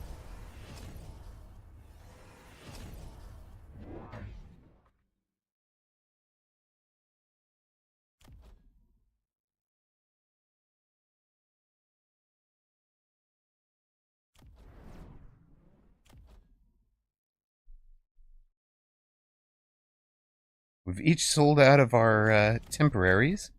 Forgotten Arbiter goes for the War Factory finish. War Factory with armor enhancement. Right up on the line. Into the face of 6 forts, including this massive charged shot Phoenix. Massive charged shot Phoenix will do 32,000 damage per shot per Phoenix. So 64,000 damage. It'll actually take this down in 4 volleys. If it weren't for the tower debuff, you can see it got close. That charge shot Phoenix came pretty close. But, or not charge shot, the level 6 came pretty close. Level 3 jump drives have gotten a tower. They're going to get the far side tower. Is this it? Has Sacco done it? The War Factory is down. The second tower is down. There's Fangs working on Phoenix. It's close. It's really close. But no. Arbiter staying alive. Gets the round win. Sacco down to 691. We go to a round 11 epic semi-final match here. Two great friends, Arbiter and Sacco. Surely it's got to end now. And what do you take? Everything should be shielded. It can't be Smoke Bomb, right? It's got to be Amp Core on, I would imagine, the highest level Typhoon. If I am Arbiter, I'm imagining possibly on a fort if I'm Sacco.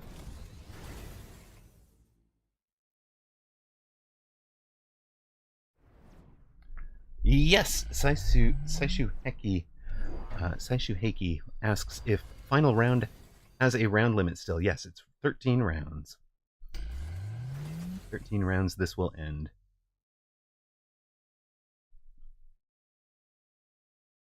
We've got our Wasps yet again. This time Arbiter's playing them defensively and Sacco's playing them defensively. Arbiter can't risk playing them offensively because they go right into the anti-air barrage. Arbiter adds missiles on the Typhoons. Has sold not the last Fire Badger. Likes where that is, or the work it's been doing. 16 kills. It doesn't even kill all of that one pack of crawlers. But okay.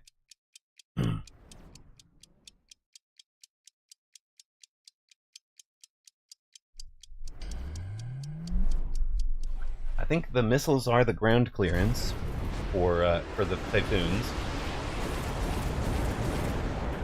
Oil in between. Neither side's lighting those on fire.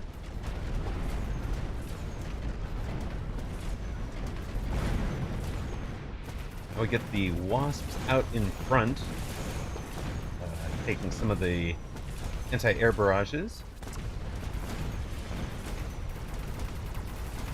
Wow, I really thought Sacco had that his left, Arbiter's right locked up, but Arbiter wins it, gets the tower, coming on from the outside on both sides. It's down to just Phoenix, and that's a lot of shield bangs. Has a lot of shield bangs, and there's a Phoenix in there, and the anti-air barrages. Surely this is it, and Sacco has a win. He's got just more than 800 hit points showing. No, he does not, because the other Typhoon is dead. Arbiter down to 208 hit points. 600 to 200. We go to round 12. What an epic these two are having. This is amazing.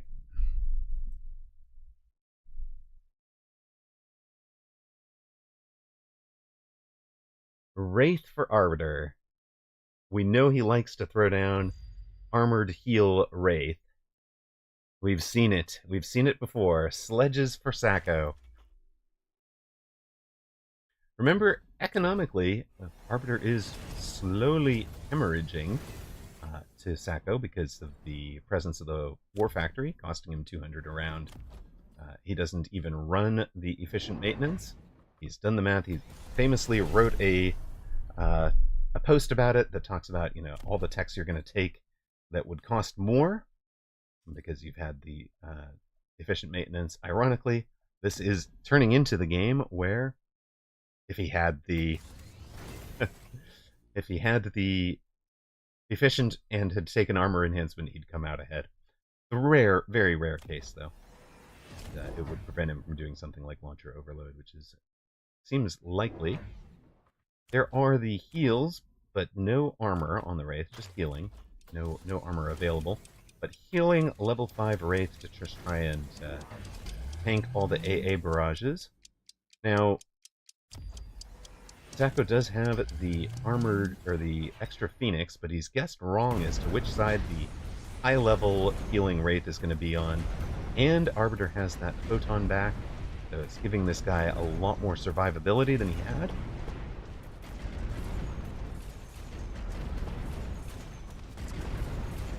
So many forts for Sacco. Level 2 War Factory has more than 500,000 hit points. That takes forever to go down. It is still alive. All the Phoenix are down. There's nothing left on Sacco's board that can kill the Wraith, and that is how it ends. Sacco goes down, Forgotten Arbiter the victor. An amazing match, you two. Thank you guys so much. That was just something. Key late techs, I think, included the portable shield on Fang for Forgotten Arbiter, even though he's not producing them. It's $5 and it costs 500. It's just worth having to slow things down. Yeah, there's literally as many spectators in the game as there are in my channel. That's amazing. But I think that's partly because every other match is finished. The whole tournament was waiting for these two to finish it out. What a match, you guys. That's special. On the other side, T-Man with the win over 5th place finisher in Asia, Zlaumange. So T-Man is the last chance to face Forgotten Arbiter here, the last man standing. Congrats to those of you who correctly bet on Arbiter. How did this game only have 10 rocks each wagered on it? That seems a little low. But I just want to watch that one again.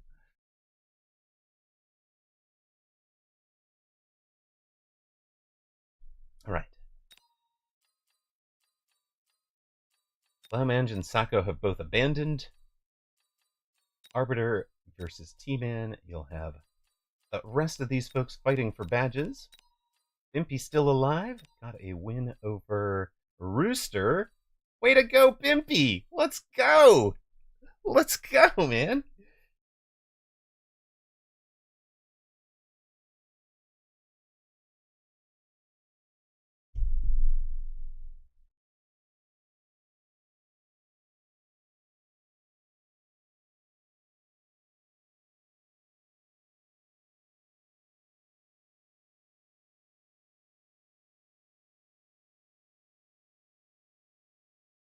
Channel point prediction is up for our final. Bimpy playing out of his gourd. Let's go. Our final of Weekend Tournament European number 91. Forgotten Arbiter against the T-Man 12345. Is this the game where Forgotten Arbiter takes a European title?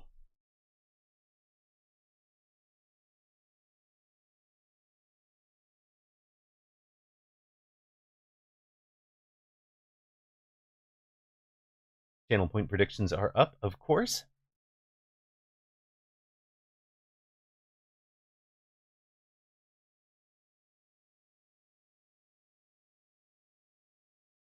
I seeded the betting by putting points on T-Man for the long shot. All right, as long as somebody bets more than 10 rocks on Forgotten Arbiter, we have a bet official. Of course, if you throw in 100,000 on Forgotten Arbiter, you are risking that 100,000 for a 100 payout. So do be cautious. But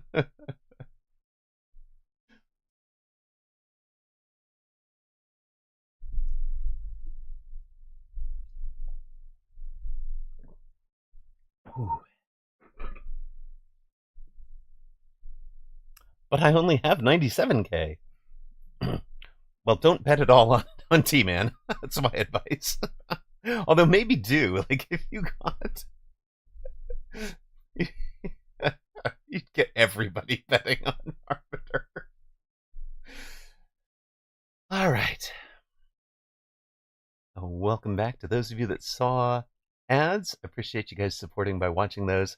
We've got our final Forgotten Arbiter against the T-Man 12345 coming right up. Channel point betting is up on that. Thank you guys so much for the support.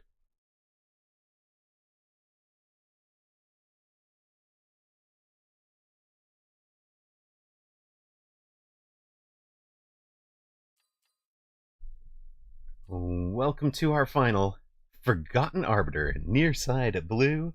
T-Man on the far side is going to be a quick supply specialist with Arclight and Steel Ball. That is a great start for him. He can either take 3 chaff 3 arc lights, or a chaff and a flying unit, the way that Forgotten Arbiter did to start that match against Sacco. Typhoon Specialist for Arbiter. We know he likes his Typhoons. We just saw it against Sacco. And coming out against Steel Balls, he's going to be playing defense. Arc lights inside the towers. Sledges horizontal, unlike a lot of people who put them vertically. He's got them horizontal down there.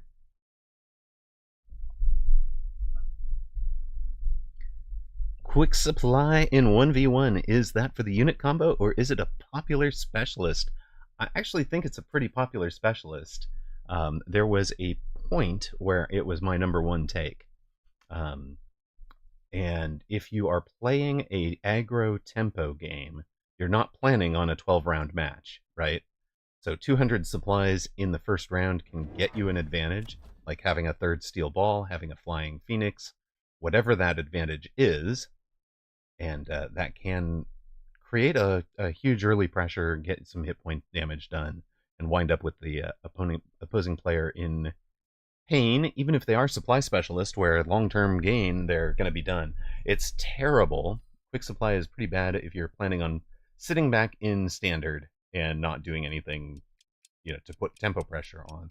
But if you can leverage that 200 to put tempo pressure on, even if you were playing standard, even if that's like, hey, I'm going to buy 3 marksmen, or I'm going to buy 2 more storms, it would be a... there's plenty of stuff you can do to start putting tempo pressure on, but for the typical long range or standard player, range war player, you're going to be playing for a much longer game. It's usually a 10, 11, 12 round game. It's very rare to see a headbutt like we had with Arbiter and Sacco. Very rare to see a headbutt go that deep. And this is terrible for your Quick Supply Specialist. All 3 packs of steel balls are dead. He only does 200 hit point damage on the bar. He's already spent 100 of his 200 extra. So, and then Forgotten Arbiter gets the chance to kind of claw some of it back. Would you like Farseer? Would you like a Storm? Would you like a Mustang? Would you like a Marksman? What is the best defensive unit? T-Man obviously going to take the Mustangs and add Mustang to Steel Ball, so he'll have Ball Crawl. I imagine there may have been a part of T-Man that looked at a Steel Ball Arclight opener and was hoping to draw into Typhoons, and Arbiter has denied that with the Typhoon Specialist Sledge Fang. That's one thing, or Arc Fang even, or Arc Sledge. Goodness, that's one thing. A lot of people would pass this specialist and unit combo that Arbiter took, but it is one thing that's important, right? You're denying a relatively strong attacking comp in the Typhoon, or denying a relatively strong attacking unit. And, of course, selling out of these 300 cost units on round 4 is better economy than the Quick Supply Specialist. You are always going to unlock the field recovery.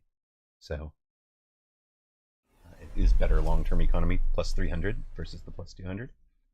And he has taken the Farseer left, a pair of crawlers to arrive a little bit later. That's a little unfortunate. The Farseer heads for the shallow flank pull Arclight, and then changes its mind and comes back to the main fight. So you'd have been better off with that engaged in the main fight. I do tend to put my Farseer a little closer to the main tower than what Arbiter did, and I feel like we're seeing a good reason for that, at least. Mustangs, of course, as the chaff clear, handling all of those fangs has been a problem as well. So T-Man has a really good round 2, now getting to put the tempo pressure on, and Arbiter's down to 3740. T-Man insta-picks the improved firepower control. Yeah, that's great for him, and it's good for Arbiter as well.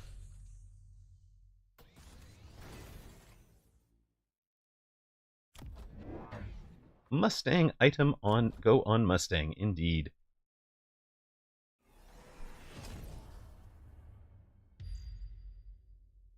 mobile beacon for the level 2 steel balls over here.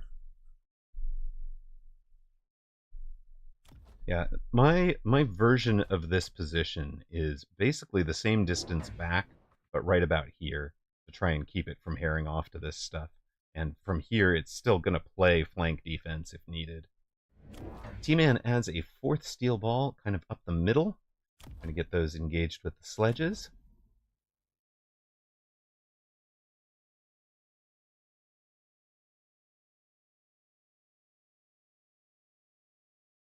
Arbiter took a vertical sledge out here. Some of them are going to go to the left. Some of them are going to go straight.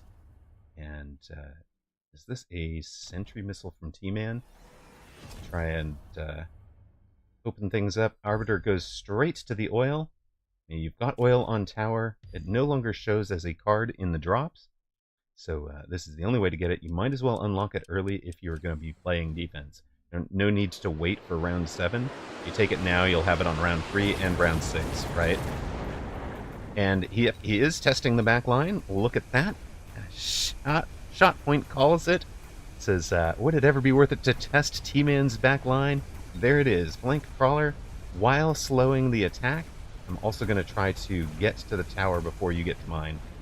When I'm playing aggro, I tend to be pretty proud of the fact that I will get the tower faster than somebody's sudden flank from defense gets to my tower. And Arbiter's answer to that was, I'm going to drop the flank and the oil on the same round so that I've taken the tower before you've even, I've taken the flank tower, I've paid the summoning price, etc. Unfortunately, he doesn't have enough to win even with the tower debuff. And 5 crawlers are not going to get it done. T-Man wins again, round 3. Drops Arbiter to 3278. But, yeah, Ms. Diana, I think a lot of us would have preferred no tower oil, but yes, card oil. But I wonder if Bear like may be on a... We did that for the balance. Eventually we'll move to no card oil and put something else on the tower. But they might not have had a replacement ready for the tower. Additional deployment slot on round 4. Super powerful. Enhancement module can really be good if you're stonking through things, and there are steel balls to stonk.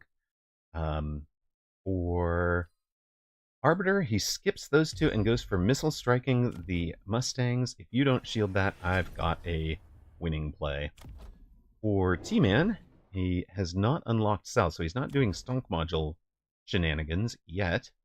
He's happy to have a level 2 steel ball. I was expecting to see stonk, Cell, stonk, and by stonk I mean, leveling up with the enhancement module. You level it up for free, right? So you get to sell a steel ball for 200, you get to sell a level 2 steel ball for 300. The enhancement module lets you level it up for free, but the sell price is still 300. Instead, he's going to mobile beacon around it. Unfortunately, that's going to be mobile beaconing straight through the holy overlords, Batman. Forgotten Arbiter looks at this and says, you know what? You have no upshoot. You have just the itemized Mustang. I will lay Overlord over this. He's got Launcher Overload, Range, Photon Emission, and Mothership. There's no answer to the crawlers. T-Man didn't even missile the crawlers on the back line. That's going to be a quick and free tower take, and that is great for Arbiter. Mobile beacon helps, but man, I think a missile back there would have been better. This could be the case. And Ms. Diana says, I don't think T-Man saw them last time. And if you are in the manual camera and you don't check the back corners perfectly, there's a danger that can happen to you, right? This map in particular, because of the this piece of metal, it's really easy to glance down there and not see the backline crawler instead of the frontline crawler. If that crawler had been up a little bit further, I imagine T-Man sees it. This is why I use that auto camera instead of the manual camera. I know a lot of people swear by the manual camera, but you cannot afford to have that miss. And here he is. He's got that covered now with a level 1 Mustang. Does now sell out of his stonk module to go stonk the other one. But again, this would have been so much better on a previous turn. On the previous turn to have done that, he'd be plus 100 on his stonking. And now he's got a Phoenix as his answer to the Overlords. Whoa, what is this bar, sir? Range, launcher overload, charged shot, and energy shield. So, I can turn my Phoenix into 110 meter, like, Gatling guns? Rapid fire charged shot? It's just gross. Might have to try this bar. That looks fun.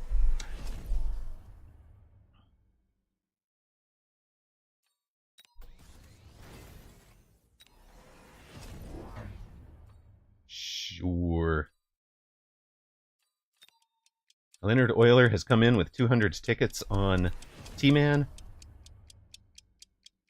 We'll go ahead and take the Forgotten Arbiter bet here. Thanks for reminding me to do that, Bratwurst.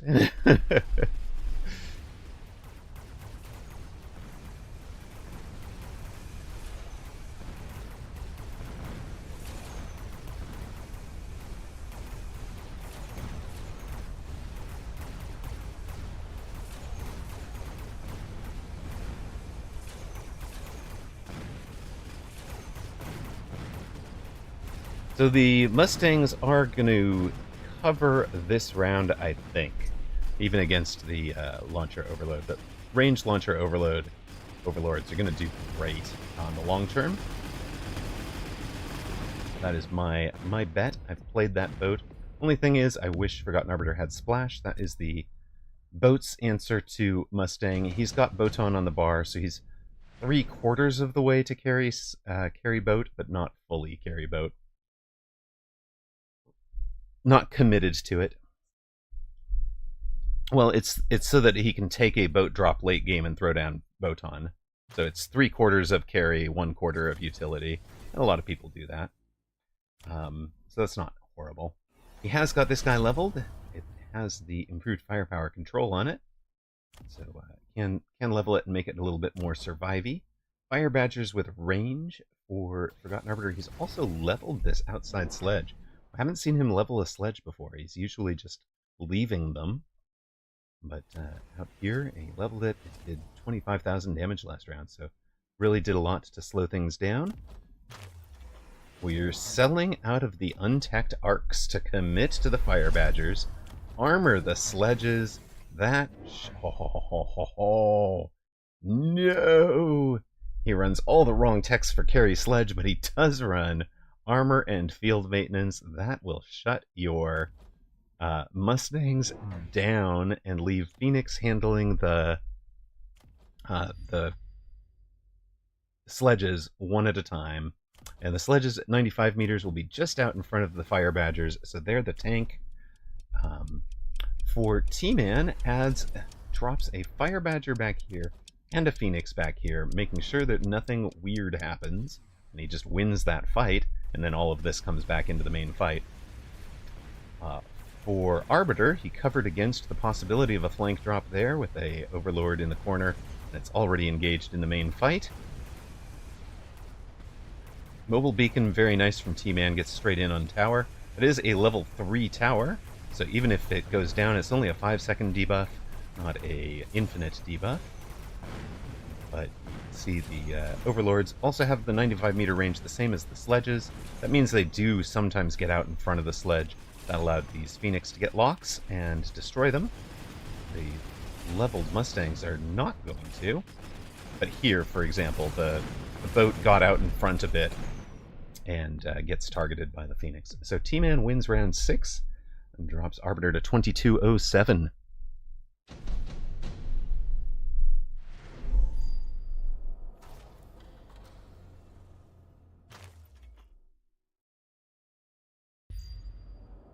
Orbital bombardment for both.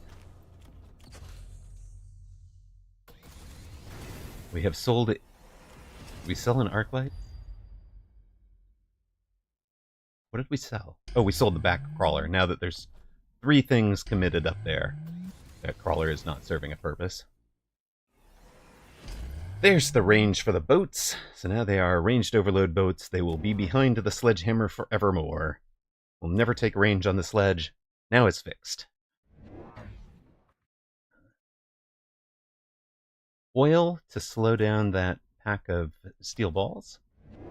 Also will slow down this pack of Mustangs. But, T-Man shields the Phoenix against the orbital. That makes good sense.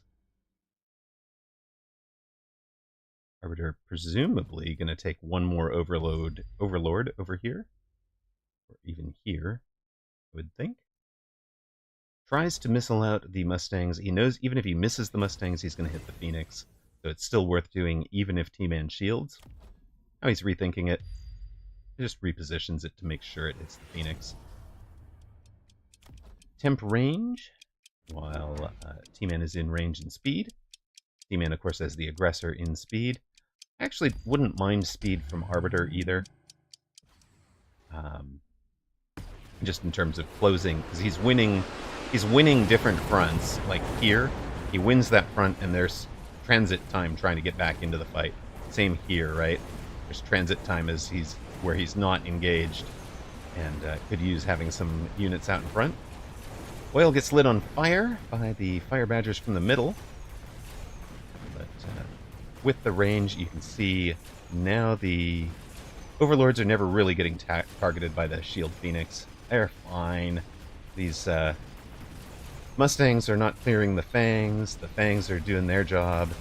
And it's just a comprehensive boat sledge for Arbiter. T-Man down to 1750.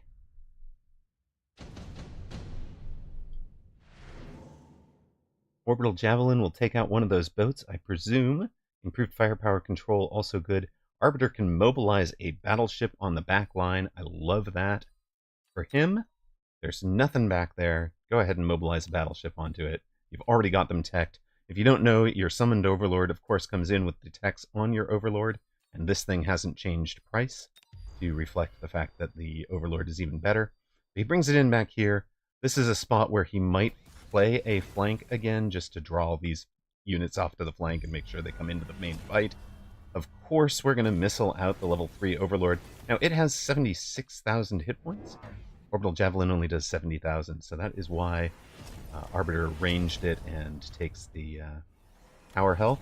His mobile beacon is going to be on a different Overlord because he assumes you wouldn't orbital jav the level 3 that'll survive. Pack of crawlers back here for T-Man will be the distraction against the Overlord drop. And he's also gone for rapid reload, or launcher overload on the Phoenix. There's that 4th Overlord. We even called where it was going to be for Arbiter. You can kind of see in his formation where that was going to fit. He's left that gap.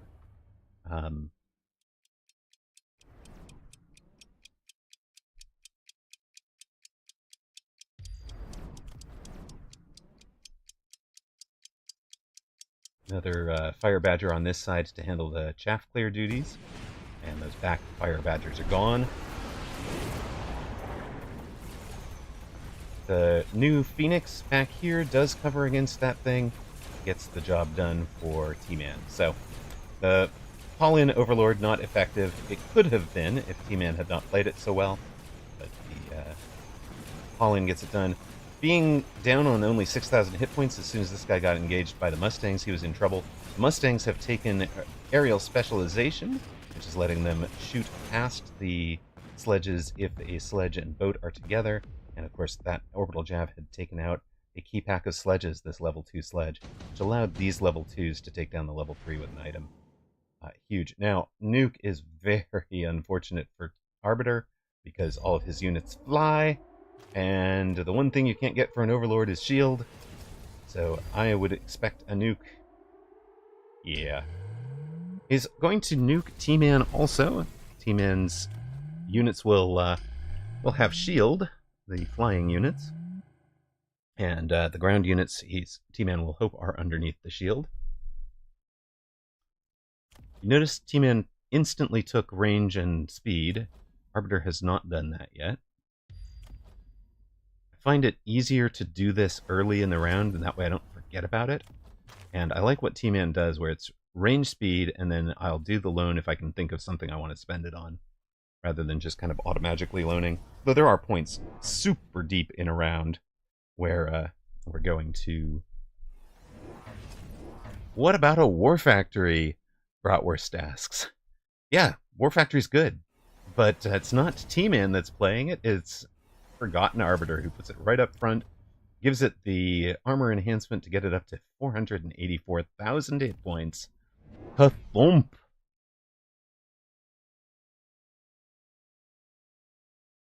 And it will survive the nuke. And Arbiter sold out of that level 1 boat that was right here. So drops this guy way up front so that it's going to engage all of the Phoenix and the Mustangs, etc. Nobody's going to get the locks on the Overlords behind. But those Overlords will die in the nuke. I imagine he was thinking the nuke was coming over here. That's why the Overlord's on that side, or the War Factory's on that side. We'll see if the War Factory is enough. It has gone down to the nuke by virtue of being so badly wounded. The Mustangs are clearing Fangs. Fangs don't have a tech yet. There's only 1,000 hit points left on the board. There's more than 1,000 left for T-Man. T-Man upsets Arbiter and gets the W.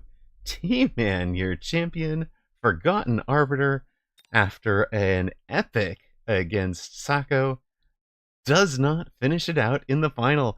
Nicely done, T-Man. First time championship, first time title of Europe, and does it in style with a win against one of the best. One of the best to ever play. T-Man, your champion, with wins over Faith, Tico Miko, Saracha, Doxson, Demone, Zlaumange, and Forgotten Arbiter. That is huge. And congratulations to those of you who bet on T-Man at 6.5 to 1. You guys have just paid out. We've got one match ongoing. That appears to be a Doxson match. Doxson against L will be the final. Our other top finishers, Demone, HD Susauer, Lepaco beats Bimpy. His great run has a unfortunate ending, and L and Doxson are the last two with only a single win. Bimpy will be a top 8 finish, you say, Ms. Diana? Currently 6th.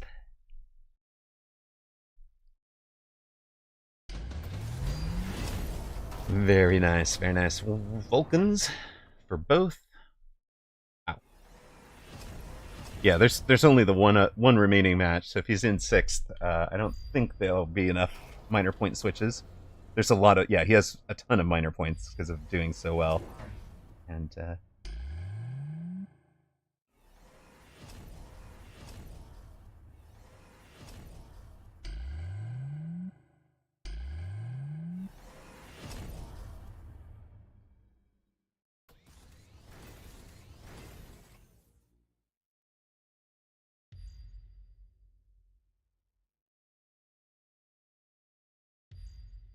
is this a... It's at least a 3-tech riding game. Wow. Doxson running range, EMP, ionization, and one away from charged shot here. Going into a zillion Phantom Rays with shield and shield and stealth cloak. But you turn the shield off as soon as you hit them.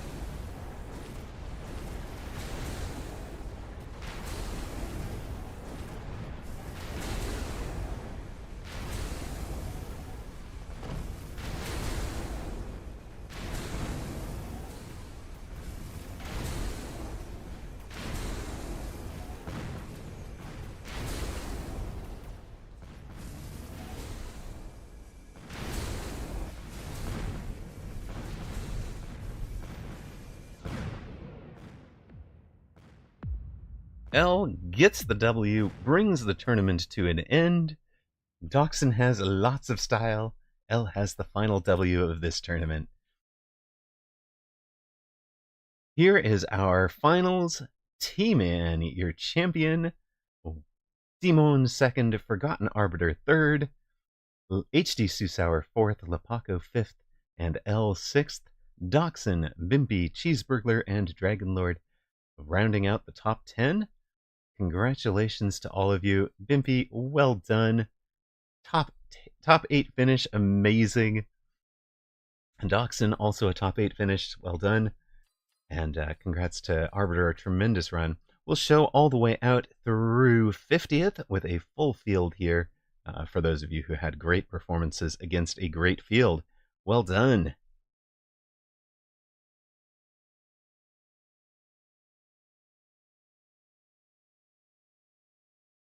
We didn't even show a Rooster and a Poochie match, did we?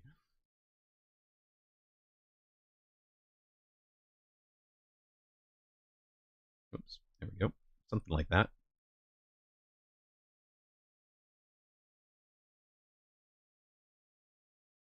And of course, we'll save the blushes of anybody who dropped out at 0-3 by not going that far down the channel. You are welcome, guys. I appreciate you all being here with me on a tourney day. Stay tuned. We will be here for the Americas in 2 hours and 20 minutes. I was actually thinking there were a couple of other matches in here I think I wanted to see. I sort of wanted to look at how T-Man beat Saracha. And you said that Poochie match was worth looking at, right? And what did Rooster against Zemp might be worth taking a look at as well, because it's where did our big names go?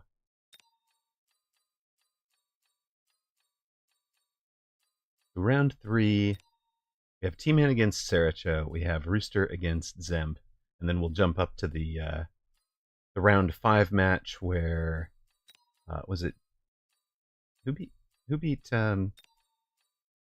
a Poochie in. We downloaded this one, right? The Dillo match. Yeah, Dillo against a Poochie. So we've got some round 3 and round 4 matches to take a look at. So we've got like another hour of interesting, I think, to take a look at. Unless you guys would rather, we can go on ladder. So I'm going to put a quick poll up. We'll do about 2 minutes of poll here. All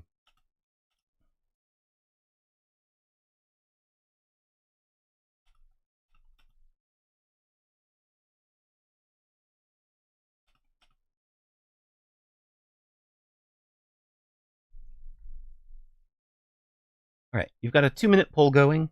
I'm going to run a 90-second ad, and at the end of that ad, we'll decide what the winner of the poll was. Poll options are: Amaroq, go ladder for us, entertain us, or show us the 3 tourney matches that we've just downloaded, which are Dillo Apuchi, T-Man Saracha, and Rooster versus Zemp. I'll be right back with results of that poll.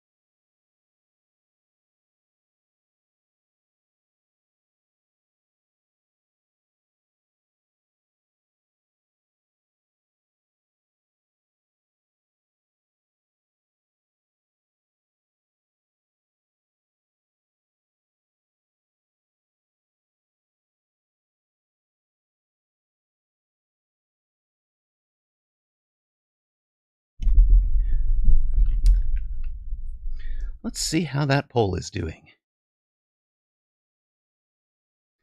Couple seconds left. Tick-tock. There it is. Poll has completed. Welcome back to those of you who saw ads.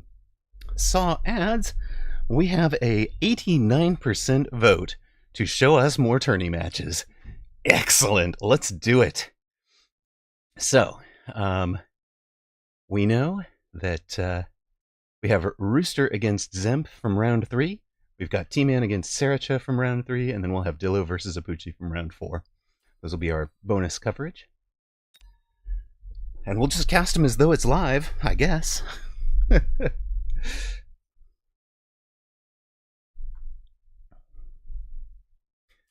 Welcome to round 3 bonus coverage of Weekend Tournament European 91. We have Rooster near side blue, Zemp far side red.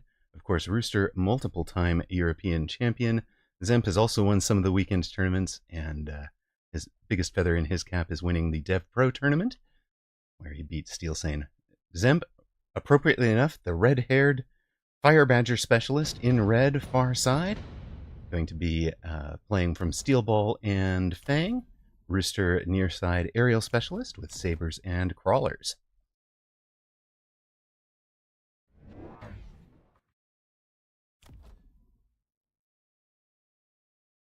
Rooster adds arc lights. This is the sensible start, usually, and paired together. Note that Rooster's doing, we talked about this a little earlier, but Rooster's doing what I do, where the arc lights are just a little bit behind the sabers. And we saw in a different match that that is actually unnecessary. You can have the arc light right next to the saber as a, because the 93 meter range means that the saber will fire right before the arc light does. But, so if the target is big, the saber will shoot it first, and if it's chaff, then the arc light will shoot. Zemp comes out on the line. Zemp? Excuse me. Who are you, and what have you done with Zemp? Zemp is on the line. Zemp took a steel ball pack and started on the line. Hold your horses. Who is this man? Who is this masked man? Zemp, of course, famous for playing from standard, from playing way back, and playing a marksman range war game. He is excellent at it. You can see he has somewhat surprised Rooster. Rooster did not play a really defensive formation. He did play a defensive formation with everything between towers, but he didn't, like, commit to, I'm gonna full-on defend this, because it's Zemp. Zemp isn't gonna come out super aggro. At least it is all between towers, right? But we get to our round 2 reinforcement drops, including mass-produced Phoenix, Photon, Tarantula, and Deployment Module.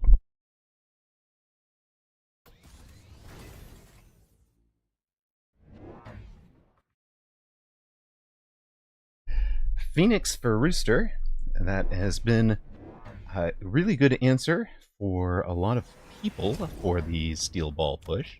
Zemp adding a flank Fire Badger, but Rooster has that red. If you were going to drop that flank, I've got it covered. And I've got a arc light over here for better chaff clear. So 2 Phoenix and an arc light, and he did take the mass-produced Phoenix card. Zemp also went mass-produced Phoenix, so you're going to get a whole lot of Phoenix. Whose Phoenix techs are better? They both run range. They both run quantum reassembly. Is quantum reassembly meta? I didn't think quantum reassembly was meta right now. For Rooster, the options include shield and range and charged shot. For Zemp, range, EMP, and elite marksman. So he can outrange them and turn techs off. And being able to turn off techs like quantum reassembly is going to be huge if this turns into a quantum reassembly v quantum reassembly game. I'd almost say the having EMP on the bar for Zemp pretty much mitigates the ability for Rooster to even click quantum reassembly, whereas the other way around, Zemp can do it. So it seems like the tech bar favors Zemp, even if Rooster won round 2 here. Rooster at 4,100 and Zemp at 5,000. Efficient Giant shows up along with ER Fort, Wasp Swarm, Underground Threat. So there's your tempo plays. Here's your change my board play, and here's your economy play. Zemp goes for the tempo play Wasp Swarm. It's really tough to play around both of them. And Rooster has a completely unprotected back that he can attack. He's going to throw down Underground Threat in the back corner, hopefully distracting these Phoenix for an hour and a half and getting the tower. While Zemp's Wasps, they've got an unprotected tower here. This could be interesting where they go engage with the level 2 Phoenix. Here they would just follow the crawlers, and this Phoenix would, they would distract the Phoenix, but they'd be locked on the crawlers. Note that Zemp is just committed to the mass Phoenix, buys 2 more, and even mass recruits. The mass recruit is for the crawler. For Rooster, maybe looking at the same thing I did, where he does not feel like the Phoenix v Phoenix is his best choice. He goes ahead and takes the 2 chaff, deploys, and did not, I don't think, did mass recruit. So what is the mass recruit there? Well, he gets the tower with the crawlers. Phoenixing out the front line now during the tower debuff. Has his 4 Phoenix to go clean up. And we can speed this round up, because this round is going to Rooster.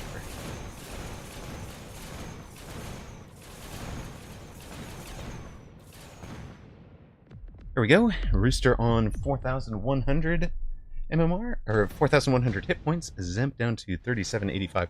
4,000 MMR would be pretty dang impressive. We've got a unit reinforcement drop, Rhino, Tarantula, Typhoon, Wasp. I imagine Rooster wants to see Zemp take the Rhino, Tarantula, or Typhoon because he's got Charged Shot available. So I would expect Zemp to go into the Wasps. The Wasps, of course, really painful if Rooster took the Typhoon. So my thinking might be Typhoon for Rooster. But there's also, if you're running AA on the Wasps... Oh, wait a minute. Nope, I've got this backwards. The Zemp takes the Rhino to force the Charged Shot to reduce the range on the Phoenix. That is how this is going to play out, right? I've got Armored Rhino. I'm going to force you to play Charged Shot Phoenix to drop you by 25 range, and then my many, many Phoenix are going to outrange you. I said Zemp is the master of the range war, and this is very intentional to bring opponent into having to tech something. Now, he could double shot the Sabers, right? Rooster could double shot the Sabers to answer this. But that makes them worse at clearing the steel balls. Rooster has taken the Tarantulas and ranged them immediately, so did he not watch the Dev Pro?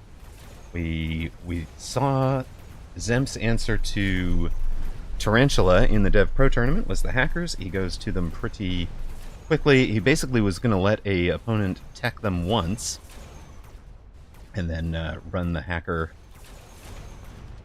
with range and hack everything in front of the Tarantulas, and eventually the Tarantulas themselves.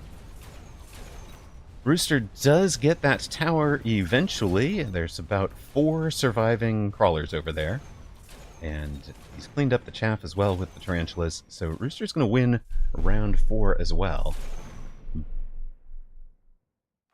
Now I think it's probably a little bit better to go ahead and, for Rooster to go ahead and take the double shot on the... double shot on the Sabertooth rather than Charged Shot on the Phoenix. Zemp wins the round with back-to-back. They shot each other a moment there at the end. Rooster at 4,000 hit points, Zemp at 3,700. We've got Rhino Assault for Rooster. Now, Zemp, of course, could drop the Rhino Assault and have an armored Rhino back there, which would just win. But instead, he goes for the absorption module on this Rhino that's level 1 and did 16,000 hit points last round. So, solid choice. The steel balls are basically dying. They're just getting destroyed. And oh no, Rooster makes the mistake I predicted, takes the charged shot on the Phoenix, reflexive answer to a steel ball Rhino bar here, an armored Rhino. Needed to do the sabers. Now he's like, well, no, I've got the cheapest answer to them. I've got mass-produced Phoenix. Boom, mass-produced Phoenix with a charge shot. But now he is guaranteed to lose the range war to Zemp's Phoenix for the rest of the game. They'll drop the energy shield on them. So 95 meter, but with shield, versus Zemp's Phoenix at 120 meters. Both players are dropping their oils from tower. That's ironic. We'll just put everything in the middle, and a mobile beacon to try and get that lit on fire. For Zemp, he wants to put the whole ground game on fire. That is a solid round for him. And a missile back there slows that guy down. And his Phoenix have that covered. The charge shot Phoenix do, to be fair, make very short work of the... make very, very short work of the Rhinos. The shield, not quite enough to keep them alive against this many hunting mass-produced Phoenix. The Battle of Britain, Battle of Amsterdam, goes to Zemp. 3,000 hit points for Rooster, 3785 for Zemp. And a raid from Hexton III. Thank you very much. Moderator raid. Much appreciated. How are you guys doing? Welcome in. We are showing you bonus coverage from the weekend tournament European number 91 that just completed. We're back in round 3. And since I'm intending to put this, like, I might splice this into a YouTube video that puts things in chronological order. I'm not going to spoil the tournament result, but it was a very, very good one. Some epic matches. Loved watching it. And we've got 3 replays from tournament to take a look at. And we've got about 2 hours till the Americas starts. So Zemp goes for the quantum reassembly now. He knows that there's no EMP to turn off the reassembly. He's got quantum reassembly as his answer to the anti-air barrage, which both players took, by the way, right? But he's got, unshielded, fair enough. He's got Phoenix coming in from all over the board and reassembling in whatever position the Phoenix might happen to be. And they're all going to come back. Now, they aren't worth as much in terms of overall hit point damage once they're on the... once they are reassembled. But even though they're mass-produced and only cost 100, the Phoenix is full value for this one. It is really rare, I think, and I'm amazed to see Rooster and Zemp both running it in the same game. It's really fun to see that they both have it. And then Zemp has it answered properly, right, where Rooster does not. But Rooster is going to win round 6. Yeah, you might have some short-range shielded... This arc light. You are trying to be a hero, sir. But that thing has 87,000 hit points. And I don't think you're going to get through it at 347 DPS. I'm sorry, buddy. You really did your best. Forts get the W. We are at 3016 to 3085. Orbital Jav is a solid pick with the forts on the board. Steel ball production would be the longer-term play for the forts. And Zemp takes the long term, while Rooster goes for the Javelin. This is the round they both have their fall down as well, so there's a Wasp Swarm and an Underground Threat available. You could use that to try and keep things out of range if you were going hyper range on your Phoenix, but I don't think that's the play here. range for the forts. And how did that work? Oh,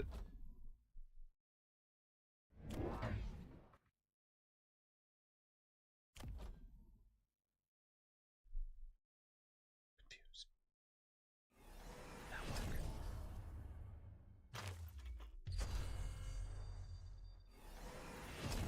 We have a orbital javelin plus the underground threat trying to slow this whole attack down. Zemp goes to, oh man, because he knows the charged shot doesn't, the Phoenix don't have EMP. Nothing on the board nothing other than the arc lights has EMP. He's gone to Mechdiv on the steel balls. The steel balls, of course, are dying right at the start, but this just gives them better chaffiness.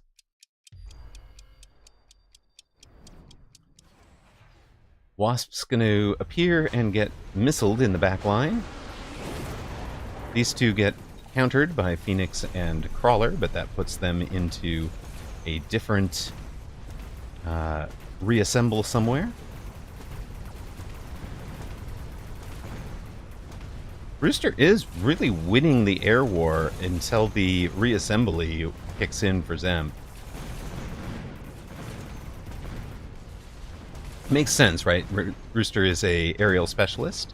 Zemp is the Fire Badger specialist and has sold out of those Fire Badgers, I think. But now we've got a absorption module fort. It's even absorbing off of the missile. Even if the missile's hitting a shield, it does still do some healing. Thing goes down. There's one Phoenix left.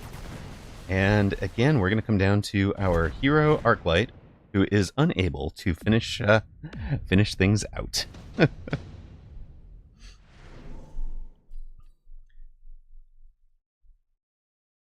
Arclight is trying its hardest, Zemp. You might need to give it some support.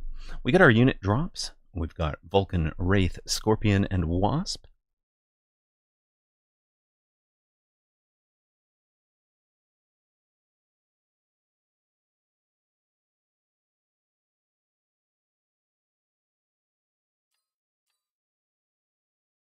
That's fascinating. Wasp into the aerial doesn't, and into the anti-air barrage doesn't work. The Wraith with all the things you might normally take on it, it's not even an unlock for Rooster, and they both sold it. Right? Yeah, it's normally what you would take, but with the EMP available for the Phoenix and the charged shot Phoenix over here, it's just, you can't take it to try and protect against the anti-air barrage. It's going to go down really quickly to the opponent's mass-produced Phoenix.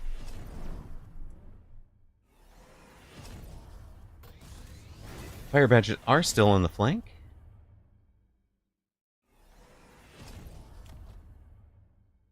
Rooster's forts are level 4 and level 3.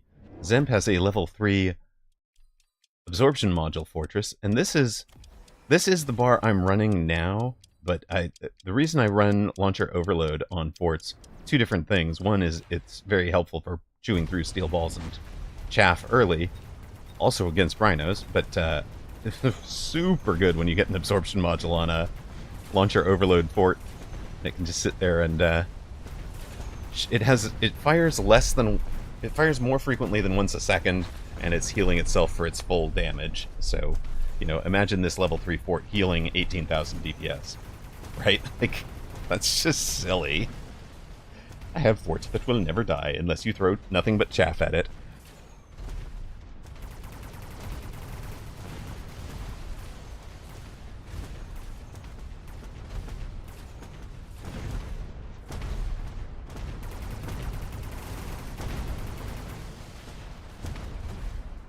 And you can see what I'm talking about here. This thing is just not going to die, even without launcher overload.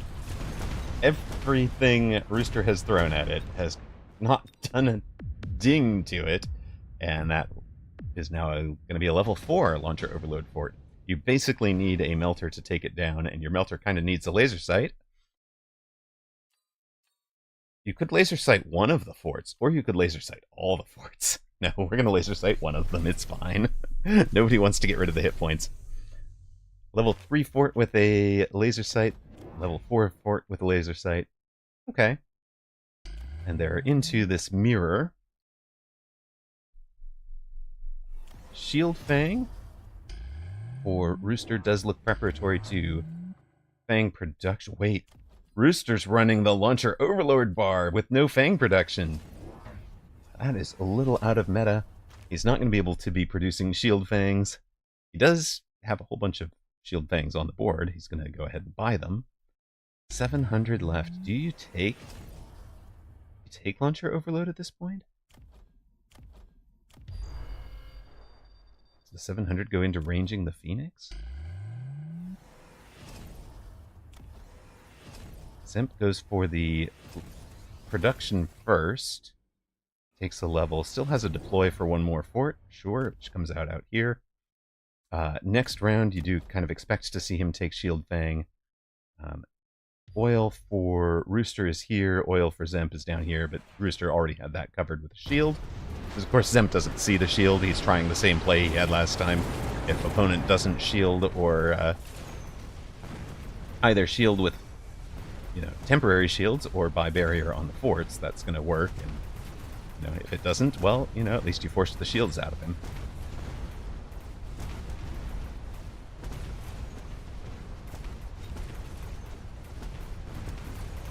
All right, it is Launcher Overload forts for Rooster.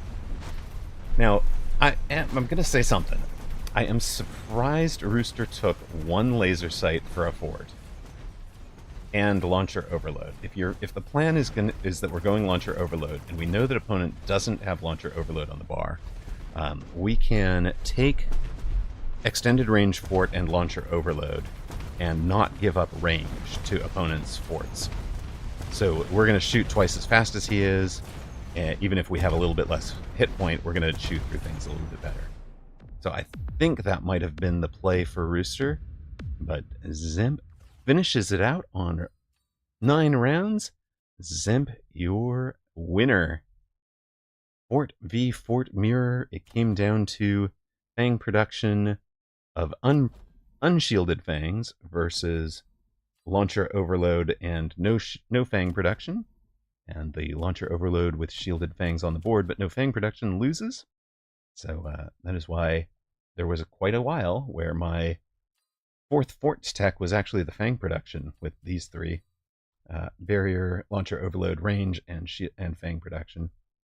So, good game. Well played, both of you. Yeah, neither went Elite Marksman Fort, which is a bit of a pain, or a bit of a sad thing on that one. So there's my bar right now. It was kind of the best of both worlds of that, but it doesn't throw the anti-air barrage that was needed to negate the Phoenix. So I'd have had different problems on that board. All right, that was one of our 3 replays. We're going through a second one.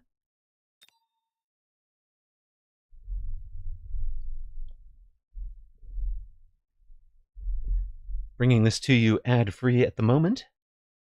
Welcome to round 3 of Weekend Tournament European number 91. T-Man, near side blue. Saracha, the favorite, far side red. Saracha, famous for running the aggro very creatively. Does not follow the 501 meta, not part of the 501 hive mind. Came up with their own unique and distinctive brand of aggro. So we'll see what they're doing. T-Man took the Rhino Specialist, near side blue, Steel Ball, and Arclight. Saracha, far side Missile Specialist, with Steel Ball, Arclight, or Steel Ball Crawler, and buys the Arclights. So, Saracha going to come out, and this is one of those things that they do that's a little bit unique from the 501. 501 idea is let me put my Steel Balls right up on the line so that they are part of the fight from the very beginning, which is what T-Man's doing over here, right? A lot of times people will do a crawler behind and then maybe a crawler in front with a steel ball behind for the other one. So depending which way you're locking things, we get one. That's what T-Man is going to do here, right?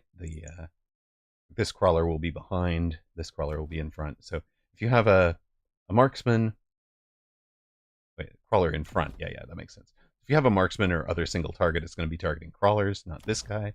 these guys arrive a little bit later, your Arclight gets stuck on a steel ball, and the crawlers get through to attack the Arclight. That's the theory. For Sericha, look at this formation. This is totally different from the way anybody else you know would have come out with a ball crawl start. Not getting into the headbutt, starting from deep. Crawler just inside the tower here can't be pulled and will run past the steel balls. These guys will be playing defense. T-Man flank protection over there. You've done this formation, Diana. Love it. It's a Diana-style formation. Unlike Sarah, I lose horribly with it. True, fair enough, fair enough. Here's the problem, right? Because it was offset, it allowed the tower, immediate tower take, right? If he had been more evenly distributed, it would have he would have pulled that outside unit. But that is completely that is completely fixable.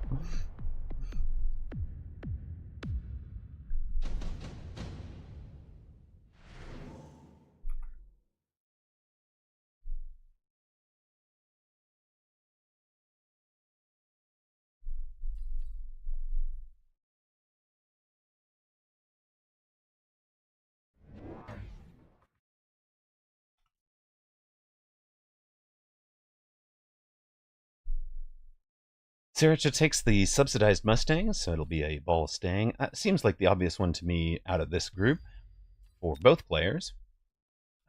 Sericha has the missile specialist, so the drop here is we're going to pull units the wrong direction and then missile them. These guys will be out of the missile drop there. I think that's a mistake. If you're going to pull them this way, put the missile about here, because we'll see this guy outrun it. There will be crawlers that have escaped it. That missile is going to wound but not kill the Arclight. And Sericha is ignoring...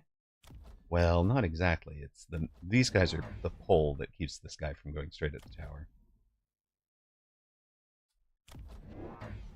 T-Man extends the line, so three steel balls. This one closer to the line than the other two, because the new line is up front, and should get some pretty quick locks on the Arclights, as well as locking the Arclights to himself.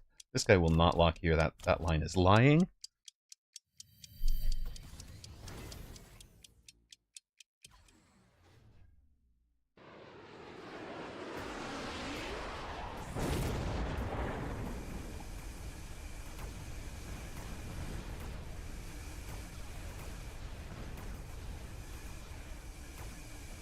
Sarah's steel balls win the fight over there, even though the Arclight's been down.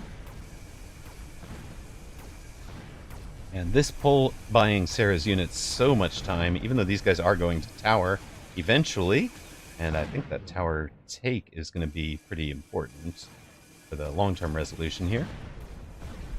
Very surprised T-Man... Oh, T-Man took the subsidized Stangs. He just didn't buy one.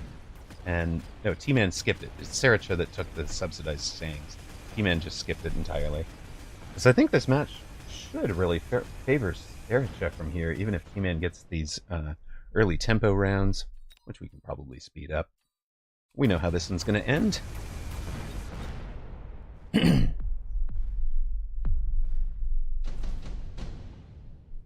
T-Man on 4,900, Sericha at 3,750. Smoke is available. Another missile strike for the missile specialist.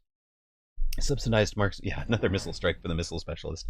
Sericha is now praying for a quick cooldown, although intensive training for T-Man is going to be pretty useful as well, if a quick cooldown did show up.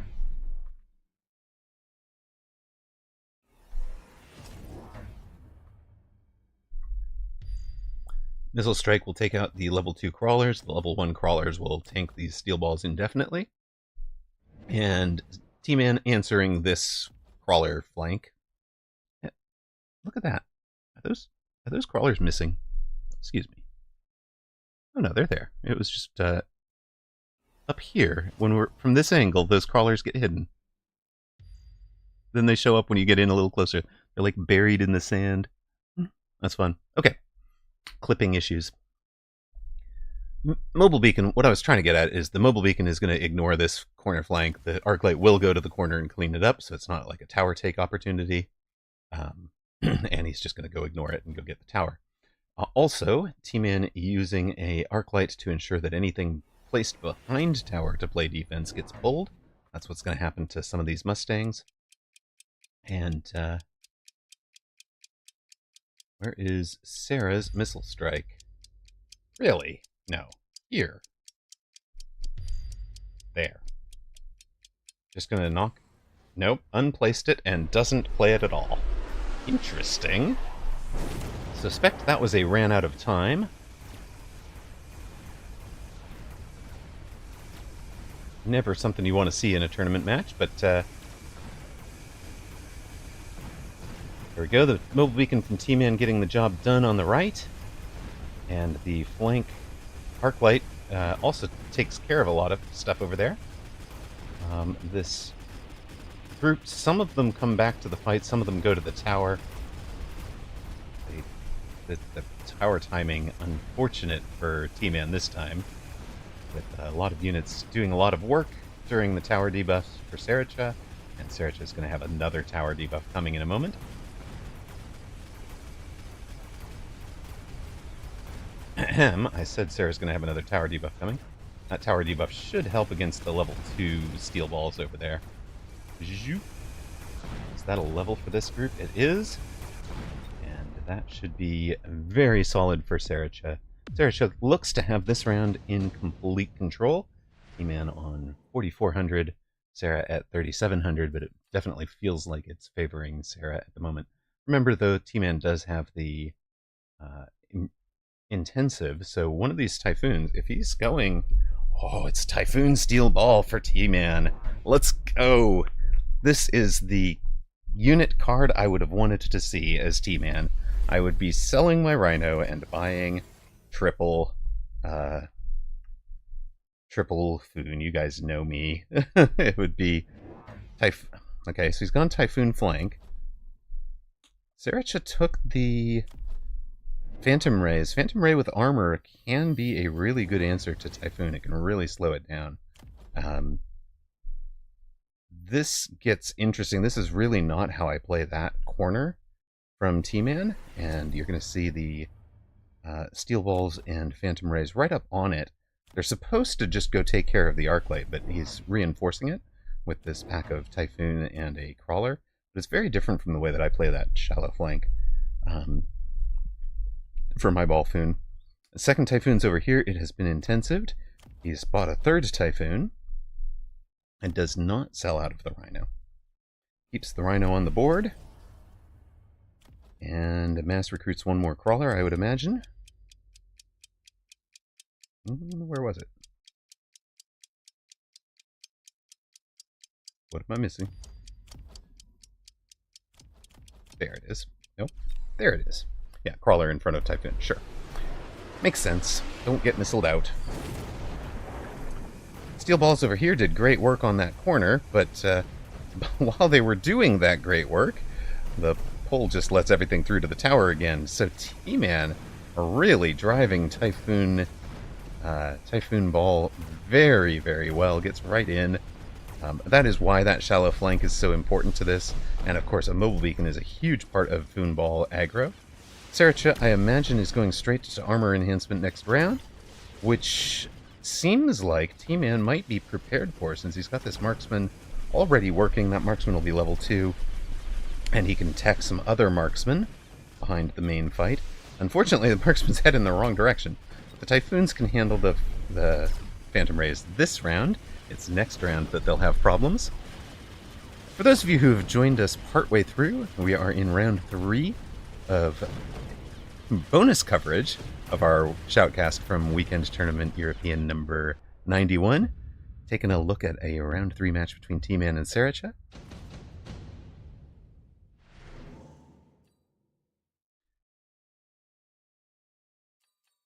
Advanced power system, let's go! Speed, hello Toast, welcome in.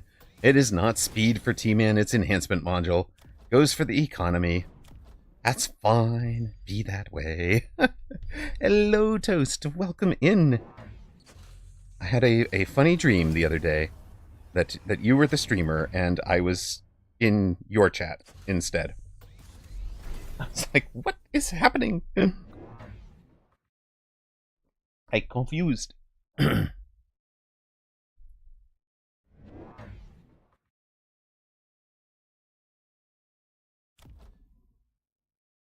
Particularly funny because I almost never remember my dreams at all. Did I wake up after I got banned? Love it. All right. So what my experience of running Balfoon, right, is that it's very low tempo the way that I play it. T-Man has done really well at turning Rhino Specialist into the tempo play, probably taking advantage of this outside edge. Now the comp is coming online. Instead of going to Marksman to answer the Phantom Rays, he's gone immediately to Raiden. I've had a lot of people ask, what is the counter to Phantom Ray? And Raiden was clearly built for it with the 3 forks that actually target different units. So they should target all 3 Phantoms out of a pack. Phantom can be teched to get in and hit them, but by using stealth, of course, and stealth plus burst mode, you should be able to uncloak and kill the Raiden. But if you're forced to uncloak at range, that will go to the Raiden when it hits you, and the Raiden with range, jump, and EMP can turn off all the techs that make the Phantom Ray work. Thank you for the follow, hard copy. I've got an orbital bombardment and a Rhino assault for the Rhino Specialist. Skips the Rhino assault and takes the orbital. The player playing defense skips the orbital but has to shield them, right? And goes for the Rhino assault on one of these unprotected towers. Sure.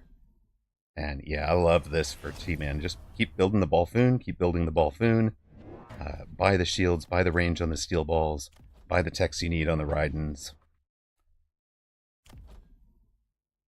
Not taking the orbital seems like a big miss. Or maybe it's just T-Man's positioning is so good that Sericha doesn't feel like they can take the orbital. There's just nowhere good to put it that isn't hitting their own units. Like, I'm almost thinking Sericha probably drops the orbital right about the same spot that T-Man did. Okay, 2 more Raidens for T-Man. No techs on them yet. Can't afford a tech on them yet, but could loan still. Sericha has already clicked end. T-Man gonna float the 250 here? Nope. Yep, attack off of tower. That bumps the DPS of the Typhoons. And when I'm in a Typhoon aggro, I will often even take the second one for the plus 24% DPS on the Typhoons. It matters. It really does. There's a shield in case there's a orbital or that this is where your missile strike is. Rhino from the back corner for Sericha. It's going to be completely unmolested. Goes straight to the tower. And it is a tower level 2. It'll take a moment. The orbital working really beautifully for T-Man. Phoenix are Sericha's answer to the Raidens. Trying to get in and destroy them. This Raiden is getting the jobs done in a way that the other ones aren't. The other ones had trouble, but this guy had the chaff clear from all of the units in front. So chaff clear is the Raiden's biggest problem, but Raiden Typhoon actually works for that because the Raiden has 110 meter range, the Typhoon has 100 meter range. They have similar speeds, and the Typhoon clears the chaff while the Raiden is doing a little bit of chaff clear and then some bump.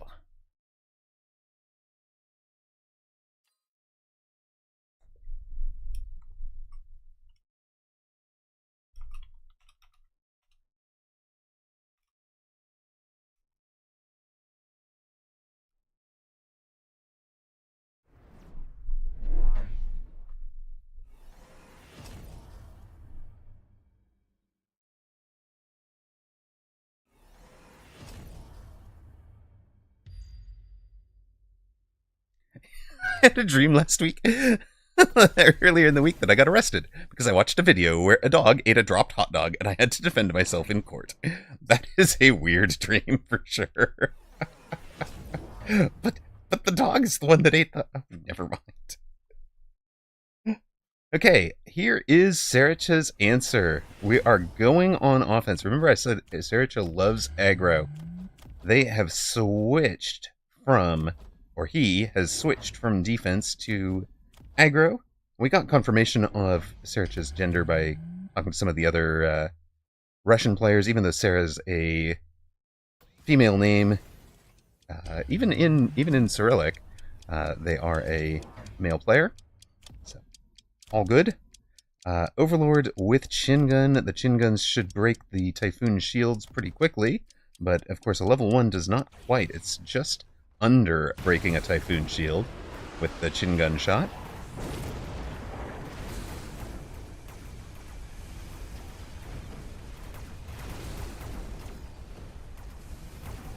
The real question is, what is the image in Sarah's profile pic? Unfortunately, we don't have Sarah's profile pic up because we're in a replay, and it looks like you can see now that the Raidens have range, they're staying back and surviving in a way that they weren't earlier, and that has taken care of the unstealthed Phantom Rays. They count as giant damage. Of course, Typhoons, the reason this build works so beautifully is Typhoon damage, 150 hit points per surviving Typhoon. Wardable shield for both players, and T-Man has a free level up here. This has been amazing. This enhancement module has turned into big money, plus also being plus 20% attack, keeping this Typhoon alive and helping it just level even quicker.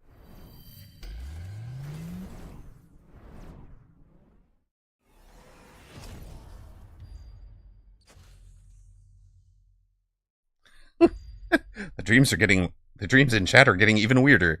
I once dreamed that some friends from a board game forum I used to go to visited me at a local restaurant with authentic Egyptian cuisine, such as jalapeno stir-fry. The owner appreciated their business so much that they added the favorite board games to the drink menu. Burp? I mean, I guess it almost sounds like an AI chatbot hallucination of things that could happen. Sure, let's go. Okay, T-Man has committed to the Typhoons now. Let's, that is just a full board of Foon with one more Raiden. It's amazing. And the OG Raidens are all level 2 now. I think this is the finish for T-Man. Sarah going out in style, tries the mobile beacon again with shields, with sentry missiles. I'm gonna hit everything I can. It's not getting it done. There's just too many Typhoons in the way of that mobile beacon. The mobile beacon hasn't even resulted in moving. The Raidens are taking down the boats. Big money. This group is getting to tower. But if we have a Raiden and a pack of Typhoons survive, that'll be GG's. It's not guaranteed yet. These are the level 5. Holy smoke. He used the intensive on them. So they went from level 3 to level 5 last round. And there it is. T-Man with the upset win over Saracha. Round 3 of tourney. Well played, sir. Well played. I inceptioned myself at like 8 years old when I dreamed that I woke up from a dream on the floor, and my stuffed animals looked down at me and asked, "Why are you on the floor?" before I woke up for real. Brilliant. I had a friend, I still feel bad for him. Greg, if you're ever listening, I just want you to know I still think of you very fondly all the time. But Greg used to dream. Greg used to have dreams where he would wake up and the dream was basically like kind of fast forwarding through a very boring day with almost nobody in them. And, he's kind of a homebody anyway, so, the dream would end with him going back to sleep. He wakes up, and he's like, well, I guess it's Wednesday, and discovers that it's Tuesday. Wait a sec. Shoot. It's like, wow, my dreams are... I don't remember my dreams often, but they're way more creative than that. It was like, yeah, I just dreamed the day. Just nobody in it. Okay, our last bonus game from round 3 is going to be HR Giga Chad versus TNT 11 Bimpy. 2-0 start. Great start. HR Giga Chad. Really polite guy in chat. We've had the chance to chat with him before. And he has a... it is not either Giga Chad or Geiger Chad. It is Giga Chad. HR Giga is the Swiss artist who did the look and feel of the Alien franchise back in 1979. So, not a Giga Chad, a Giga Chad. I can't even say it in German. Somebody with better German or Swiss do the Giga for me. Can I tap in? I tap in for a substitute speaker. HR Giga Chad will be up on the line. That is a formation I haven't seen for Tarantula. Okay. Amplifying Core Tarantula right up on the line. TNT 11, who I will probably call Bimpy because he's Bimpy 11 in Twitch chat. I'll probably call him Bimpy frequently. But comes out similarly. Also, we're in a 5 chaff start, with each player having tarantulas, and just trying to keep each other's tarantulas from locking. There's the key lock. We've got both tarantulas locked on each other, but the amplifying core will win that one. That's amazing. It's a Spooter headbutt. Which one of you will blink and go hackers first? Damn, this is sending me a voicemail. Thank you. Wait, was that part of the dream? Last dream I had was a big spider jumping on my head, and I woke up standing in the middle of my room, sending a voicemail. Right. I think that makes more sense. HR Giga Chad has options. We both do. Improved firepower control for Bimpy. Underground threat for Giga Chad. So, haha. You won this headbutt last round, but I'm going to win it this round. And TNT 11, ignoring the call-in, is bold. Very bold. But has the Phoenix answer, flying. Giga Chad goes to a third Tarantula with a amp core on it. The SMAMP core, as Zabuchi likes to call them. The small amplifying cores from the Amplifying Specialist. Those are plus 20%, plus 20%. It is great. No, that was not part of the dream. I will send you the voicemail with the pronunciation. Okay, got it.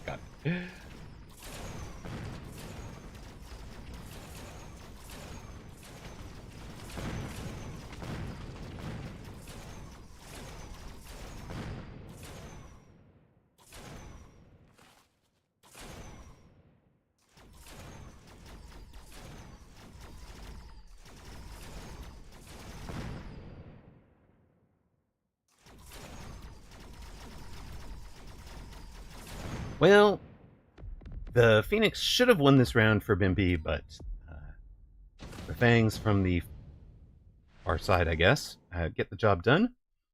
And Bimpy in trouble. HR Giga Chad, very, very good player. I have beaten him.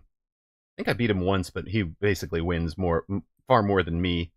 Tarantula's looking up like good doggos. Indeed. Incendiary and Portable Shield available.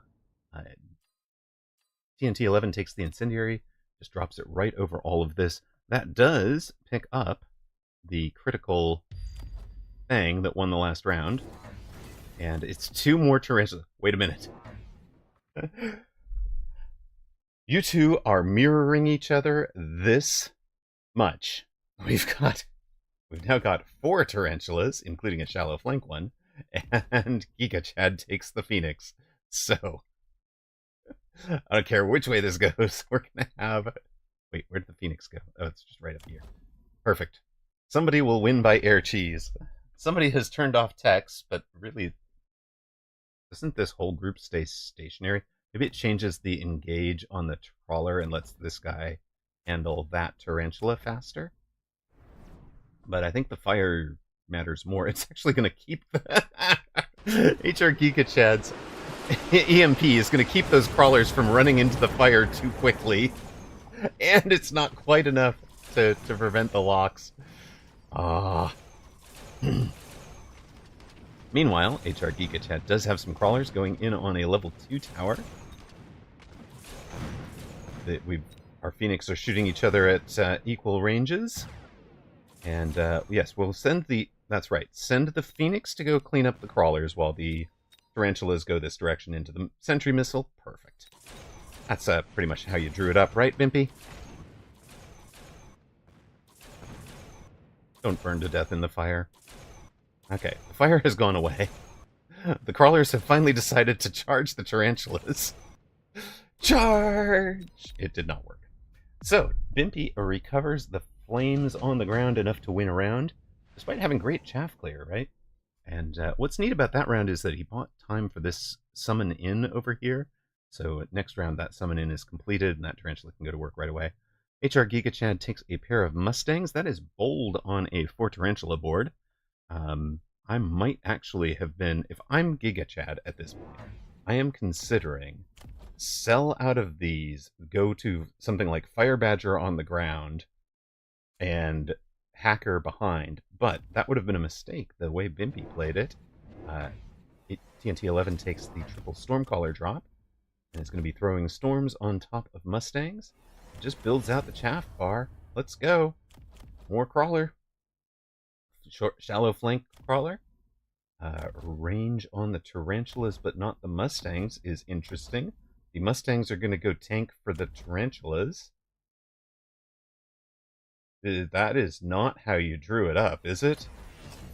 Oh no. 120 meter range for the tarantulas, 120 meter range for the Phoenix, which means the Phoenix might get locked by Bimpy's Phoenix, and the Mustangs will be out in front getting hit by TNT 11's. Oh man, this is a pretty bad round for HR Giga Chad, except for the fact that he's got his crawlers in unimpeded, but it's a level 3 tower, it's hardly going to matter.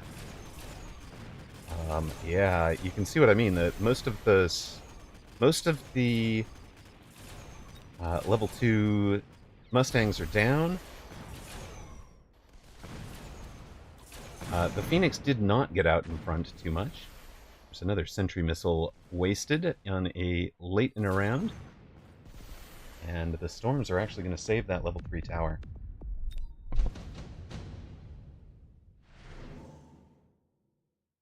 A nuke, enhancement module, portable shield, missile strike. Which way are you going to go?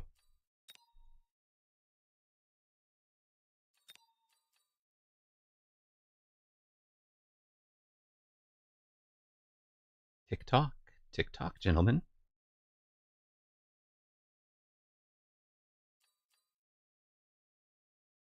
Missile strike and portable shield. So missile strike right in here makes so much good sense, right? And HR Giga Chad goes to the missile interceptor on the Stangs. But again, they don't have range. So again, they're going to run out in front and get shot. TNT 11 takes range on the tarantulas, having seen at this point that the Phoenix aren't going to get out in front.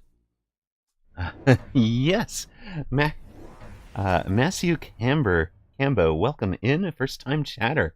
Says, just got in here. Is this the high-level players? We are showing a replay from the high-level players, yes. The tournament proper has completed, so we are taking a little bit of bonus coverage. Next tournament starts in about an hour and 20 minutes.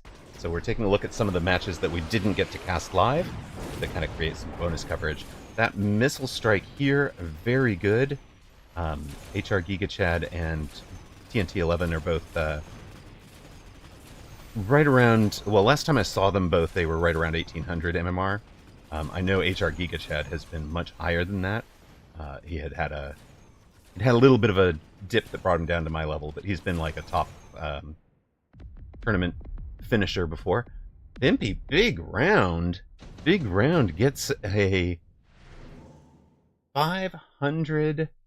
Drops HR Giga Chad down to 500. Has a missile that hit 700 supplies. Holy smokes.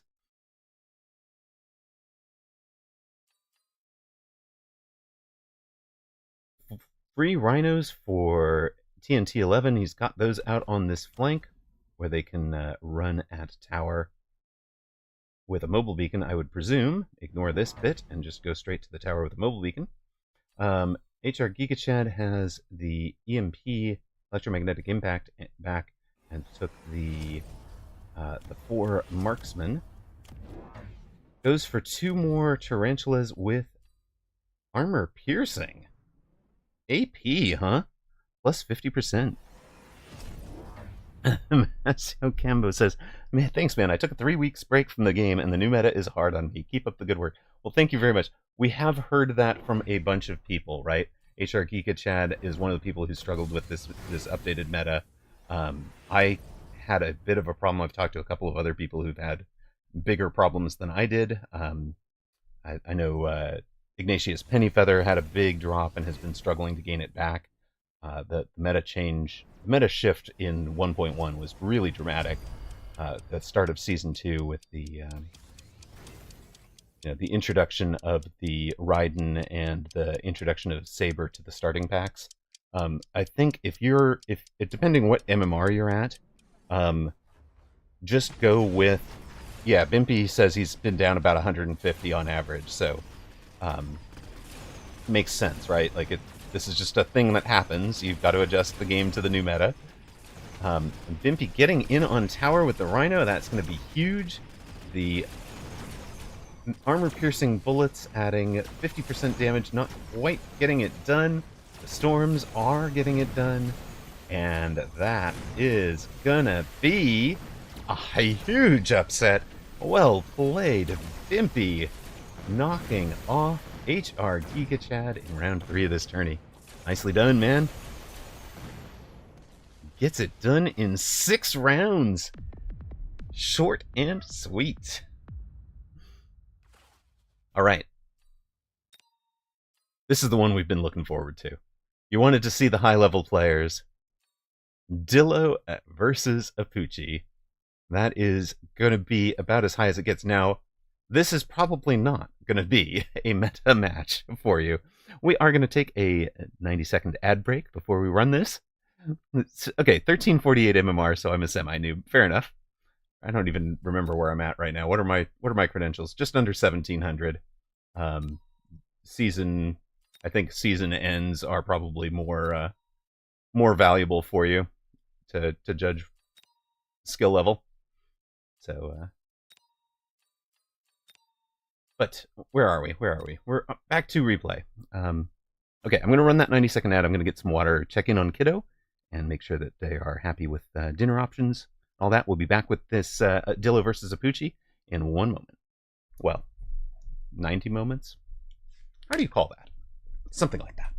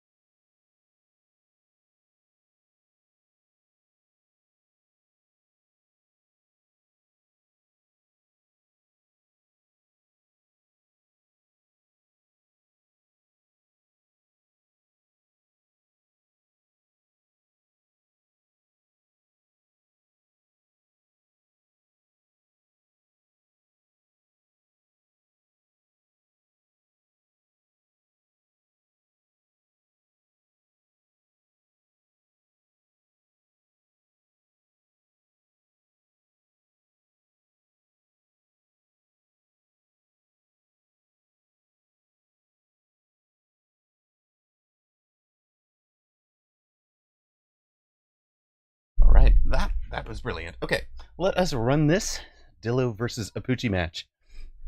Thanks to those of you that waited through ads. We are bringing you the last of our 4 replays. We put it up to a poll for chat whether we were going to show replays from tournament or go out on ladder. Chat chose to show the replays, so we're getting bonus coverage from Weekend Tournament European, which had an amazing stacked field. Here we get Dillo against Apucci, round 4 from Weekend Tournament European number 91.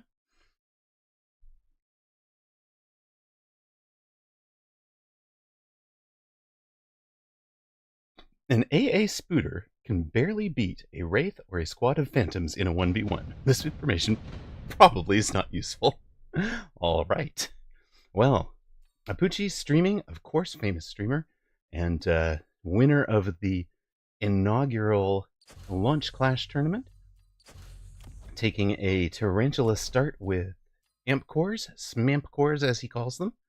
Goes ahead and puts them central with the, well, he hasn't even placed them yet, I guess.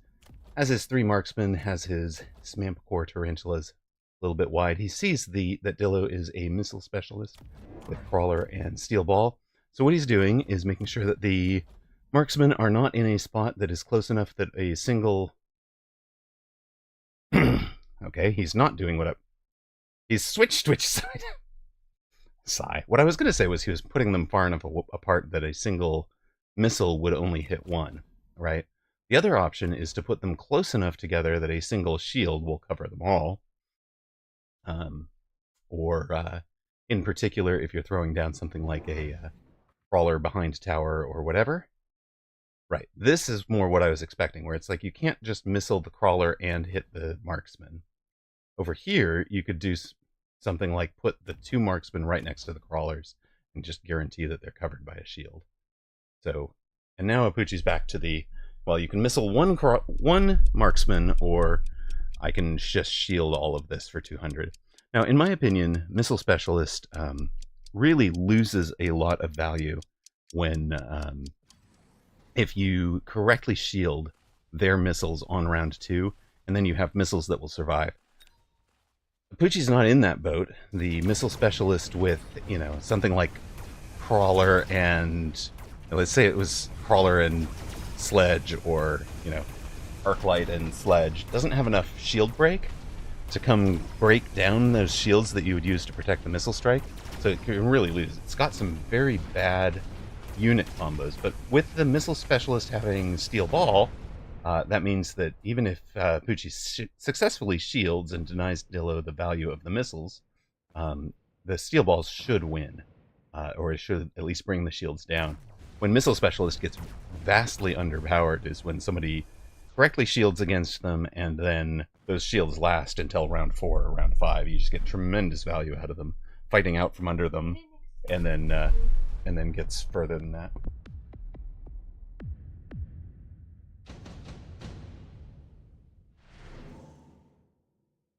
All right, Kiddo needs an extension cord.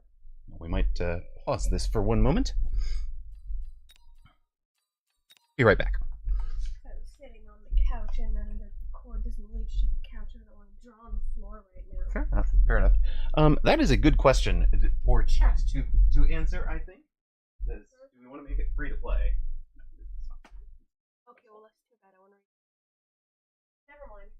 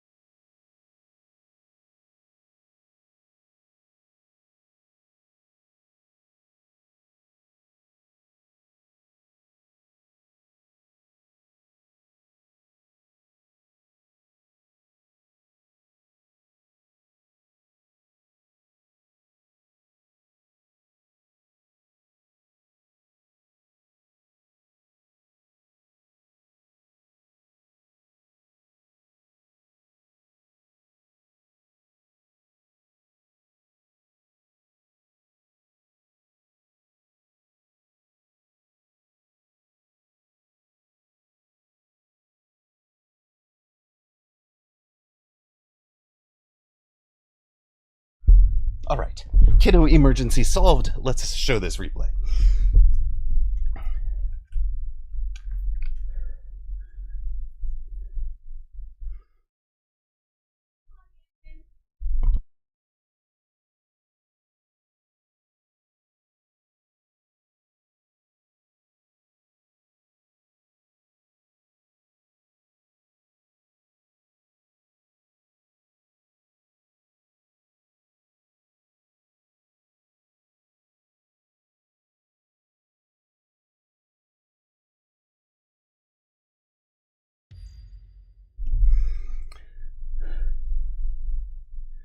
Yeah, so the question was, will it be better to make the game free to play or to get more players in the game? That was the original theoretical business model. They've decided that the game is good enough, and they took a look. They did they looked at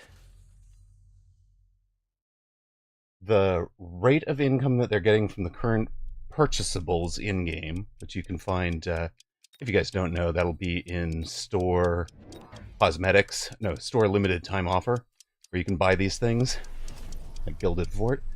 Apuchi does not shield, so this is going to be a lot of value for Dillo.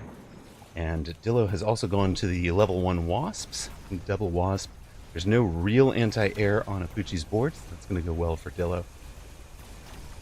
And of course the steel balls are good against the tarantulas anyways, so it's 2 problems now for Apuchi. Dillo in a bit of control here, and Apuchi has a lot of work to do to stabilize this. So I kind of agree with Dampth on the free-to-play issue, which is I'd like to play my game, I'd like to pay to play my game and not end up at a free-to-play game where they want to suck the money out of my pockets. Completely agree, and in my opinion, this is so close to a AAA title that it should be priced substantially higher than it is. Apuchi takes the mass-produced fort. So round 3, oh no.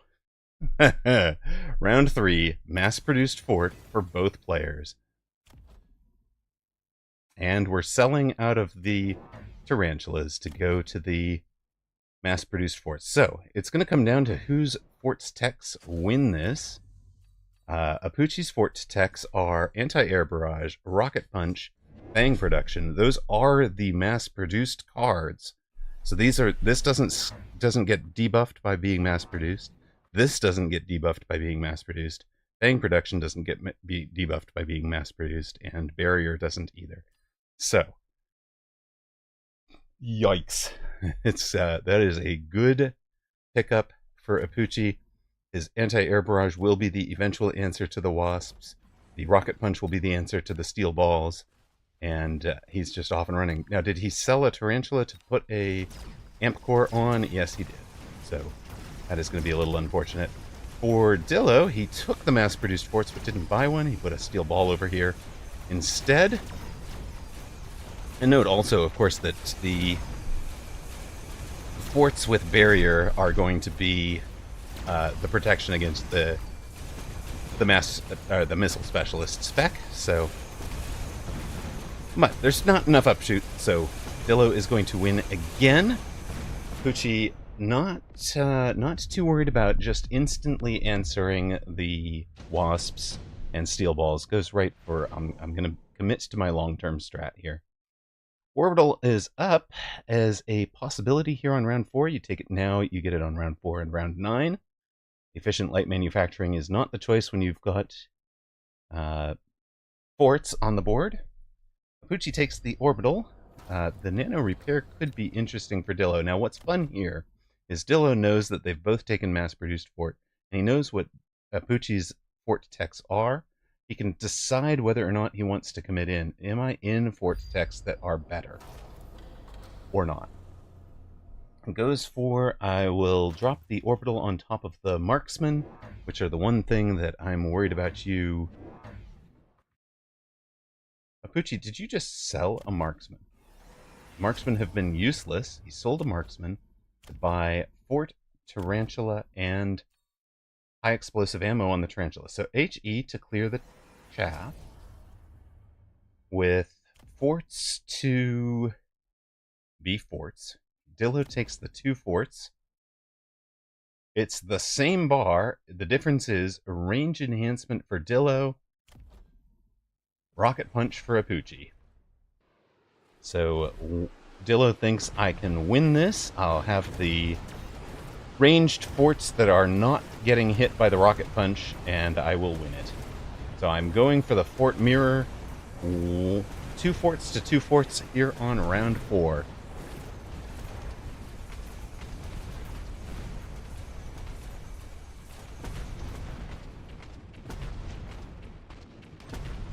Now, I love the fort versus tarantula, honestly. If this is something you're struggling with, how do I stop tarantulas? Hacker is the canonical. I like fort with shield. It does a lot of the same things that to stop tarantula scaling that stopping an arc light from scaling does. I like the air answer that Dillo has gone to with the air, wasps. It doesn't shoot up, and obviously, Sabertooth does very, very well against it. So that's one of the reasons it's... Sabertooth just eats Spider, so that's one of the reasons that Saber is your go-to opening pack right now. Speaking of go-tos, Apuchi wins round 4. Dillo down to 41.08. Apuchi, of course, the favorite in this match by MMR and seeding in this tournament, as well as being a multi-time tournament champion. Dillo takes improved firepower control. Apuchi takes a Rhino Assault. The Rhino could be dropped on some stuff, but it's not. It's coming in on the back corner. And Dillo goes for Jump Drive on the Wasps. So even if I assume someday he's going to take Aerial Spec, I can go ahead and take 100 cost to invest in Jump Drive on the Wasps. Yeah, it used to cost 50, but I'm just going to go for this. I'm going to put it down where Missile Strike to kind of distract the things that are brought over here.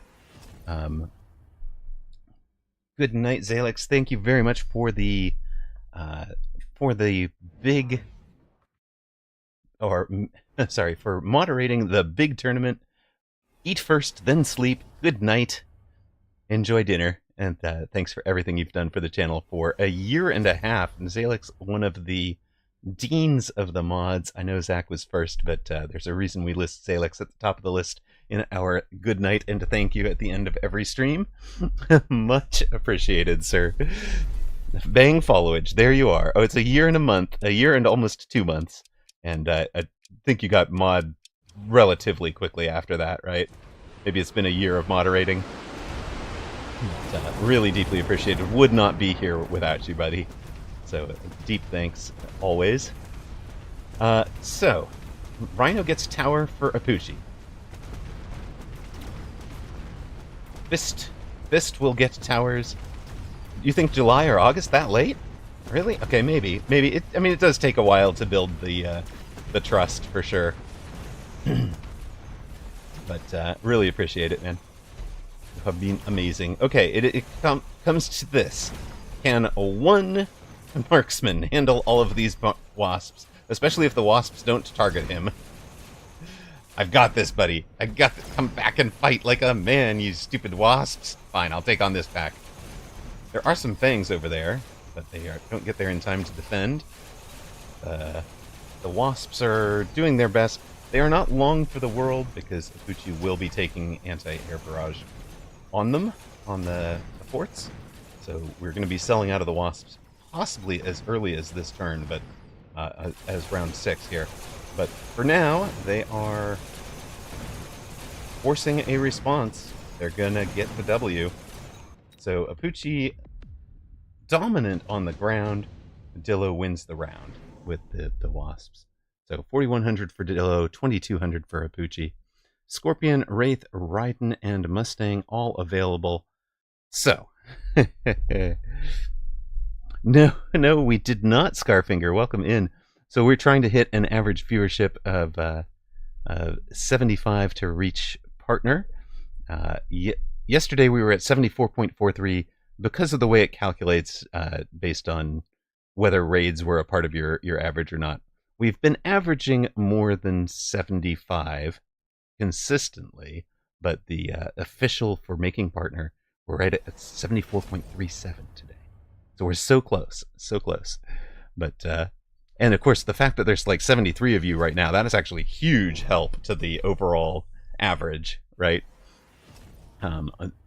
Saturday weekends are one of my least viewed days, and having a core that's here all day is just huge. Really, really appreciate you guys.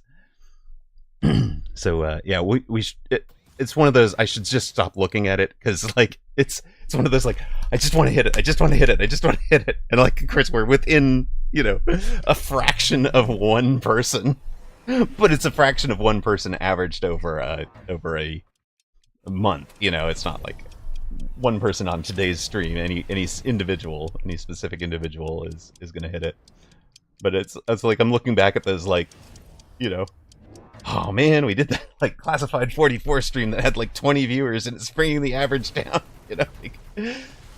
No, I shouldn't be thinking about that. I should just keep doing it, keep doing what we're doing. It's working. It's building a channel. It'll build it over time.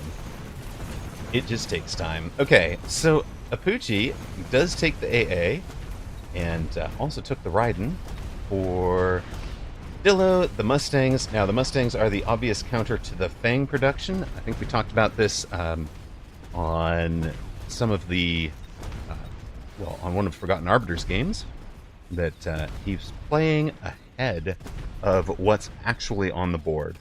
So the Mustangs are a great answer, not to what Apucci was already doing, but to where Apucci has to take this board. He has to take it to Fang production, right? And the Mustangs are a great answer to that.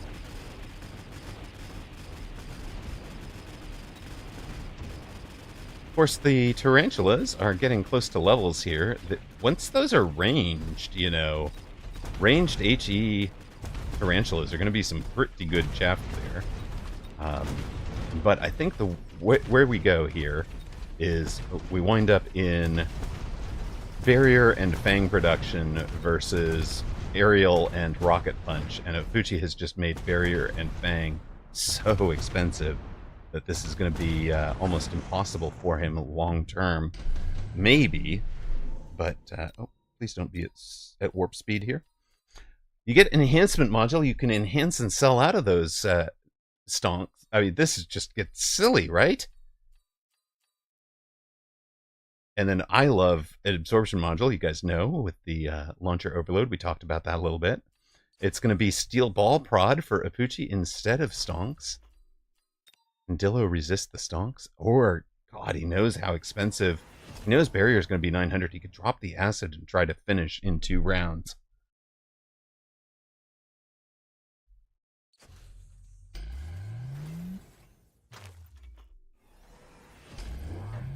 It's 2 more forts, of course, for Dillo. It's a boatload of forts for Apucci. 3 new forts. Love it. Where are they going to be? So put the new forts in front of the old forts.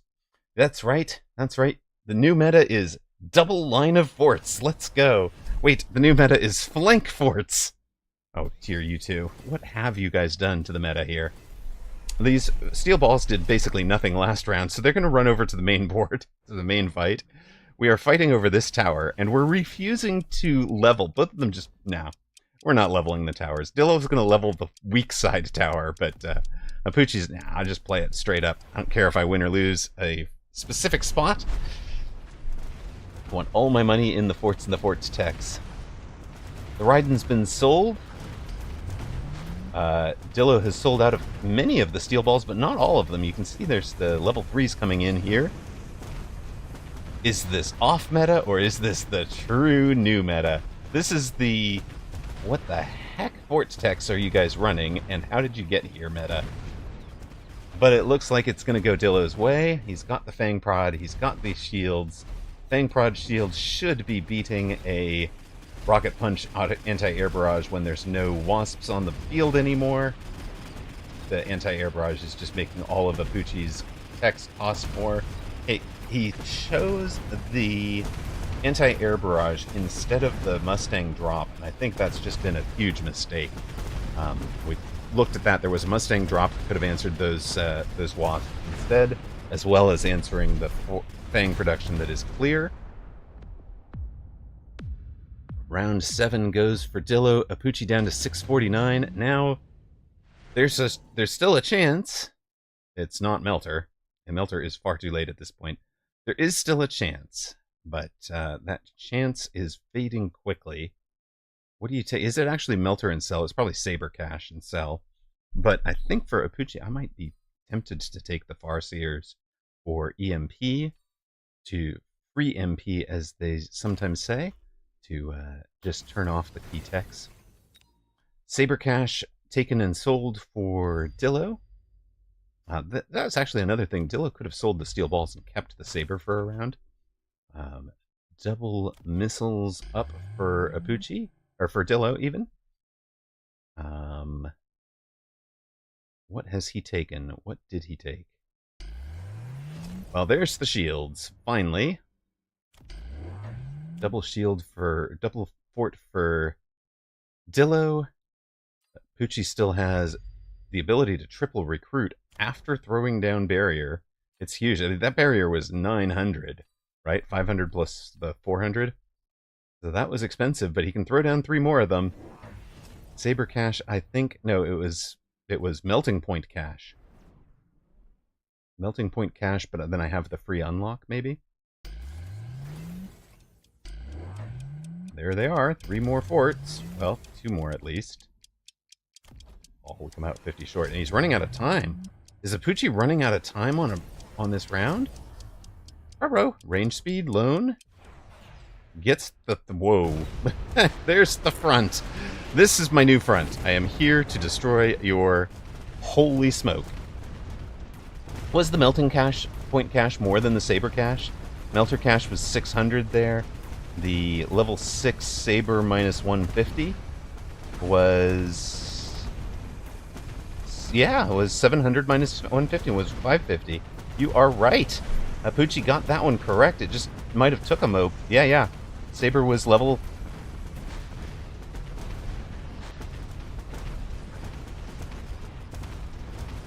I think it was level 6. But either way... level 6 Saber would be 500 in levels, 200 base, so 700 minus 150 is 550. And then the Melter was 600, you're correct. So Apucci gets the 50 cash for swift math calculations. Almost ran himself out of time, wins the round, eats the missile, there's the minus 50 again. So is Apucci turning it around? He's been triple recruiting these forts, and Dillo has not. It's 1930 to 640. Apucci turning it around, trying to save the day. Additional deployment. Oh my god. Yes, let's go. Additional deployment. Both of you take 4 forts. That's the only way this should end.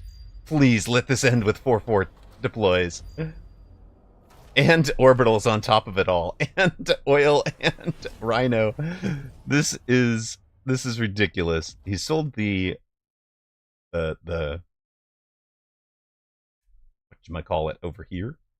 The 2 level 1 steel ball for 200. Now note, there is an absorption module fort in the middle here.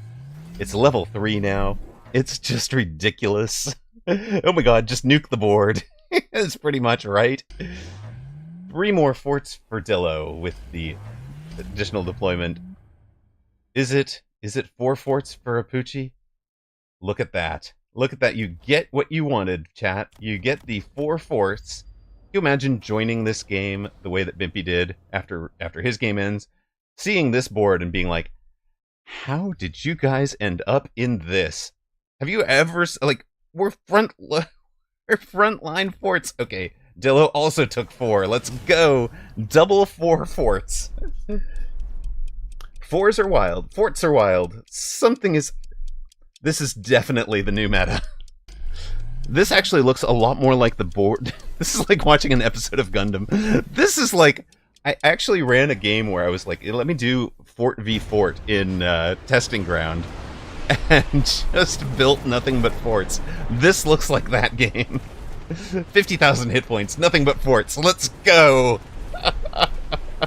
This is BattleTech, exactly. These are teched forts. Now, remember, the shields are down. Now it's down to the productions. We are producing, Dillo's side is producing the fangs. Fuchi's side is rocket punching into the fangs. The fangs are shielded now. And that is gonna cost it. The shield fang, it turns out to be the difference. 2 techs with a tech on the fangs versus Fuchi not being able to bring out the fang production. Because he got baited into the anti-air barrage. All it takes is one mistake at this level. Apuchi made the mistake, Dillo did not. The absorption module fort will win this for sure, even if there's other things to be said about it. The steel ball prod doing its best, not going to be enough. Dillo, the upset win. Great play from the Australian. Beats Apuchi at 18, drops him to negative 1818, 1934. Thank you for the follows to High on Bull and Masio Cambo. Really appreciate you guys. This is definitely the meta, right? You just buy as many forts as you can. But the key thing here is make sure you can afford fang production. Don't get baited into AA. Don't get baited into anti-air barrage. If we were not having to pay the extra 200 for fang production and barrier, we might have been able to bring those two out instead. Our anti-air barrage cost 400, but it was costing 400 in these 2 techs. So just get rid of it. Get rid of it. Make these 2 techs cheaper, and Pucci might have been able to win this. Dillo baited it out with the level 2 Wasp flank, and then insta-sold. That's the other key play here, is he sold one of the Wasps without knowing that Apuchi had taken the anti-air barrage. He was like, well, whether Apuchi answers it with anti-air barrage or the Mustang drop, Apuchi has this answered, and sold out of it. The range enhancement, the ranged Mustangs are good at clearing chaff and clearing the fangs. Apuchi never did take the fangs. Damp says, I would be interested in seeing the last round with fang and 2 fewer forts for Apuchi. All right, let's run our... Hold on, we can do that. We'll let us see if we can pilot Apuchi to victory here, chat. We're going to take over Fort Apuchi. Sweet. We are going to skip, right? We're going to skip. The Fang prod is 900. There's a cell in here somewhere.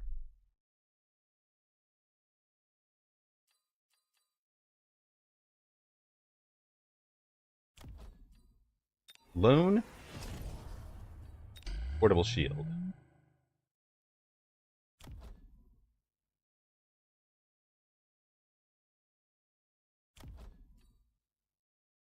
Range. Sell you.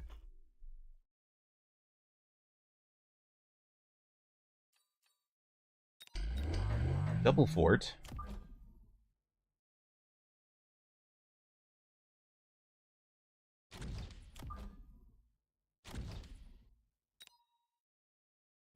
Somebody back here maybe gets the who's useful here.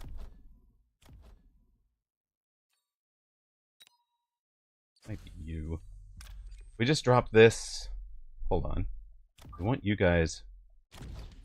Actually think we want these guys further back so that we can drop this where we need to.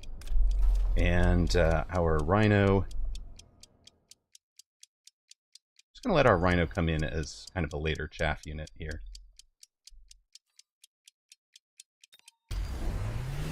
And we'll try it.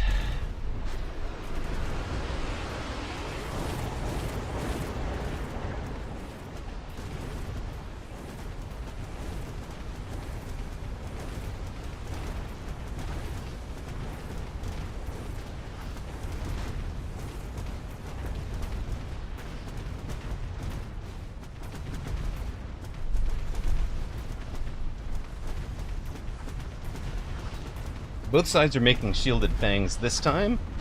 We are down a fort to deploy. We are forever down fort to deploys in this build.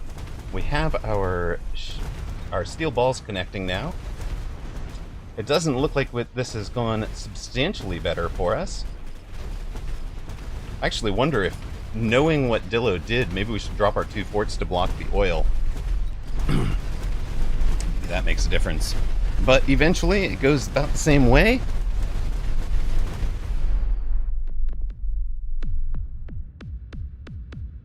And that way is a rough win for Dillo. So he pretty much had the commanding advantage there. But clearly the problem is that we didn't have the forts gilded. Alright, that has ended our coverage of a weekend tournament European. We've got, I mean, we could just cast 2 more, but I think what we're going to do is go out and play a couple on ladder. I mean, was there any other great match out of that we should cast? That was amazing.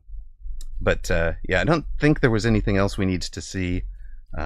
Dachshund against T-Man could have been interesting. We didn't get Rooster losing. We didn't get well, we did get we got Rooster losing to Zemp. Did we get Sacco's loss? Yeah, we got Sacco's loss. We didn't get Zlaumange against T-Man, and we didn't get wherever Steel Sane went down, right?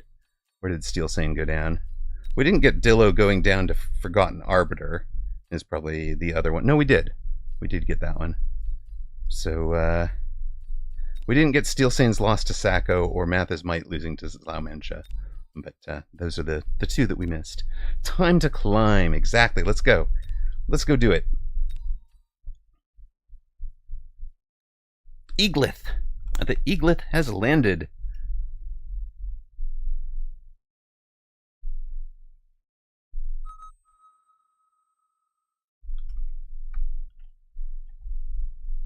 Well, we don't know that he's landed.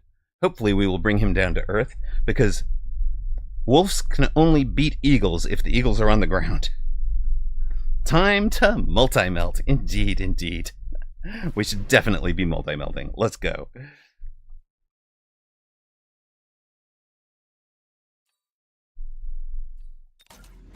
Let's show them how to really fort, shall we?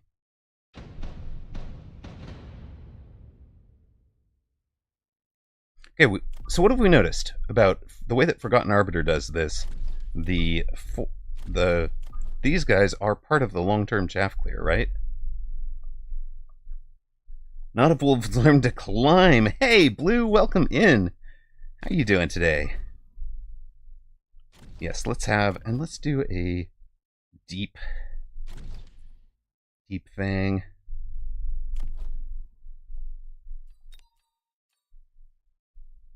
Are we arcing, or do we count on it? No, he arcs, right? He should arc. Let's throw these guys down.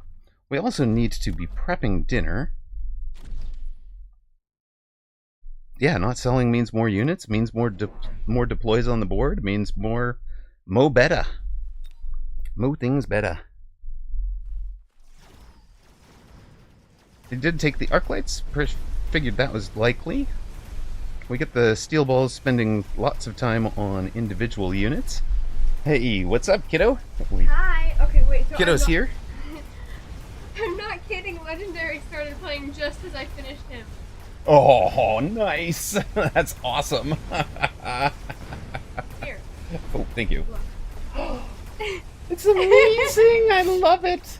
I don't want to draw his dad right now, so I said, I don't want to draw your dad right now, so you get to be dadless for a while. Dadless for a moment. We've got the dad perspective. Yeah. We're seeing it from the dad's perspective. No? No? Do you want the spicy potato tonight? No. Okay. Will you turn on the oven? No, I do. You do want it? Okay. Do you want that now, or are you not hungry? No. Not hungry. Okay. We'll deal.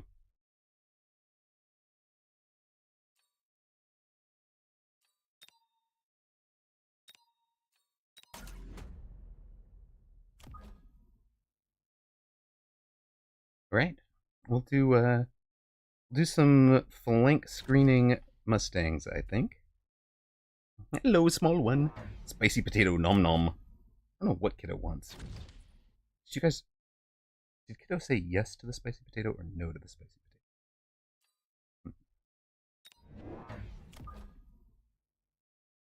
potato? Eagleth won round 1. That is my sign. That, by the way, that's my sign. The ADHD kicks in when I'm hungry, particularly. So I know I need to eat something. So I know I need to be thinking about dinner here.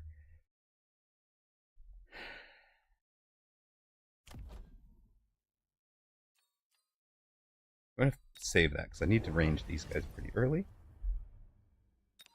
Arc lights aren't ranged yet either. Because they said yes and no. Which one came first? They said no, then they said actually yes. And then they said they're not hungry right now. Okay, that's the problem. I was paying attention. It just doesn't all get out of short-term memory.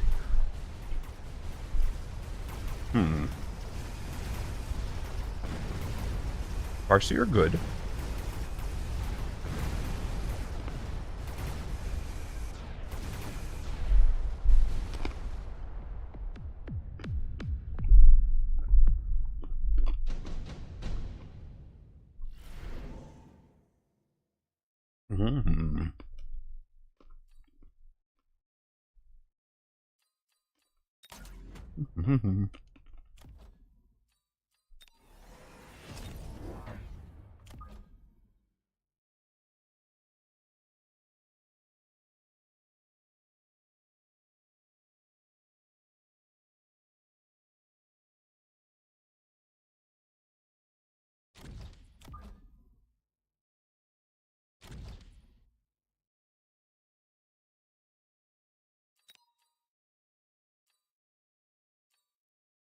Farseer is interesting because its real value is as a support unit. You second my memories. Thank you, Dimth. I appreciate it.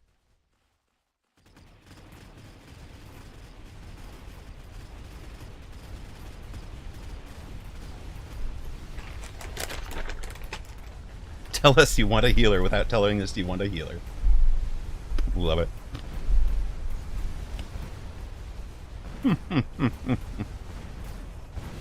Cleric! Cleric unit on the board. Want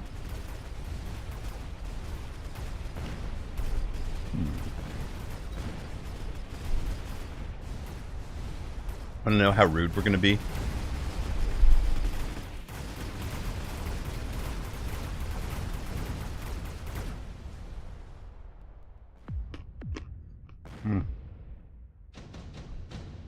I'm sitting out there pumping oil into the mechs. I love it.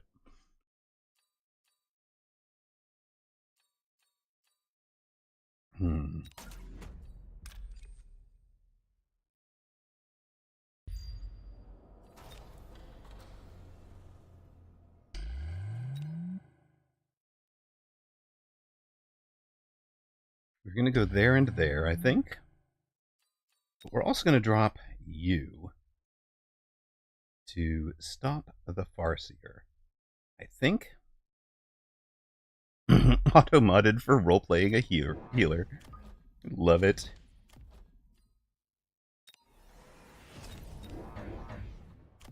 What else we're going to do? I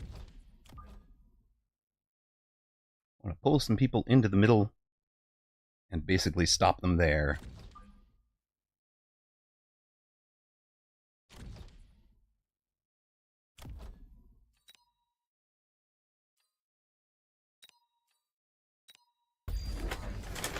Okay.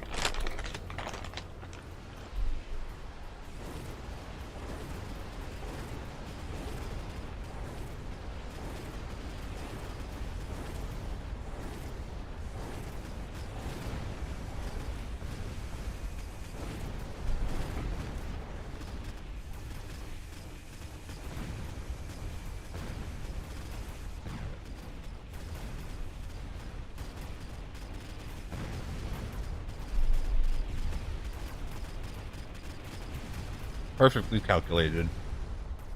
If I'd known he had this one coming, I'd have won the round.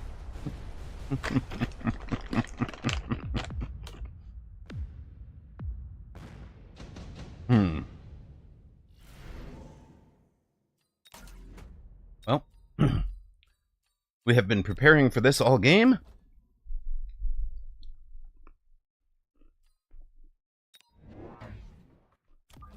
The AM didn't catch a single rocket.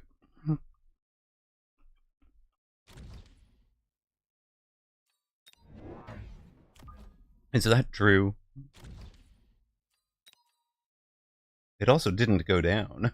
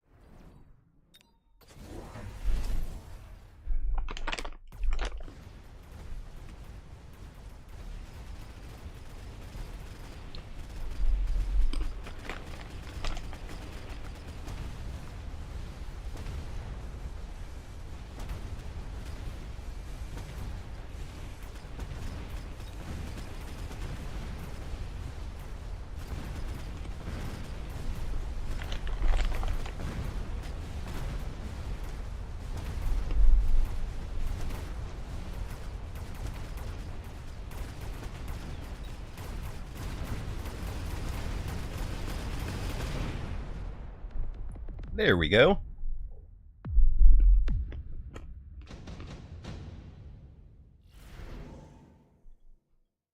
That looks like it went well.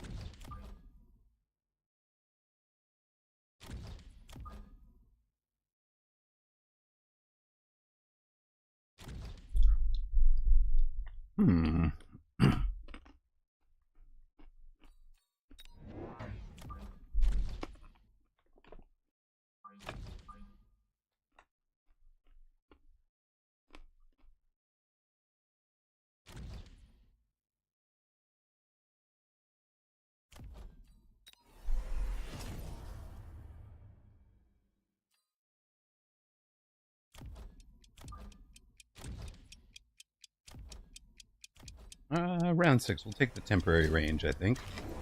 Oh, you've gone War Factory. Okay.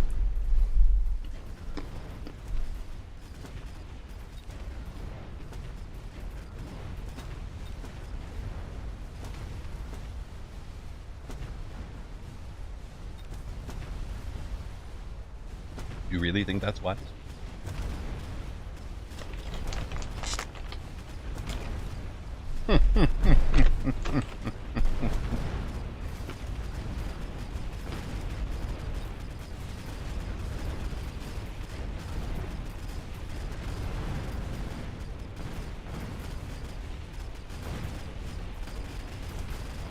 It's actually just part of the stream scene at the moment.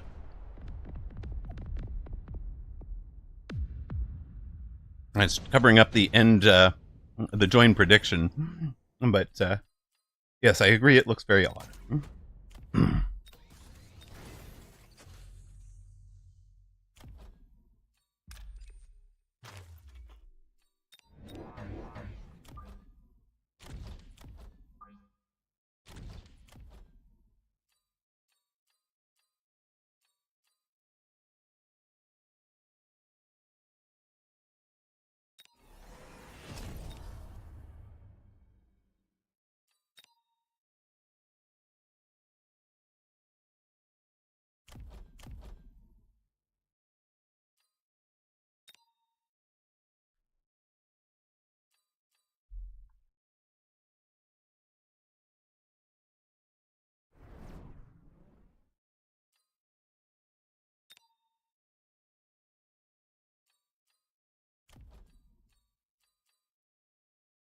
I think we're ending this quickly, right?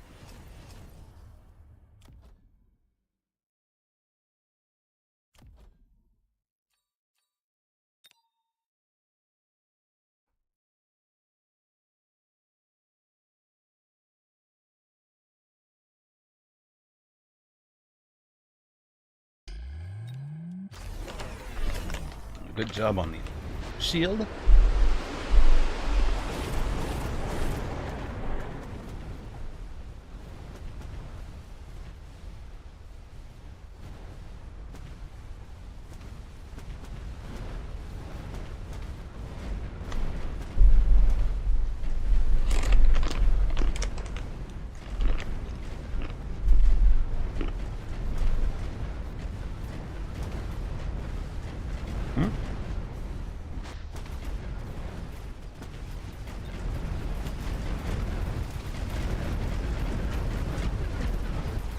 I'll buy War Factory. Go away, please.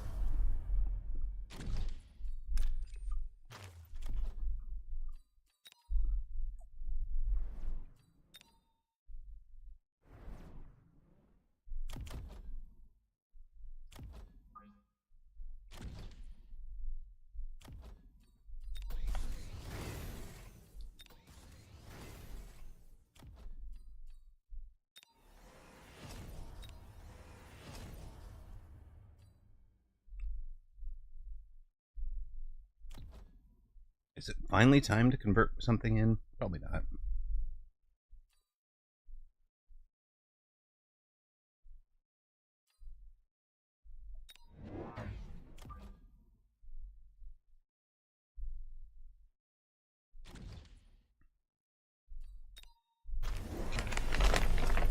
There's another War Factory, and they have launcher overload. Okay.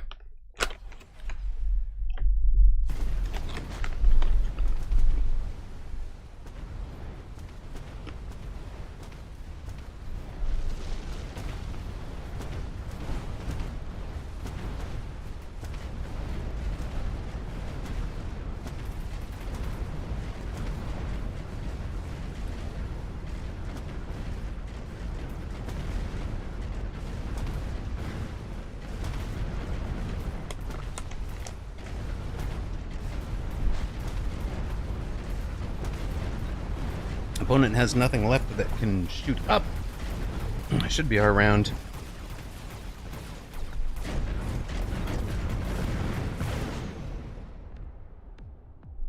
Keep grinding.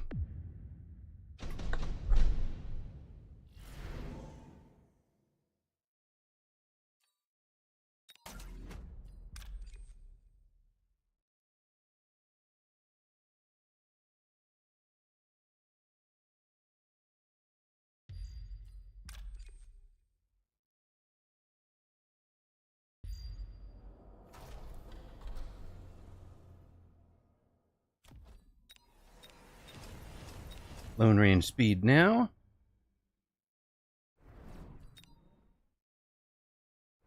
That's definitely that.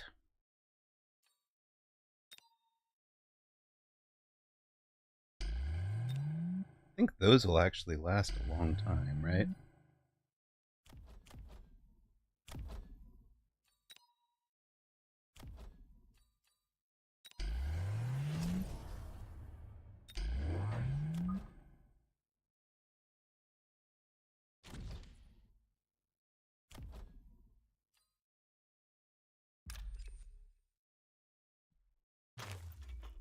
We'll take the risk of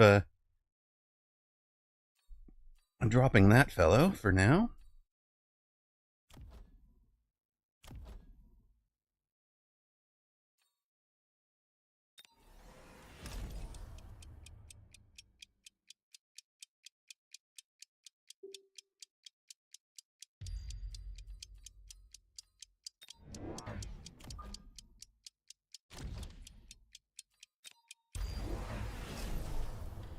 Oh no, opponent.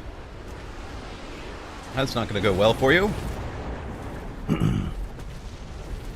That has gone very poorly for him.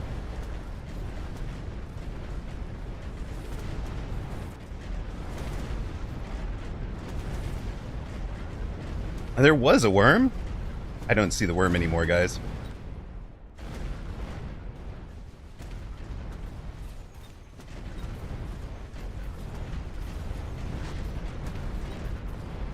Opponent's War Factory piloting leaves a little bit to be desired.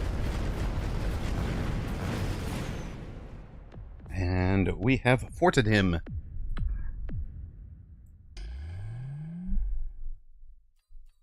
It does look like they take such an erratic path, they juke out the AM devices. And that's kind of cool, because you sort of think of it as like a EM warfare sort of unit. It kind of makes sense that it would do that. Well, it took us 9 rounds and about 20 minutes, but we've beaten Eaglet 1-0 for the day. What was our MMR gain? I'm going to go make sure that dinner is in prep. I'll be right back.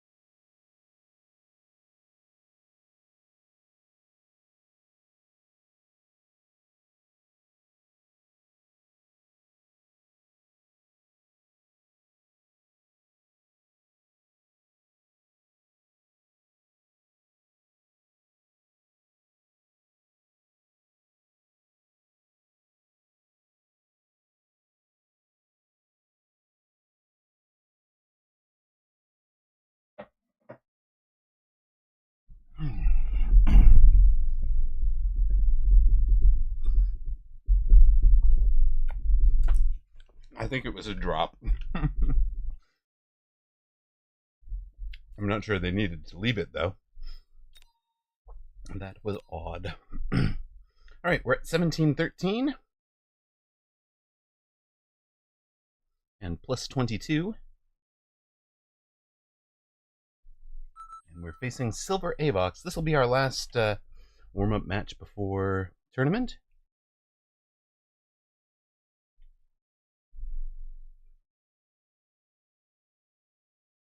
Emotional support worm, exactly.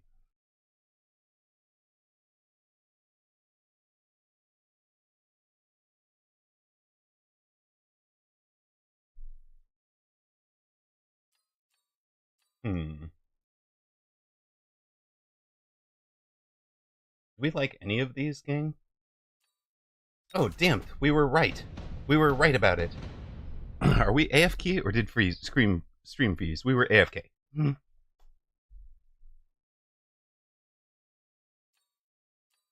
I hope stream is not frozen. I did stop and restart the OBS briefly, so there might have been a hiccup possible.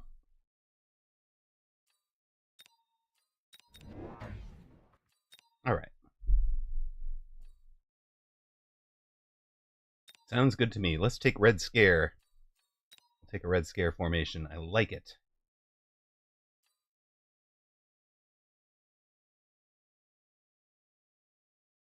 I don't think I need that yet. Whoops. End. Okay. Off we go.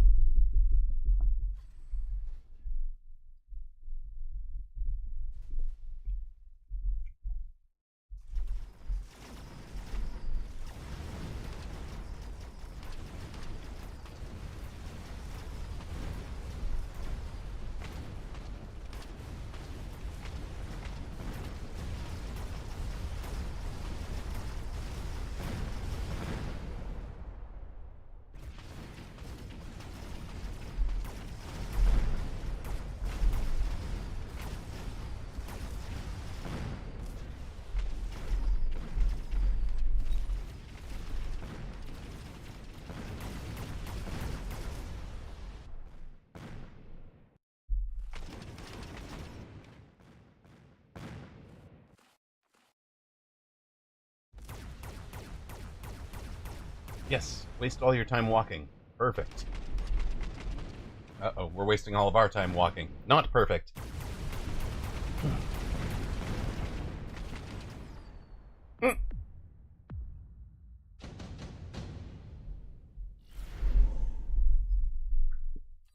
Do we want any of these? I think the answer is no. Oh. What if it's this? What if it's this? What if it's this?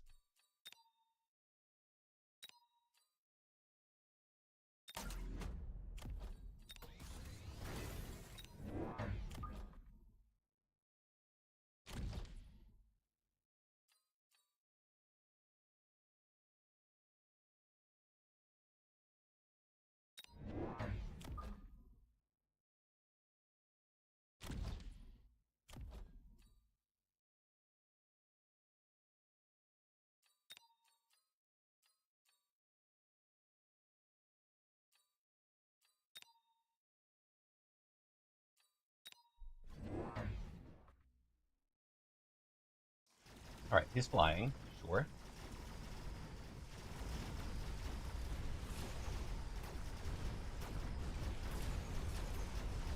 Most reasonable.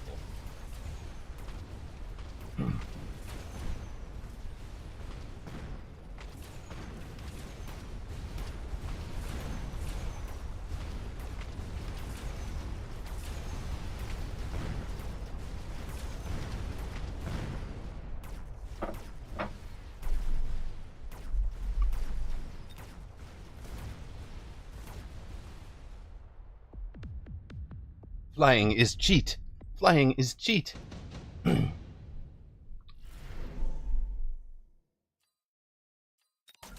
Sort of. So is getting your upgraded unit already. Wow.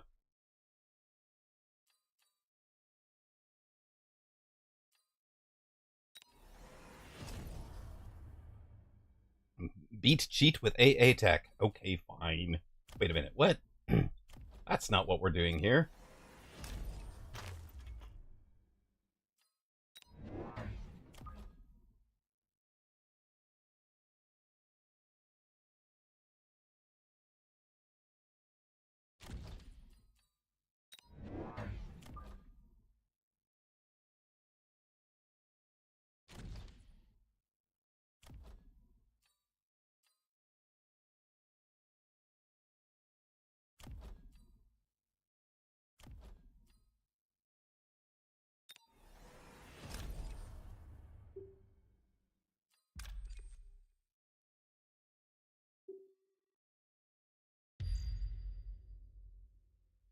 We're not running AA Tech on Spooter? No.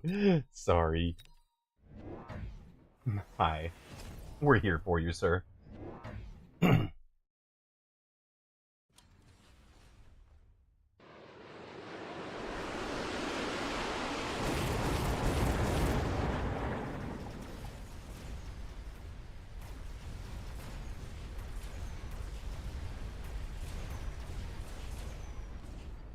I love that he got stuck in the oil and didn't light the oil on fire.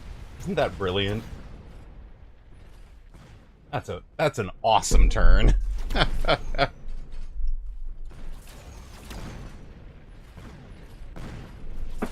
Oh no, we lit the oil on fire end of round. Your face is brilliant. Got him. Alright, Tourney Reg should be open. Somewhere. There we go. Tourney Reg is open for mini tournament, or weekend tournament. It's not a mini. Weekend tournament Americas. Tourney Reg is up.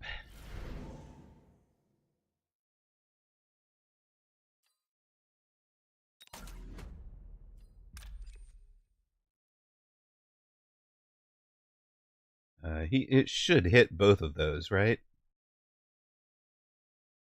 Should be his play.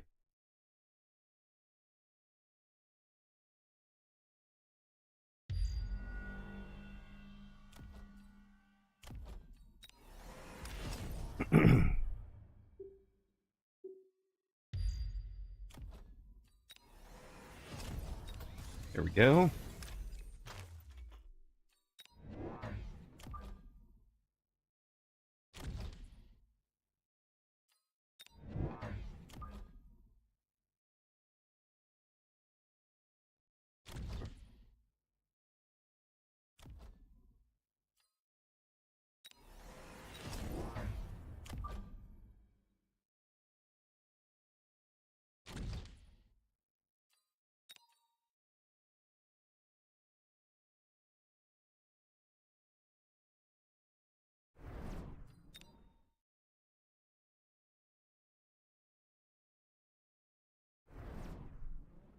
Hello, Fab4. Welcome in. Yeah.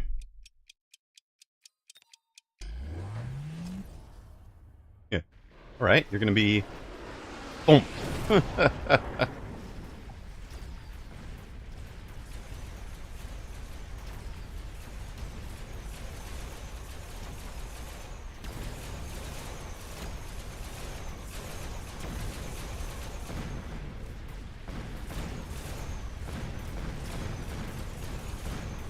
Poor guy. Tower down. Tower down. Shield's holding.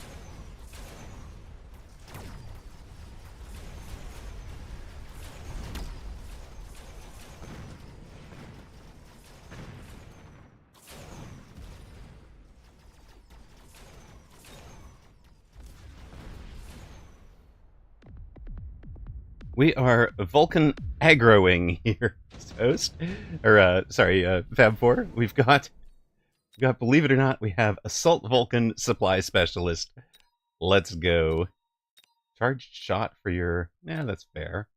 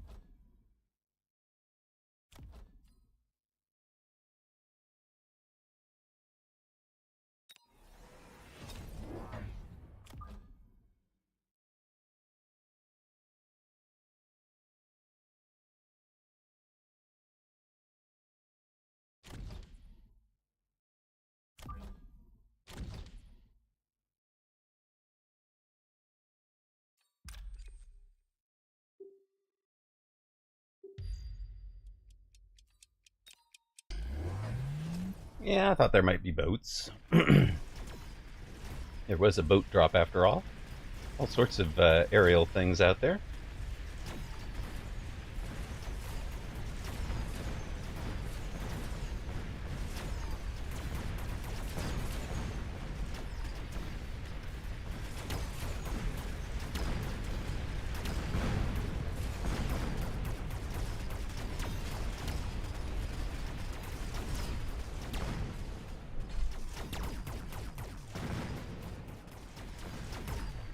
We are an aerial specialist. Ah.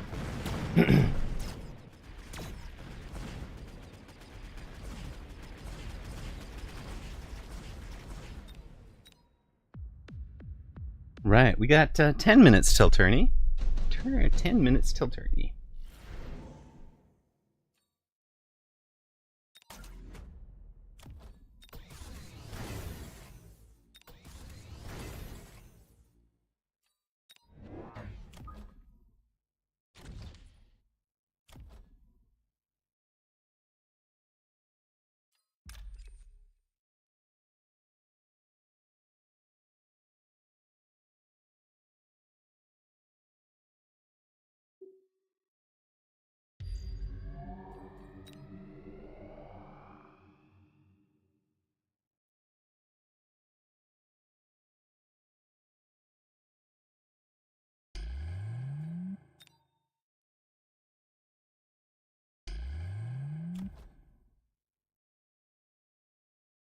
I want the extra deploy.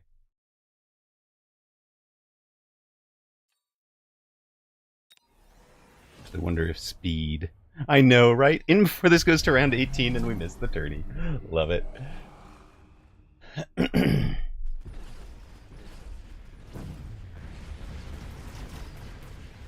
Nothing like ion beaming a pack of wasps.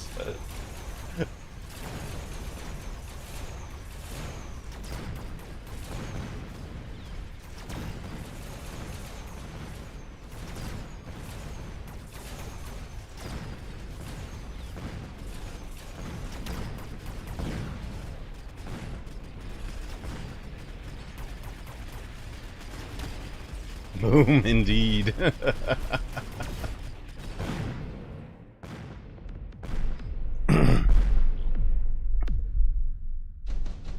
All right, 8 minutes till tourney.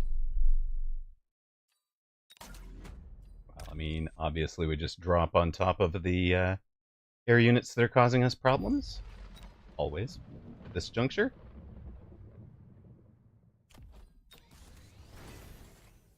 Best partner time, right?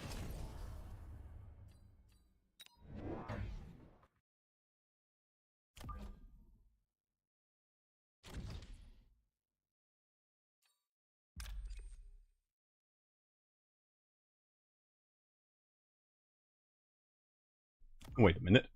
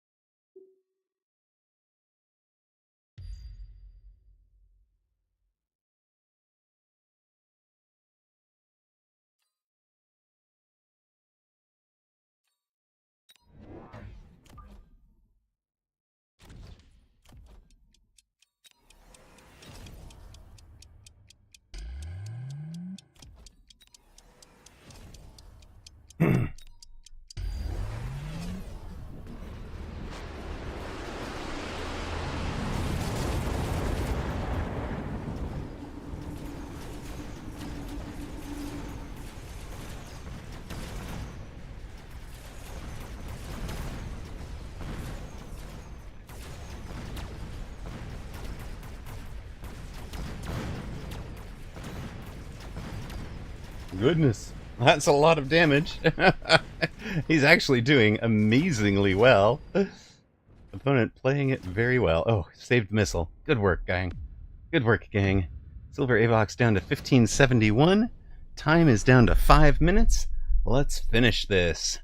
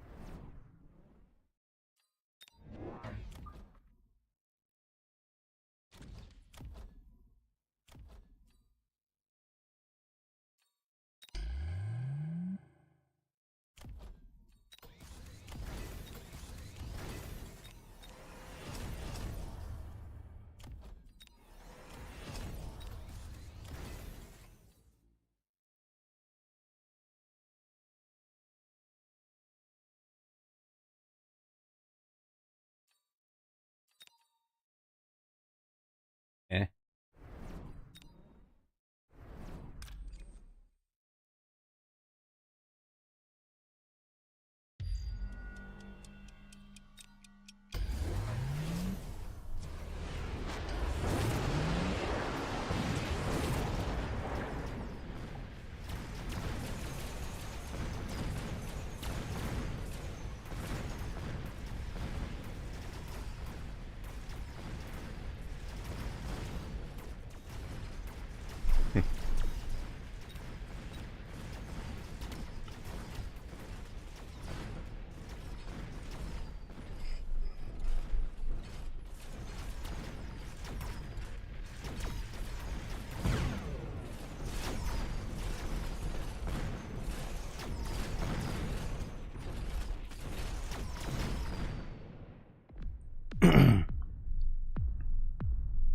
All right.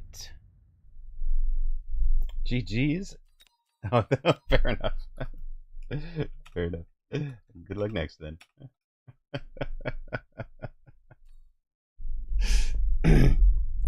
Well, there's a meta strat you haven't seen before. Opponent is aerial spec. Take Vulcan. Take Assault Vulcan on and go double Vulcan. Gonna go mentally prepare for the tournament. Do some squats. Check in after. Good luck, everybody. Indeed, we are ready. We are here. We've got 94 viewers, cranking our average. I cannot believe that. Thank you, guys. That is huge. We've had no raids. Well, we had one raid of 4 people. We've had no raids today. I really appreciate you guys all being here, trying to push me over the hump to get me to partner. It means so much to me. Thank you guys all so very much. We have 2.5 minutes till tourney. It's tourney time. We'll run our ad now so you guys don't get one between at the start of the round. No, Schmitzkatze, I really appreciate it, man. You guys, it just yeah. It's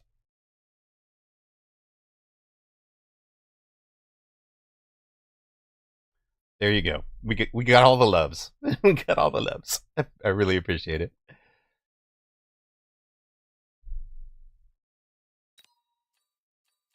All right. Tourney in a minute and a half.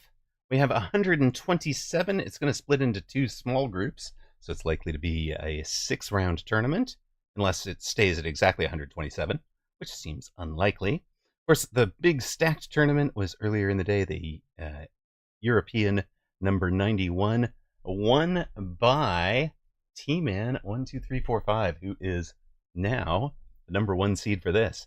Apucci, Doxson, Shanoff, Mondkind, HD Susauer, Illuminati, adding it. Oh, stale donuts? Wait, those aren't stale. They're not stale donuts. They're wraiths. Thank you for the sub. Much appreciated, sir. And Schmidt-Skatze says, when you are happy, we are happy. Oh, thank you, brother. Stale donuts. Not stale, not stale. But if you like them, we do have the Wraith icon for you. And do find and enjoy all of the various all of the various icons you've just got yourself for, the praise bear-like and all of that. Oops, not quote bear-like, praise bear-like.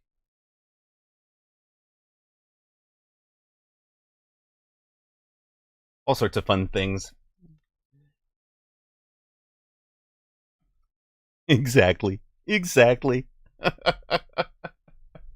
All right. We are over 125, 128. We have 143, so it's going to be two groups of about 80, which should be 6 rounds. Could go 7 rounds, depending on the spoiler round in round 6 and round 4, most likely. But 6 and 5, I guess.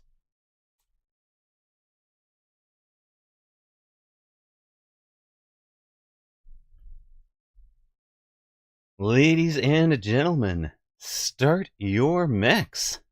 We are ready for Weekend Tournament America's number 91. All sorts of great names in this one. Bimpy had a great run in Europe. Starts off against Fort Build. Godius Prime against Dionis. HR Giga Chad. Sparty against Drake. My goodness, there are some good matchups. But holy smokes.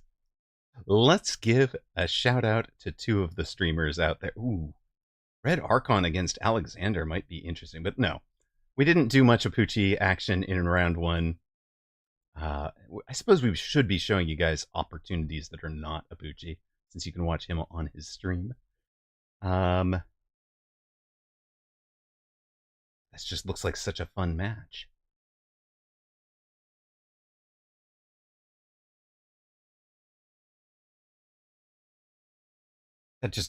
No, that's just the fun match. Let's do it.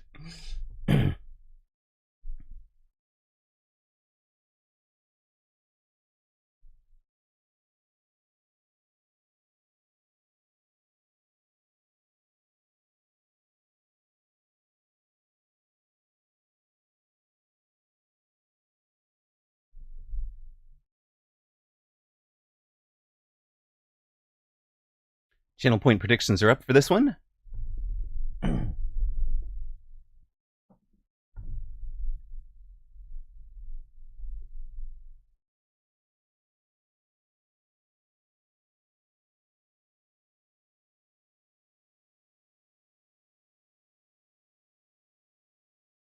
We took a look at that fabulous game of Apuchis against Dillo in the European tournament, where they came down to the mass-produced fort versus mass-produced fort, and Dillo baited him into the wrong tech. Welcome to round 1 of Weekend Tournament America's number 91 streamer duel. Streamers Fab4 200 and Apuchi going head-to-head. Fab4 had just said he was going to take a quick break to go. What's the quote here? Here we go. All right, I got to mentally prepare here for the tournament. Go do some squats. Might check in after. Well, good luck and have fun out there, my friend. I hope you are readied up. I hope the squats went well. Streamer v Streamer in Europe. Fab4 came 38th. Apuchi came 19th. Both dropping relatively early. I think Fab4 took two L's.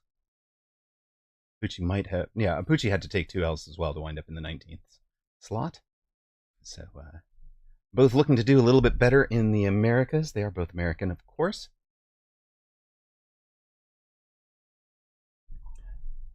Europe was a stacked field. We do have a fair number here, including the Germans, Illuminati and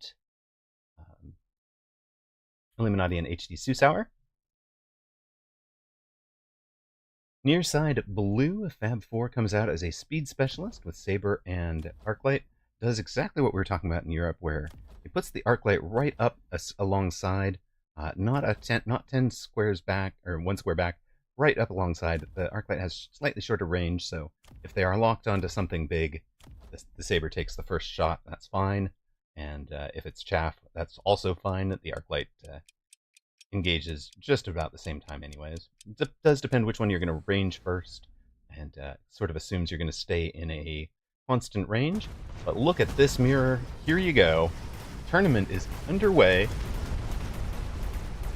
This round is almost entirely a battle of position. 3 arcs and 2 fangs against 2 arcs and 3 fangs. The only compositional difference. The other big difference, of course, is the speed on Fab 4's side. We saw in Europe that does actually make a difference in terms of when things engage. For example, a Fang v Fang pack. About 6 Fangs survive from the speed specialist because they get into range and start shooting. The back row gets into range and engages before the opponent's back row does. So makes some slight difference. Fab 4 Apuchi wins round 1. He's at 4,000 hit points. Fab 4 on 4,700.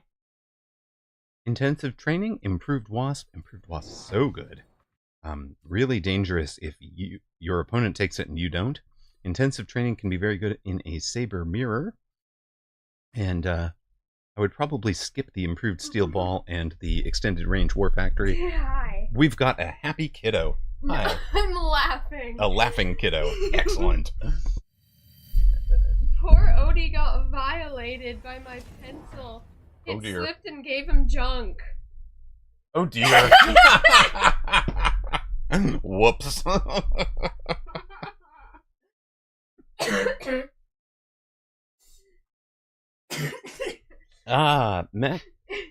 Masu Cambo, I'm sorry. I should have given the is real. I should have given you the warning. It's unlike a match on ladder, you have to click the ready button.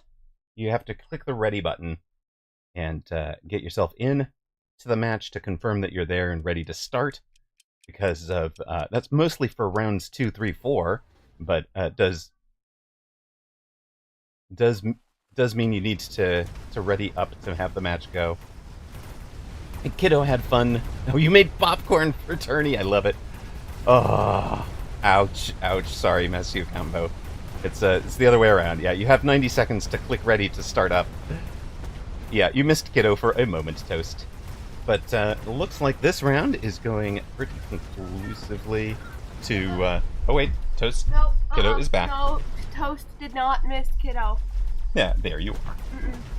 I will not let the fellow small one down. That's what Toast said earlier. She said, "Hello, small one." Fab 4 wins round 2. Hey, Toast. Fab 4 on 4,700 hit points. Apuchi down to 3,500. So it's a big round win for Fab 4. The funniest part was I was actually listening to the song Odysseus, as you were drawing Odysseus. Yes. Brilliant. Also, Legendary played just as I finished drawing Telemachus. Nice.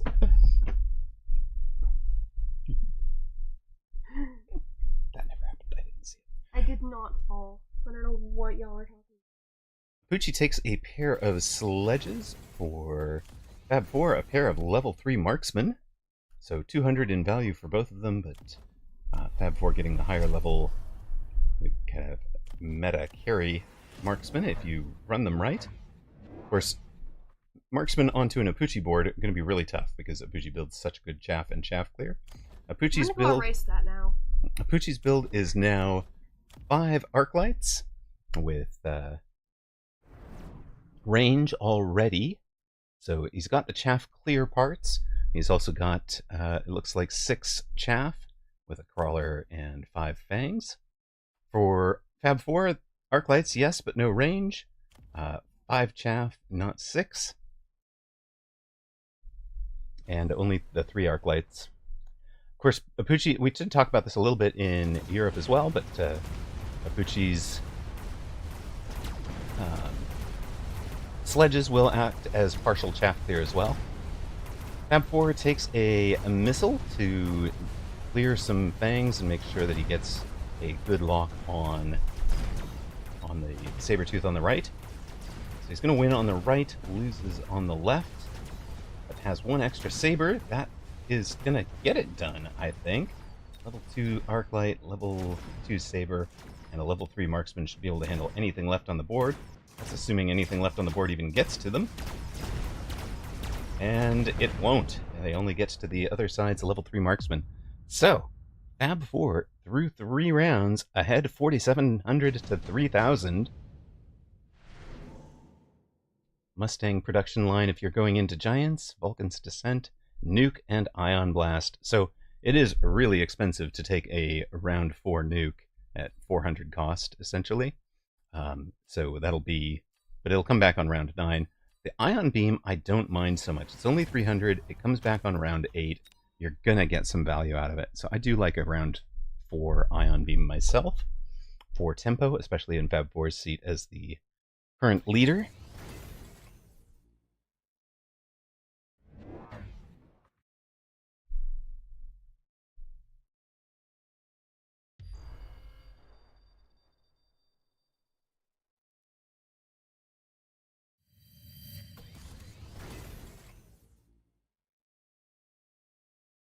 That beast is up to level 3, so it had leveled to level 2 previously. He intensives it up to level 3 this round. Figures better to have a level 3 than the extra level 2s. Range on the arc lights now for Fab 4. For Apucci, check that out. Level 2 Rhino and the arc light. He is the Rhino specialist. He did take the improved steel ball earlier. He's got Rhino and arc light. And that arc light with the range should handle the crawlers, and the level 2 Rhino should get right in on tower. There's also an arc light and crawler flank over here to pull other units out of the front. Fab 4 took the Vulcan drop, so taking some tempo, trying to get tower first. That gets the tower first. That's going to stop this Rhino in its tracks for a bit. Of course, when you lose a tower, the speed is reduced by 80%. So that Rhino is moving at a whopping 3.2 meters per second. That's half the speed of a Fang. Meanwhile, Fab 4 is cleaning up the entire rest of the board with the 90% debuff in hit points, dealt, attack, 90% debuff in attack, and a 50% debuff in defensive strength, so that units take an extra 50% damage. That drops Apucci down to 2013. Fab 4 winning, getting tempo, and is spending money to do it. He has spent missiles, he has spent a big call in there. So Apucci should have the long-term board that wins this. This game goes 12 rounds, 10 rounds. I'm expecting Apucci to win it. If this game is over quickly, it'll be because Fab 4 tempoed him out before his comp came online. Level 2 Mustangs are the drop for Fab 4, so it's looking like Saber Stang. Saber Stang, very good. He puts his Mustangs all the way back between towers.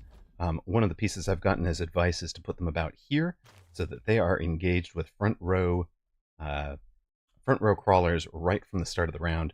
Here, they're far enough back that they don't protect you against the Wasp Swarm, and they're far enough forward, and they're too far back to be taking the first shot on Chaff Clear, which is kind of what they want to do anyways.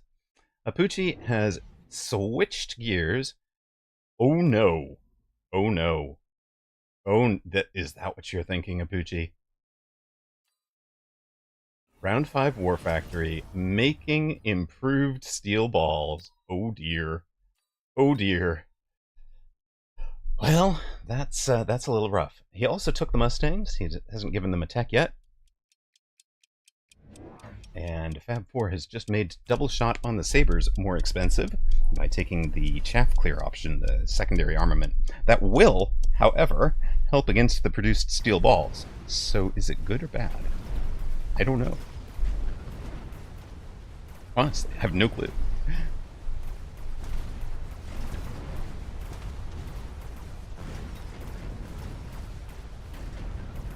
You can see this thing is cranking the steel balls out every 6.5 seconds. There's a new steel ball added to the board.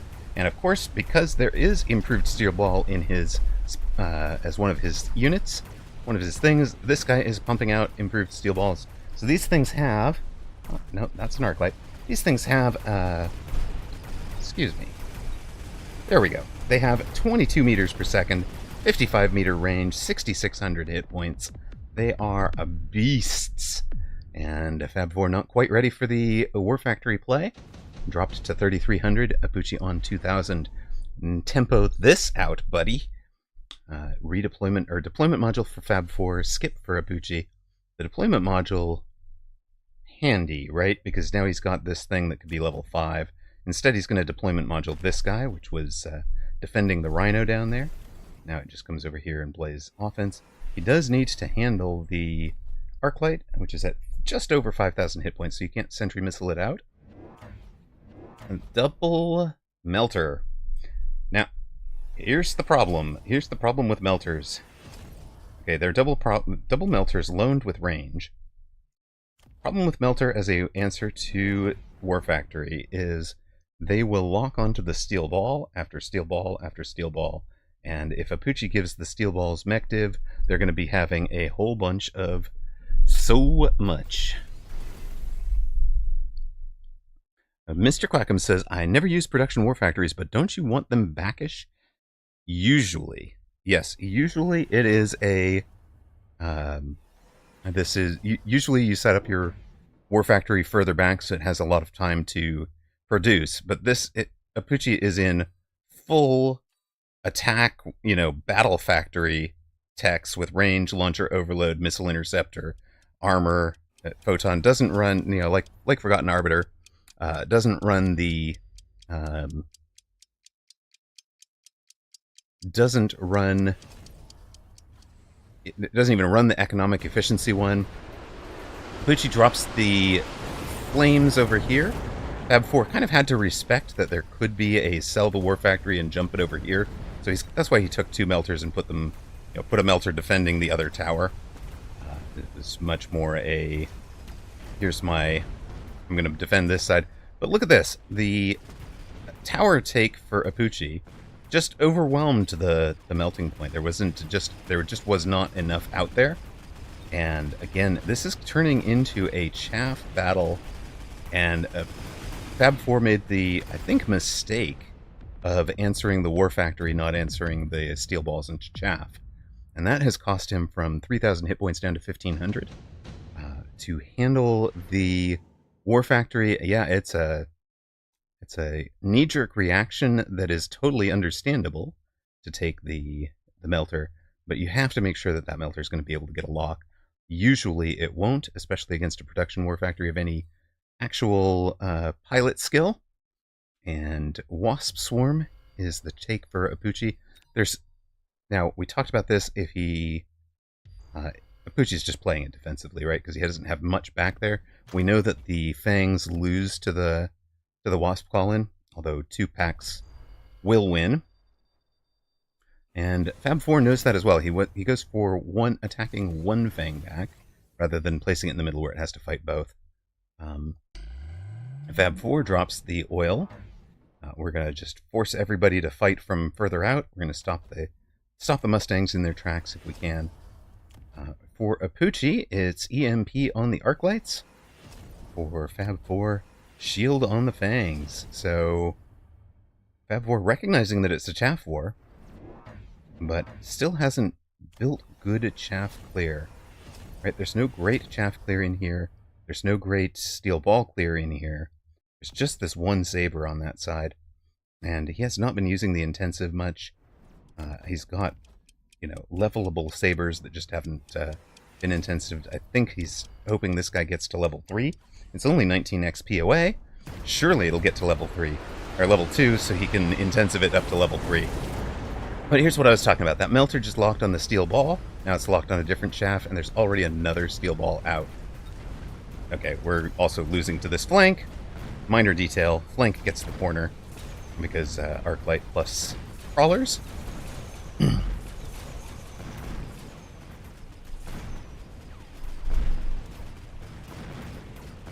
So Apuchi really did a great job here of combining the improved steel ball and the war factory production. Oh, he's got range on the war factory, so it's up at 155 meters. Melter's at 170, but again, it's got to get through all this chaff first. And the chaff clear battle has just gone Apuchi's way all game long. Is there 1,500 on the board? There is. Apuchi wins the streamer battle at 2175 MMR today. Fab 4 right at 1710. And so Was this an improved melter? No, it was a melter with temporary range from tower.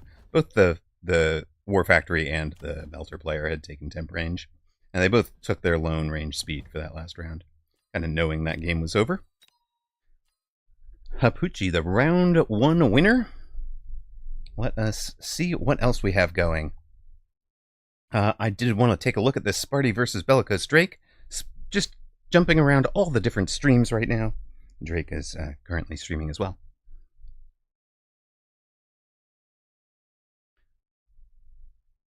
Note that Fab4 did not bet upon himself, and for some reason, Fab4 was the emotional favorite, making Hapuchi a 4.8 to 1 underdog, which is just not right. Alright, here, Sparty against Bellicose Drake. Both of them have been playing this game since 2023. They are both early members of the Mechabellum Guild, longtime members in good standing. Sparty 4th place in this tournament last weekend. Bellicose Drake not currently holding one. Thank you very much for the follow, Third Eyes. Third Eyes 13 with the follow. Thank you. Appreciate it very much.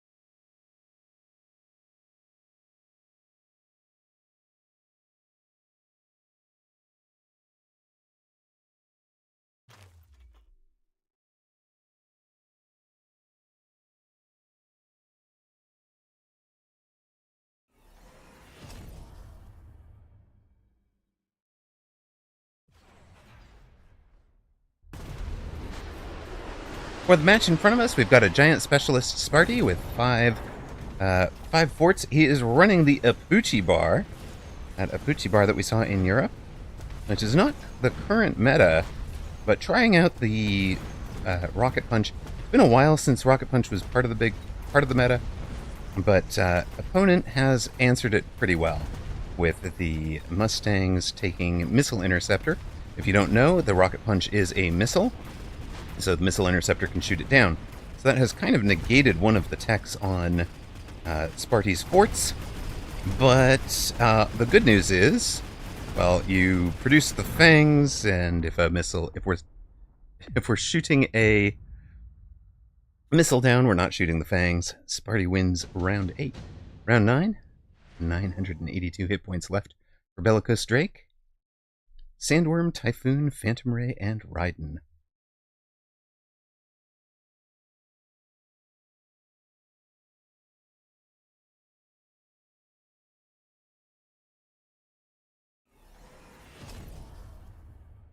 Raiden for Sparty. Are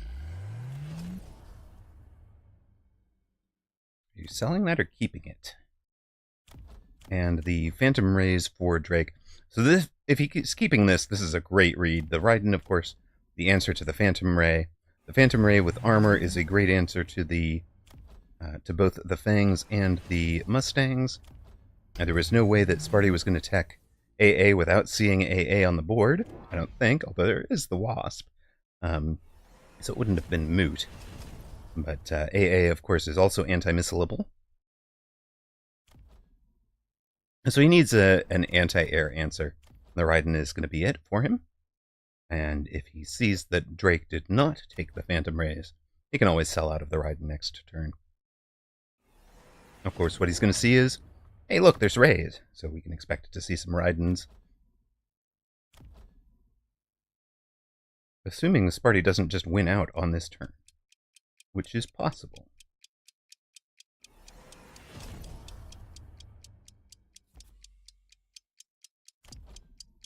And is a good point from Toast, as says, I wonder how many stangs it takes to consistently block a Rocket Punch, especially considering punch forts don't usually have range on the bar at all. And that's true, right? The punch is I think it's 180 meter range, right? And the fort's only 115. So by the time that rocket is flying, you're in pretty darn close to it, right? At 115 meters at most for it to get shot down. You're not going to be... the fort's not going to be getting pinged while 180 meters away.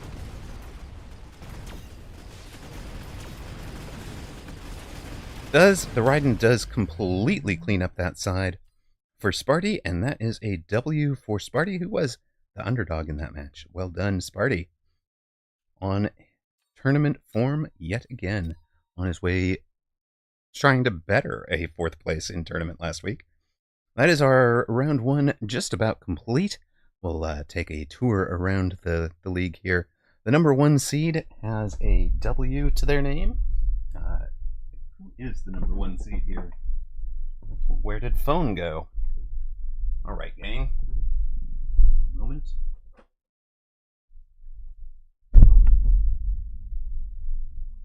Phone hath been captured and returned.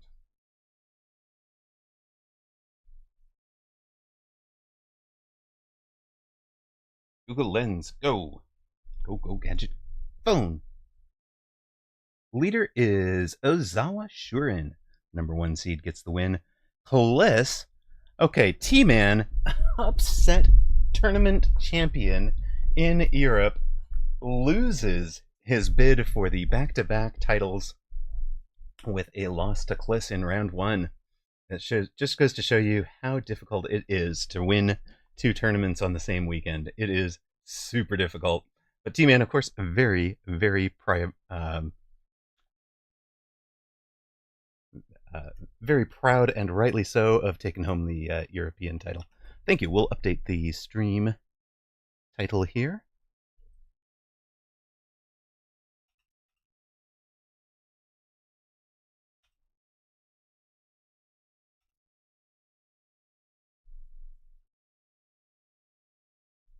All right. So, Bliss upsets T-Man, knocks off his bid for back-to-back titles. Dachshund beats Cobalt White Mondkind over Hobosage Poohbeard. HD Susauer Chemtrails. TNT 11 had a great European. He beats Fort Build as the underdog in round 1. Well done, Bimpy. Still on a tear today. Odious Prime beats Dionys. Coin beats Sauron. Nicely done. HR Giga Chad gets a win. Sparty beat Drake. Thonix. Congrats, Thonix. Gets a win over Cheeseburg. 49 has beaten 86. The number 12 seed here is Meow Meow C doesn't move. Meow Meow C back in tourney action. Rakamakafon upsets Illuminati. Of course, it's middle of the night for Illuminati in Germany. Galneris beats Do Not Punic. A Shadoff over Whooped. We saw Apucci beat Fab 4, and Red Archon beats Alexander UA. Further on down, the winners include Unreal, Flow, Xavier, Ye Old Mate, Vibe, also streaming, Becca Mellum, Zaz, Mithrandir, Tab, believe that is Tab Target, right? Stip, I'm not even sure how to pronounce this, Extipikairos, Grandmaster Wookie, Huge, getting the wins. Sharia beat Dolo. Laplace's Shadow over Johnny McBanjo. Pizza Fanatics beats Savage Dad Gaming. Frostbite, Muppet, and A-Rod. The remaining winners. That is our 74. The 74 goes down to 37. But I think it goes to... Well, it goes to 36 because Flo has abandoned. So we have an even number for this round and next round. Let's... Let us see if we have a good match somewhere.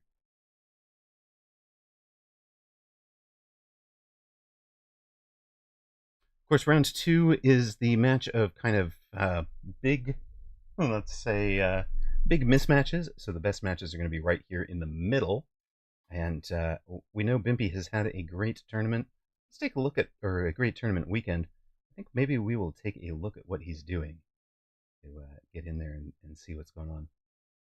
So Bimpy against Unreal is our next match.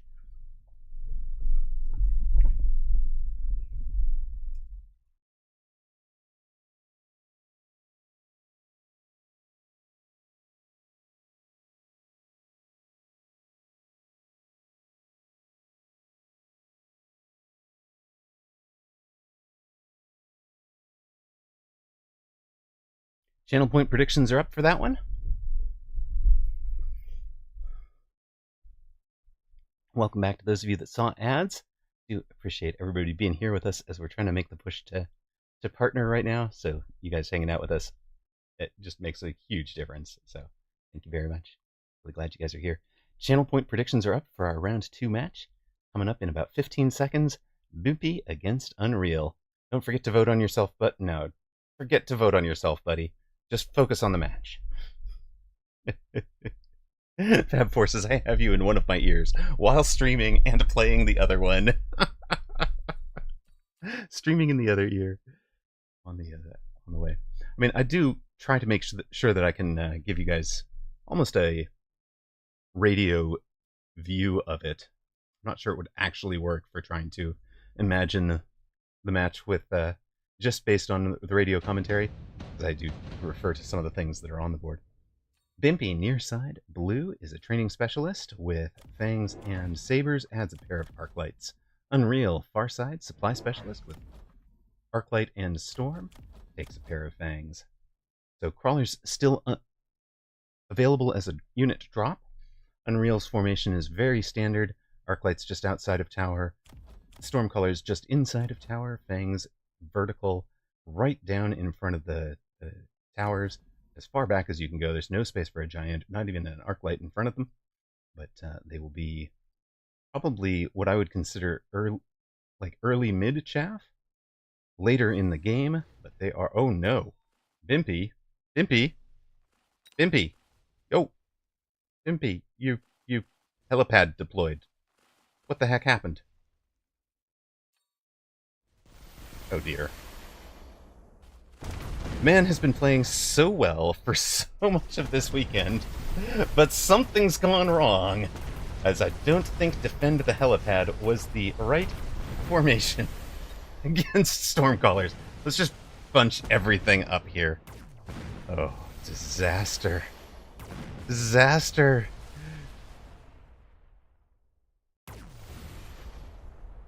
No. Bimpy, coming off 8th place in Europe, has set himself a difficult target with the helipad deploy.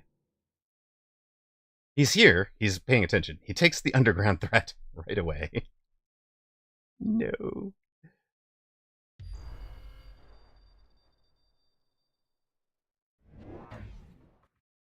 All right. Underground threat. Intensive training can go onto one of these sabers, I suppose. Although, are we selling? How do you even fix this? We really need redeploy. Well, the good news is, opponent can't possibly underground threat our back line, because we have an arc light there. Don't have to play that. That's true. Aggro crawlers would have been annihilated by the concentrated ranged power. Okay, we've taken a pair of crawlers. Hopefully underground goes on the helipad. It looks a little undefended. We have sold one of the sabers. We have taken an arc light. Arc light is, I think, in front of tower. Yeah. So arc light in front of tower. Pair of crawlers. Level for the arc light. The key bit here, though, is taking the pair of crawlers gets him something that the Stormcallers can shoot at that is not the group. He has to do this. He has to shield this because a sentry missile would just take out like half the army here. Kind of neat. This is going to work out not so much as I win the round by surprise, but I have pulled almost everything, including the storms, into the back. That's let the helipad split up a bit. Units headed in every which direction. Unfortunately, the arc light on the right gets insta-locked by the storms. It's going to go down, and the left side is still a little bit too clumped. A couple of things Bimpy can do to fix this. A horizontal fang actually takes a while for Stormcallers to kill, so there is a fang play out there that might work for him. Obviously, redeploy or deployment module would go a long way. One of my favorite games involved a helipad to deploy, followed by getting both of those and doing all sorts of fun silliness with redeploying my originally helipad to deploy all over the map and being almost impossible to defend. Unreal takes an amplifying core. Vimpy could take another underground threat. That would be very silly. But it might be worth doing, although Improved Overlord is interesting. Shield Airdrop and Amp Core also good. He takes another underground.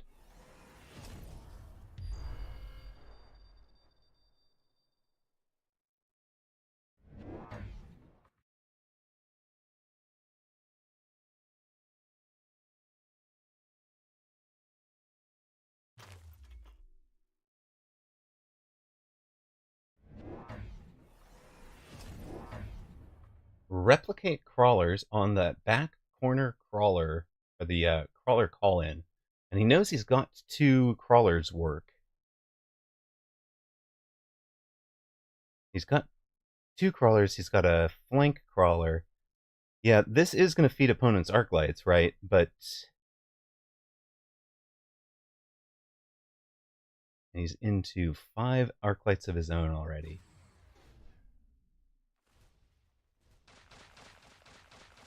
Yeah, opponents' arc lights turn around. Again, it's distracting the storms, keeps them off the board for a bit, keeps them from getting involved early. The Replicate kept that alive for a while longer. Replicate on this flank ensured that units got a lot closer to tower this time.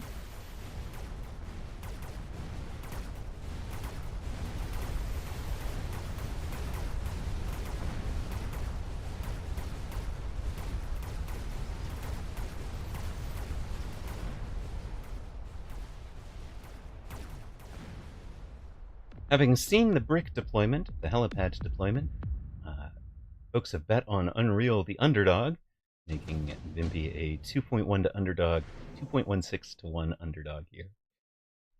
Choices now: Rhino, Sledge, Typhoon, and Steel Ball.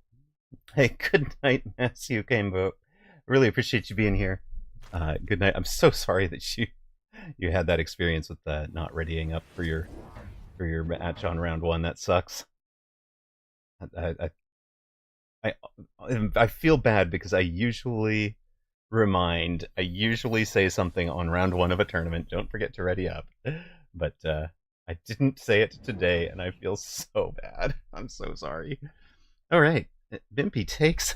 Oh God, we know Bimpy likes a 4 sledge start. He's just going to take his 4 sledge start on round 4 with a triple level 2 sledge. Well, it's double level 2 sledge. Takes 2 more sledges and gives them intensive. Ranges the arc lights, so we've got the arc lights for chaff clear. And Unreal is maybe over-respecting the crawler flank danger. It has dropped an extra arc light back there, an extra arc light back here.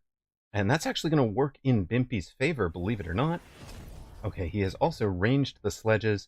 This is starting to look like a carry sledge build.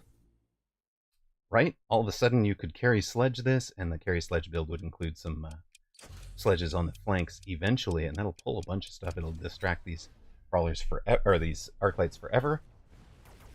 And it's definitely starting to look salvageable. Of course, the level 3 Typhoon in the middle is going to just feed on those fangs. It would be so much better if we had better chaff positions. But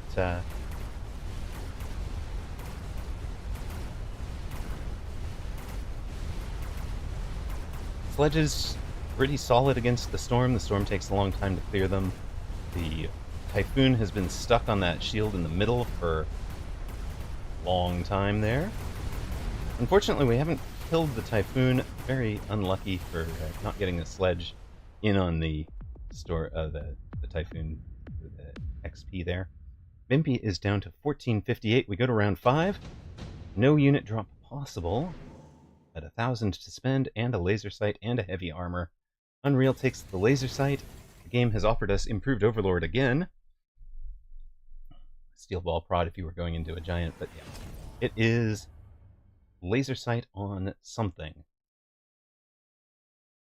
Note that Unreal has gone for a level 2 Amp Core Storm, so Bimpy can mitigate that pretty heavily with anti-missile on this side. And Bimpy adds a Scorpions in the middle. Two Scorpions. 2 Scorpions. They aren't going to be quite on the center. They're just inside the tower. And Unreal continues to place those outside units that can get drawn by flanks.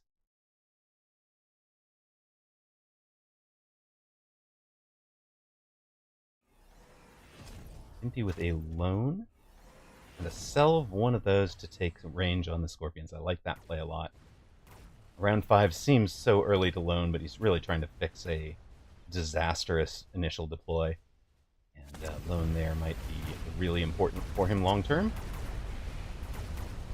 So he sold one of the two kind of connected fangs. If that makes sense. The fangs that were in the center helipad problem zone. Unfortunately, the Scorpions are having the same problem.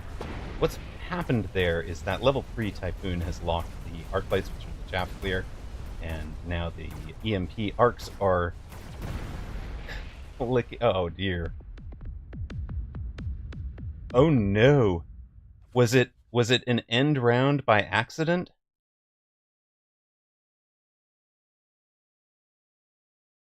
Was round 1 an end round when you didn't intend to click on it?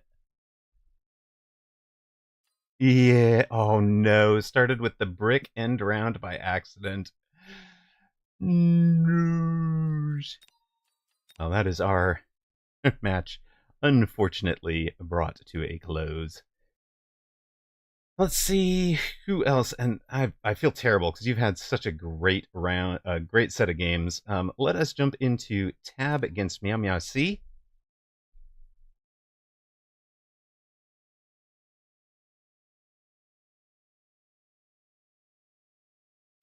Unfortunately, I think end round is probably the one thing that wouldn't be undoable.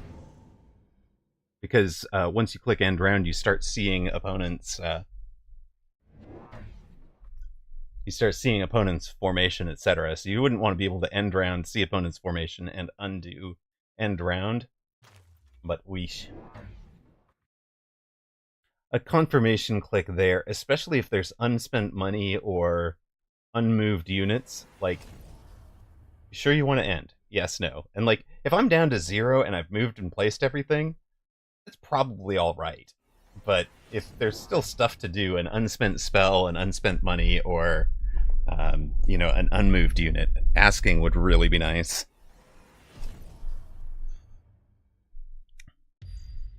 That, or have the initially placed units literally virtual. You can't, like, end deploy is grayed out until you've, like, selected them.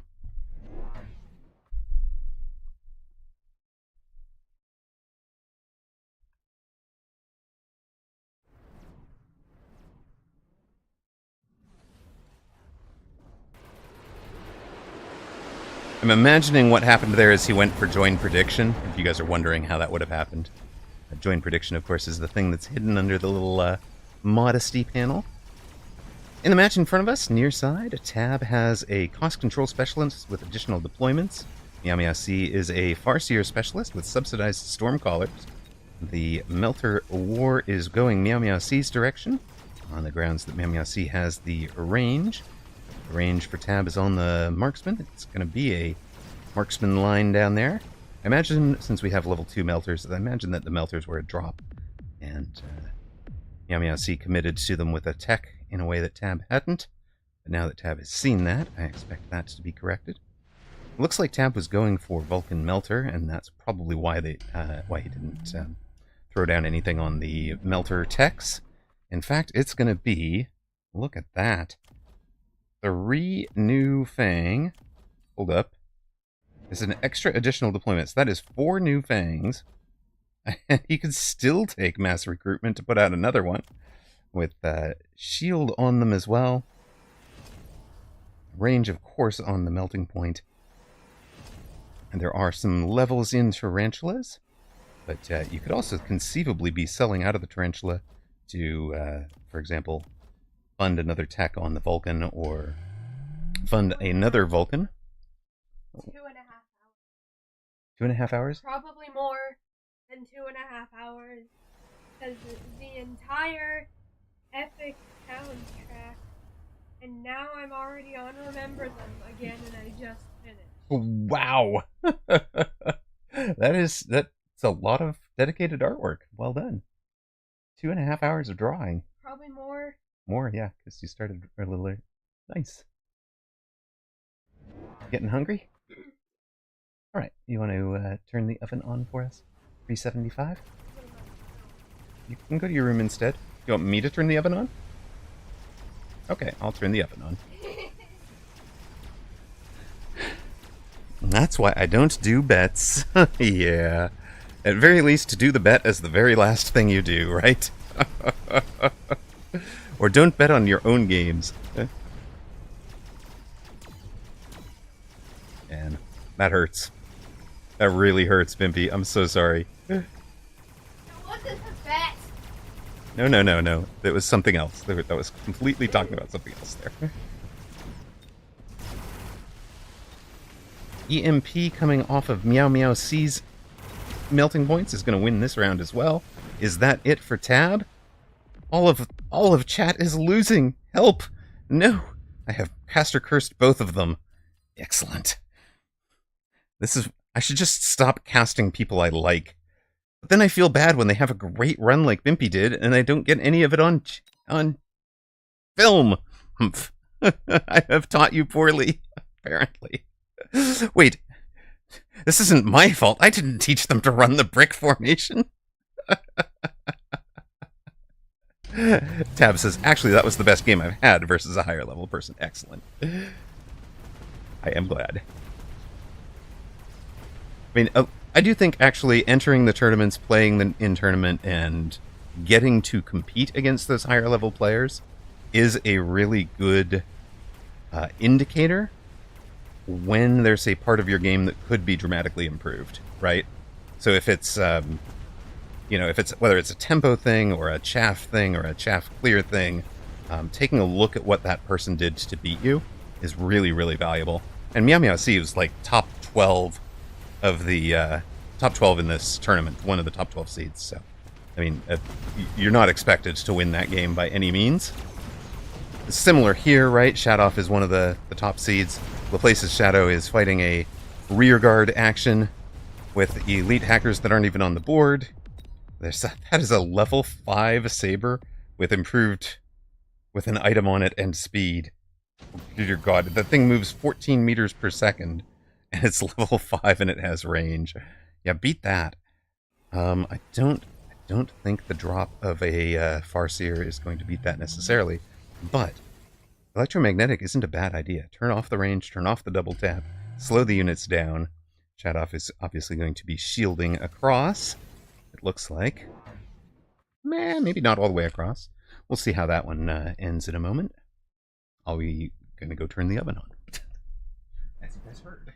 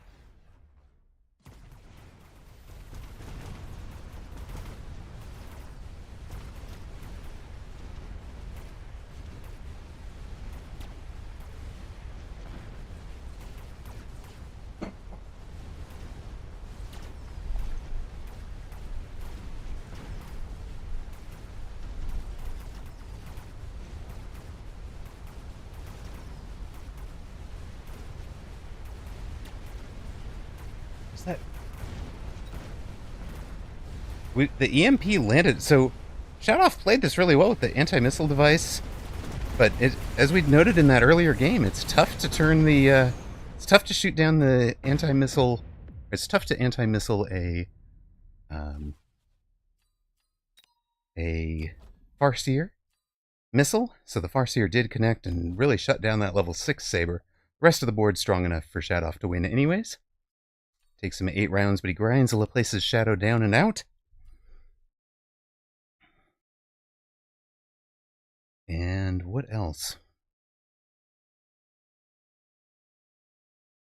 Only one game remaining in the unbeatens is 49 against Mithrandir.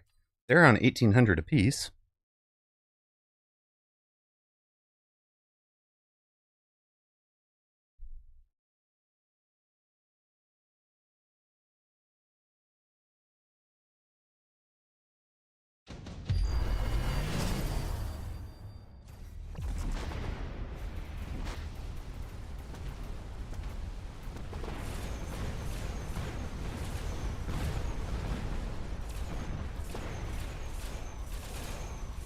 49 is a saber-tooth specialist, Mithrandir, a speed specialist with advanced targeting system and advanced shield device. We've got its triple fort with rocket punch instead of range. Protect fort. This does seem to be a meta build right now, given the number of times we've seen it.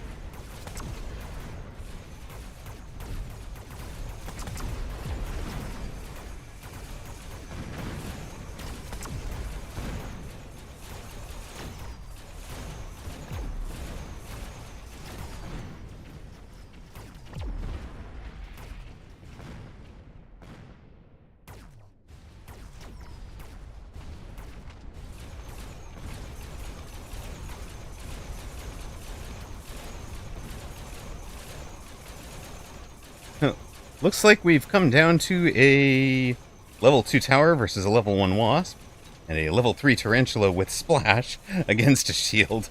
An advanced shield. Oh, sigh. That's one way to end a round for sure.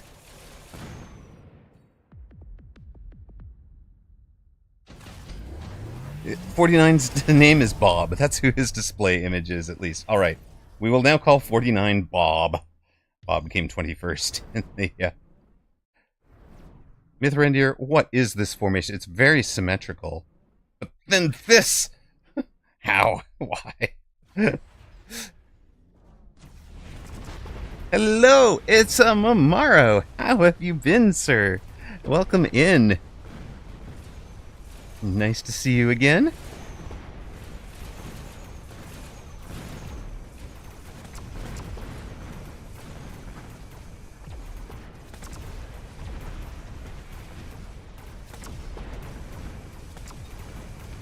So much fort. Yes, the AA is making the wasps a little unhappy, I think.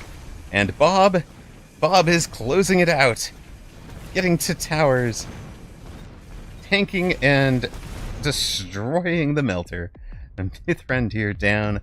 Bob gets the round 10, or a 10-round win here in round 2 of tourney.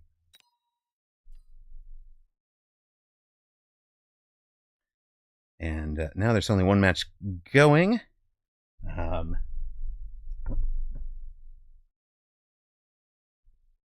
Number 1 seed Ozawa Shurin gets the round win over Arod.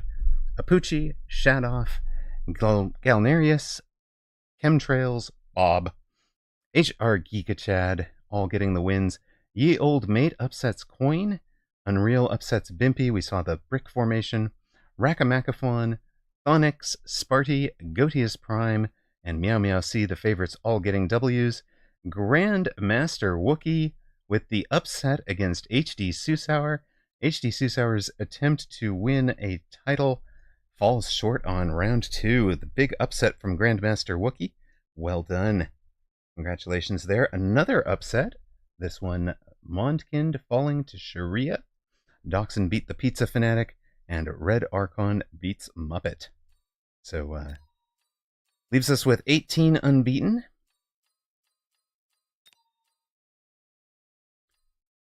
Let's see what our best matches are in the middle of the group here. Everything's going to add up to 19, so Shadoff versus Apuchi, Red Archon versus Galnerius. Those look like the best matchups for this. Yeah, I think we'll probably take, since we've already shown an Apuchi match, I think we'll take Galnerius against Red Archon.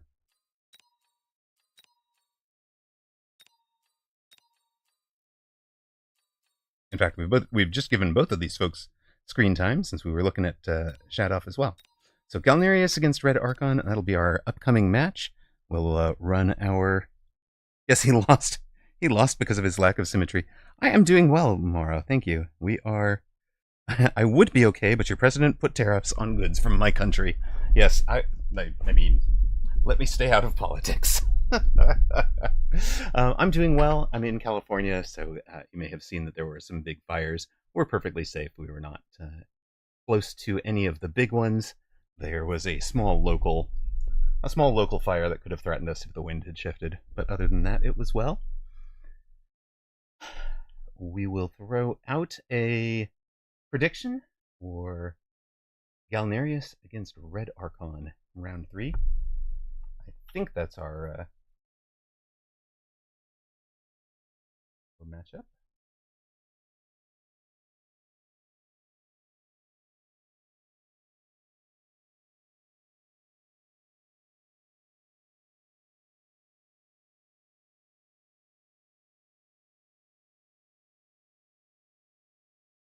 I'm just holding on actually submitting that bet until we have confirmation that there hasn't been a late drop or something. Meow Meow C's up to the number 2 seed.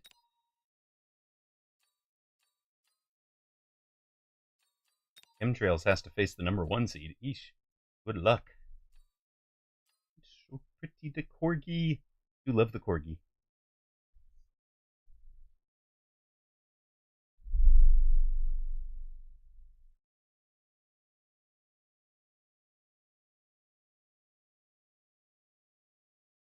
Yes, it will be Galnerius against Red Archon. Match is submitted for you guys. Or channel point betting is submitted.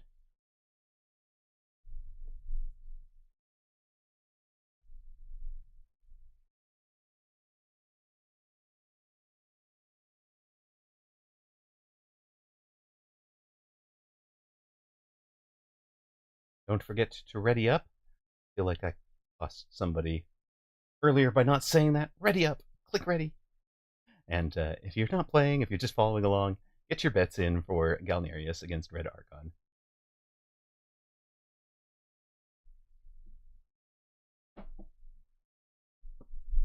Where did I put the water?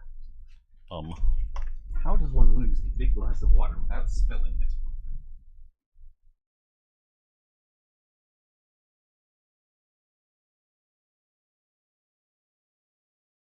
Cleverly hidden in the dark, apparently.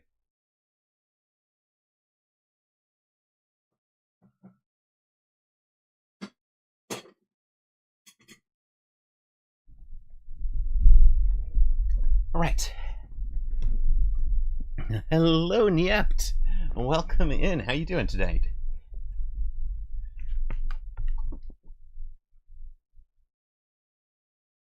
You are 2-0, right?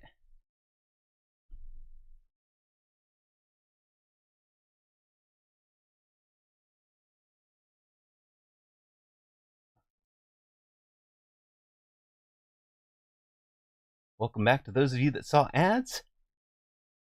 Galnerius versus Red Archon is your rock wagering options. Currently relatively evenly bet. Welcome to round 3 of Weekend Tournament America's number 91. Galnerius against Red Archon. Red Archon on the far side, appropriately enough, in red. Aerial specialist with Tarantula and Crawler. And Galnerius near side blue, choosing from a pretty good looking marksman pack, a pretty good looking amplify spec pack. I think I would probably skip the fortified. Takes the marksman. There was a giant spec on offer as well. But we get a Tarantula versus Sabertooth matchup, and this is yeah, I liked that amp pack, that amplified pack for sure. But Galnerius took the marksman specialist. He's got the sabers and crawlers. He should have the advantage over the tarantulas. Whoa, Fab4, thank you very much. Subs with Prime for 2 months. Much appreciated, sir.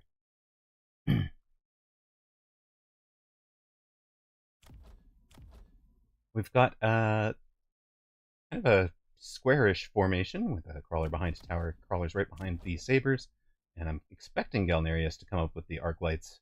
Does the paired we kind of looked at this in the European where people are put the paired arc light a little bit back. That's how I've played it, but a lot of the top players have figured out that it's just as effective to have it about 10% forward, 20% effective on hit points and attack for the amp cores, but you do get things like in a Tarantula v Tarantula, or any mirror, you're going to win the mirror on round 1 because you've got the amp cores on, right? Changes breakpoints, etc.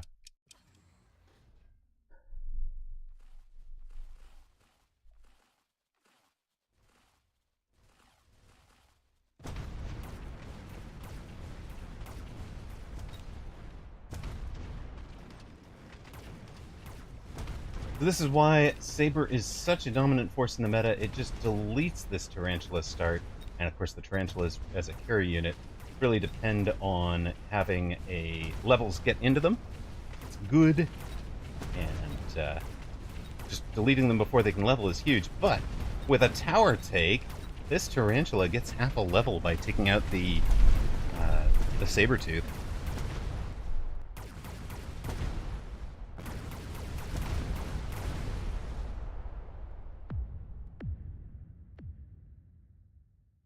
Red Archon down to 4,100. The Dragon flies 3,900. We've got round 2 unit reinforcements: Stormcaller, Farseer, Phantom Ray, and Fire Badger.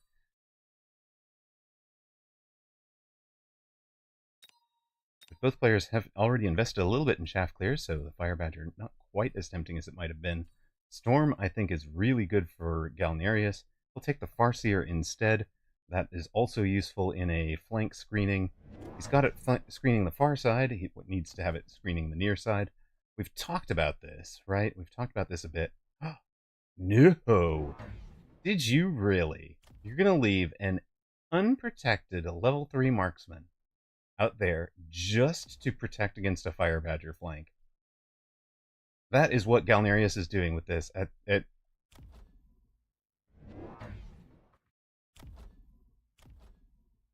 Crawler flank destroys this. But here he is. Love it. Oh my goodness. It's just so vulnerable to a crawler flank. He's just hard reading that players at his MMR, at his level, are throwing down the Fire Badger flank as a part of that drop. Instead of taking the Farseer or something else, he's just kind of reads cold what's going on. No, the 2 missile strike spells for the missile specialist does not block the card. You can actually get a 3rd missile specialist, or a missile strike as missile specialist, and that's kind of hilarious because you get to the point where you can literally have a missile strike every round, if that was your choice, to spread them out that way. So Galnerius kind of supports this with a Arclight and Saber in front of it. The Saber deletes the third Tarantula from Red Archon, and Farseer to be anti-air on the left, Marksman to be anti-air on the right. Actually covers off the Phoenix approach. Makes you wonder if Galnerius has played Red Archon recently, kind of has that in mind for how he might play. Round 3 drops. We have a laser sight for Galnerius, heavy armor for Red Archon, and a 2nd Phoenix for Red Archon as well, already taken. For Galnerius, what have we got going? We've already taken something. What was it? A Mustang to put the laser sights onto. Okay. Mustangs are a good carrier for a laser sight, for sure. Both players thinking pretty hard about their 2nd unit choice here. It'll be a Mustang for Galnerius, outside on the right to protect the marksman against that crawler flank. And it looks like Red Archon has sold the flank Fire Badgers that didn't get the job done.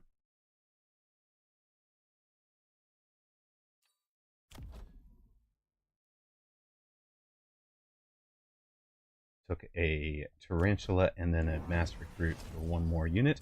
The 1 more unit will be another Phoenix.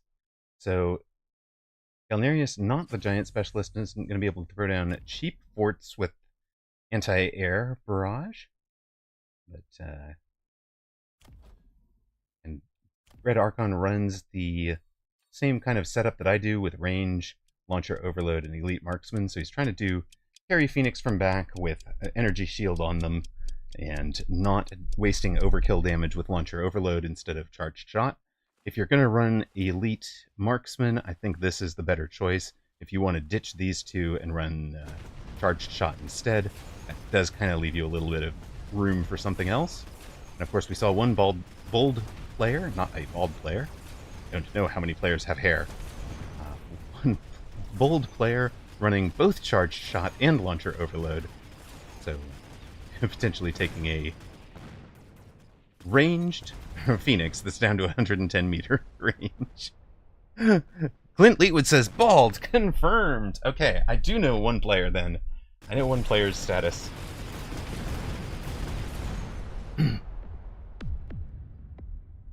Galnerius looks like they're in complete control right now.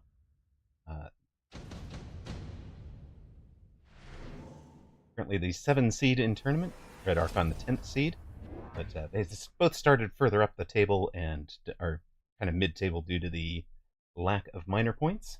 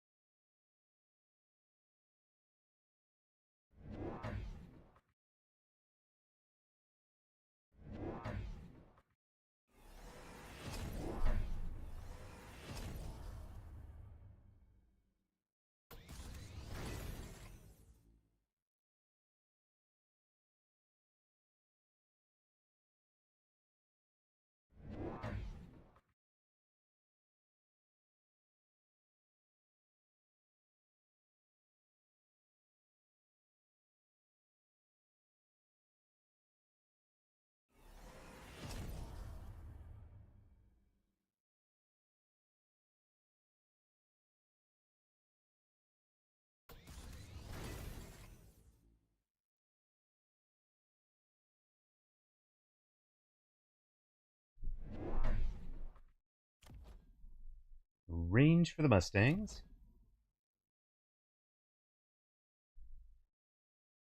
Hab Force is another bald person.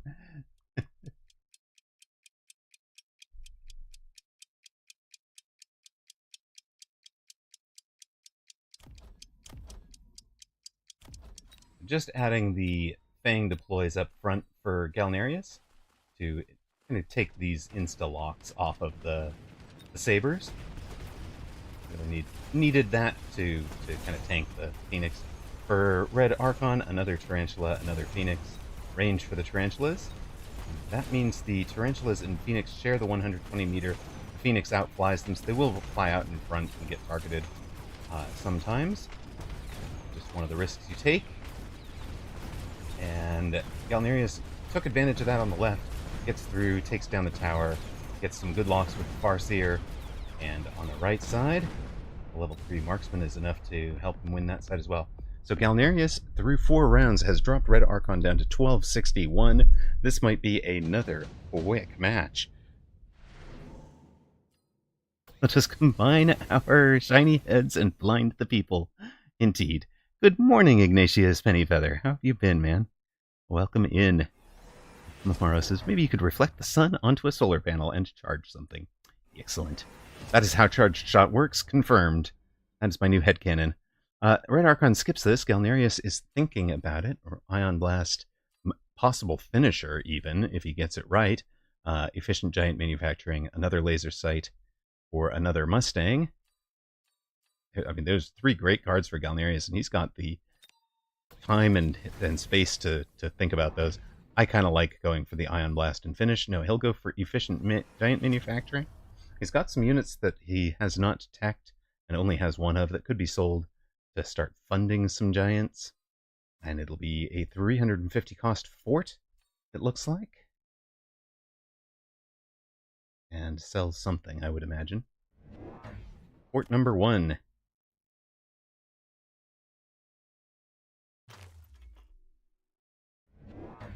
Red Archon takes a range now on the Phoenix.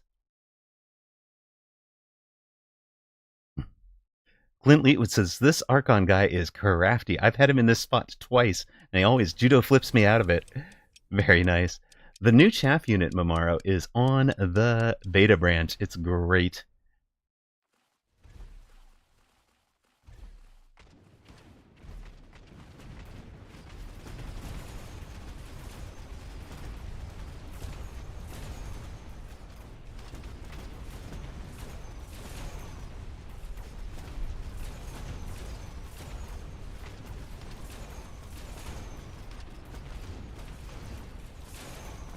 No, I cannot describe it under this after this match. It's on the beta branch, but we're not out of the NDA period. And sort of, as Glint warned, Red Archon judo flipping his way out of it. Galnerius down to 2,600.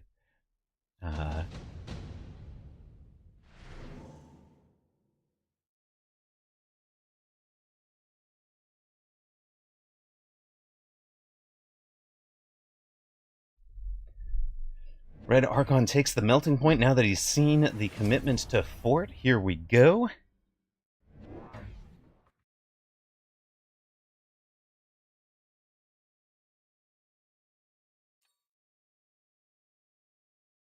And a melter for Galnerius as well, but that was just for the sell value.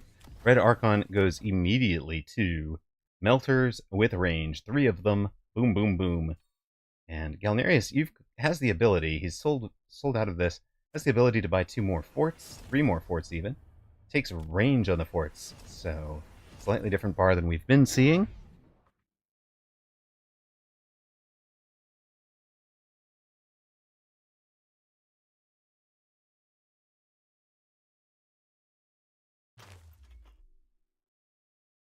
Ignatius Pennyfeather also got in, hasn't gotten his NDA yet. Nice.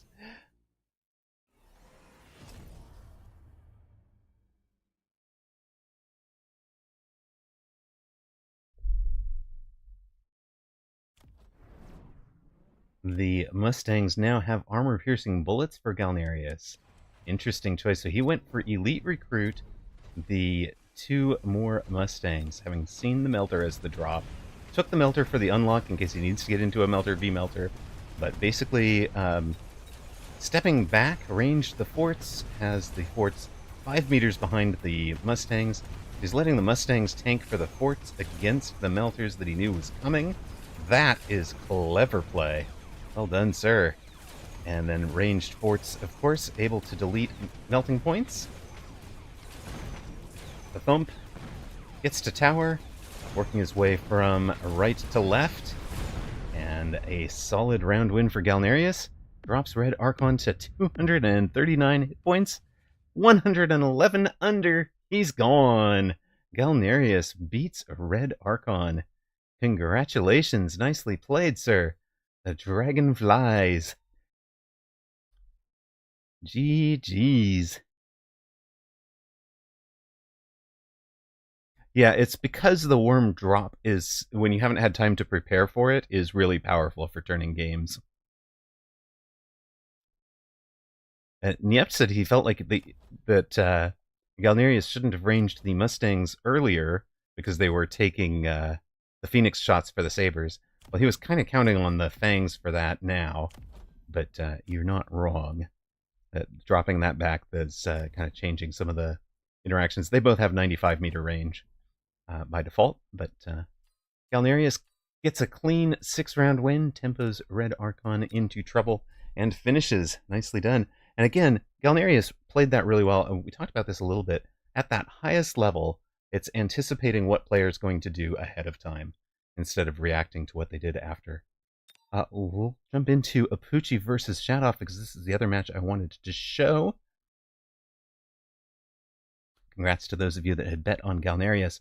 Shadoff and Apucci, probably the top seed pair in this second round, or third round of this tourney. We are 7 rounds in, and here's what we join. Fire Badger Specialist for Apucci. Still has the Fire Badger on the board, but it is primarily Chaff Clear is ranged HE Tarantula. He's got ranged anti-air wasps. He's got a Phoenix with enhancement module that I think we might be selling out of, and ranged double shot marksman for anti-air wasps. Shadoff, an aerial specialist, has a wasp production overlord. That explains all these AA wasps to me. We're going with that as our anti-air solution. Shadoff also has the Vulcans with range on the ground for Chaff Clear. It's boat carry from deep with 2 more boats and chin gun.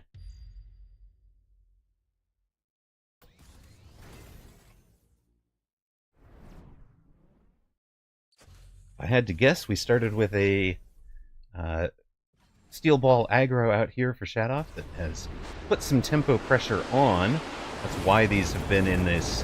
These guys have been in the vertical slow something down formation. Ground is on fire. Steel balls arrive late on the left. They're going to arrive late on the right due to the mobile beacon, along with that Rhino. But Apucci has some really good clear options. The AA Wasps, the double shot, double tap marksman. Those are very good answers to an aerial specialist with boat or wasp production, as you can see. And Apucci wins round 7. Shadoff down to 30-58.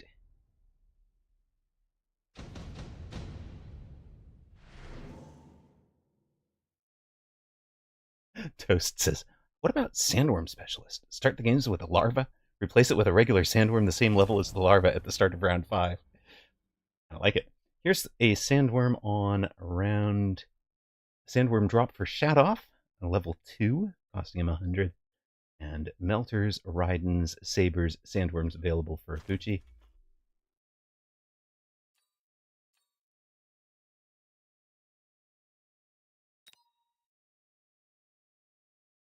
Don't write it down. We still want a forklift unit. It's true, Fab4.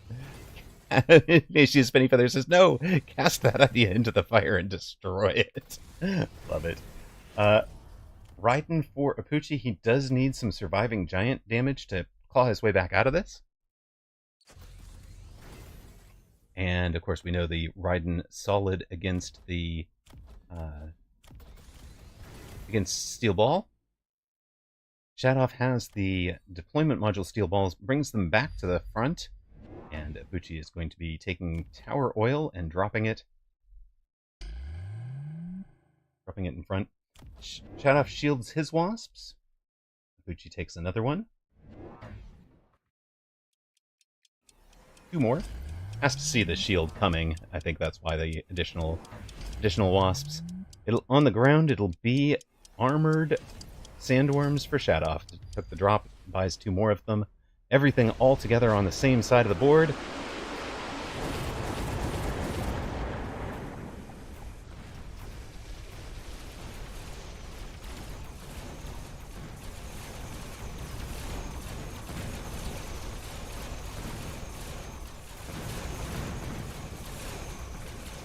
Those double tap marksmen have been pretty effective against the worms. They're not doing larvae yet. They're just high hit points. Some of the wasps got stuck on the Vulcan, etc. But on the side where the fire was, Apucci having played the fire, the side where the fire was, Apucci wins the war. And that drops Shadoff down to 1,600, Apucci on 1,300. No oil this round, no oil in the drops. Of course, oil was removed from the cards that can be dropped. You can only take it off of tower now. Underground threat, photon emission, shield, airdrop, and intensive training, the choices. Interesting for both players, I would think, the photon emission. Shadoff takes it, and I like that a lot, right? He cannot photon the emission, the sandworms, but he could put the photon on everything else, covering, for example, the boats and the wasps that have been summoned. If you have ever wondered why does photon come in a moment after the start of the round, that's why. Yes, it lets the sandworms slip underground, but it also means that your summoned units get a photon on them. Apucci took the underground threat just to use it as late arriving chaff. Fair enough. Got more chaff coming from the back line. And the importance of that is the crawlers keep the worms on the surface. The more crawler you have arriving, the more you keep the worm on the surface. Yes, we know there's a Vulcan back there. Yes, we know it's going to burn through a bunch of stuff, but we just need the additional chaff. Everything Shadoff has is going across the board from right to left, going after the level 2 tower on the left, rather than the level 1 tower in front of tower. For Apucci, he is one of the progenitors of running ionization. Ionization decreases the Raiden's attack by 70%, but it drops the current hit points by 40. So that is one way to chew through Raiden hit points. Of course, it's a lot less effective against things like a steel ball or a, and pretty much meaningless against a crawler, but if he can get the ionizations happening on the worms, it's going to be great for him. There you see, those worms are already in some trouble. That one's gone. This one's still moving along. It gets brought back to the surface at about half hit points. Of course, it's 70% of the current hit points that, or 40% of the current hit points that get dealt. Not so if you're on, 10,000 hit points, you only take 4,000 damage. If you're on 100,000 hit points, you take 40,000 damage. And Tab says, "Of course, I win my game when you don't view it." Excellent. Flat 40% is just so sick. You want the Raiden touching everything at that point. It's true. It is true. And Apuchi has come from behind to beat Shadoff. We jumped in when he had a 1322 hit points. He finishes with 1322. Shadoff beaten.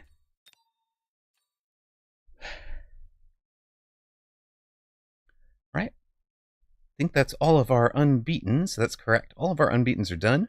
So let's see who won what, how they're doing. Dachshund with the win at the top of the group. He is now the number 1 seed, although not by original seeding.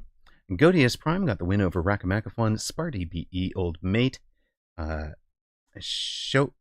is this one? This is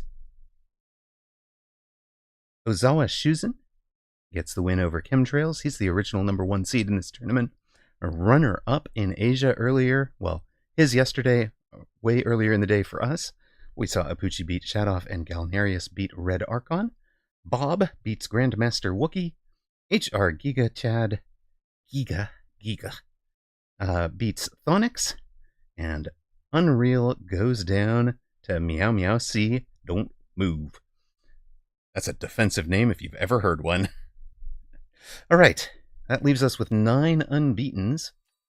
And it looks like Grandmaster Wookie will be in the spoiler role, where, assuming everything ends as is, they would be facing Godius Prime, and we would have Galnarius versus Apuchi, but I think our match will have to be Dachshund against Ozawa Shuzen.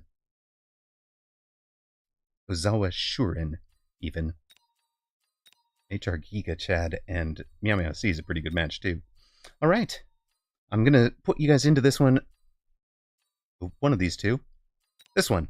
And jump out to throw dinner in the oven. I'll be right back.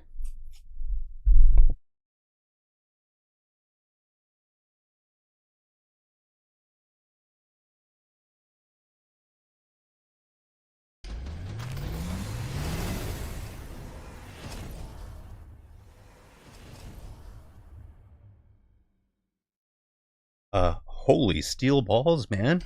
Subsidized steel ball with speed and just all the tech. Would you like the tech on the steel ball? Yes.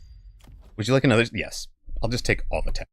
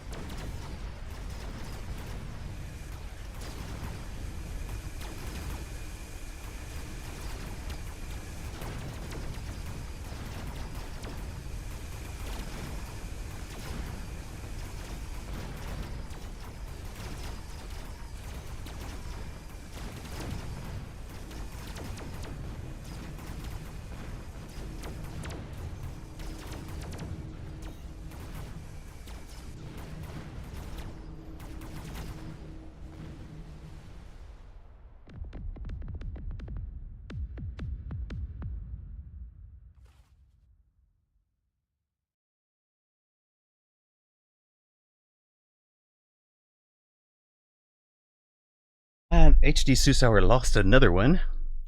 Unlucky for them. Too bad that it is on stream. Sorry.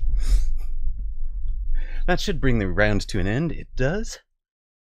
We will run ad now, so we don't run one later. We've got the final matchups for this. It'll be Grandmaster Wookiee against Godius Prime, Galnarius against Apuchi, Ozawa Shurin against Doxin, Bob against Meow Meow C, and Sparty against HR Giga Chad. So,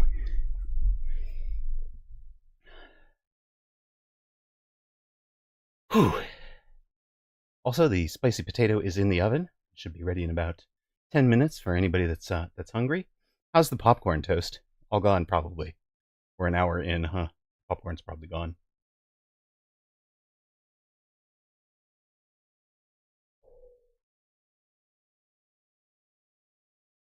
I think we're probably going to take Ozawa Shurin against Doxin. It's still good? Okay, good.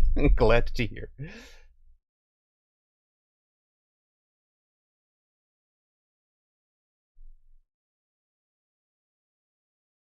You have protein powder and Greek yogurt. Excellent.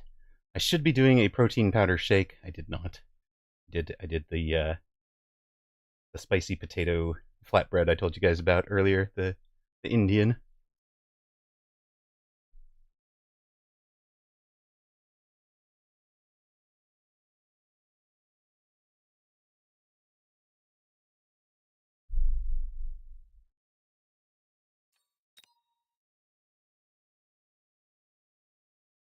Round 4 of Weekend Tournament European. Doxin versus Ozawa Shurin.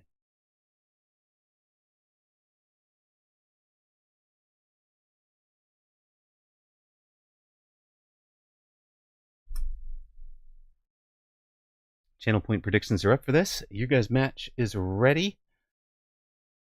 Spam musubi and chicken veggie dumplings for Anad MCK. I don't know what spam musubi is, but excellent. I hope it is something you enjoy.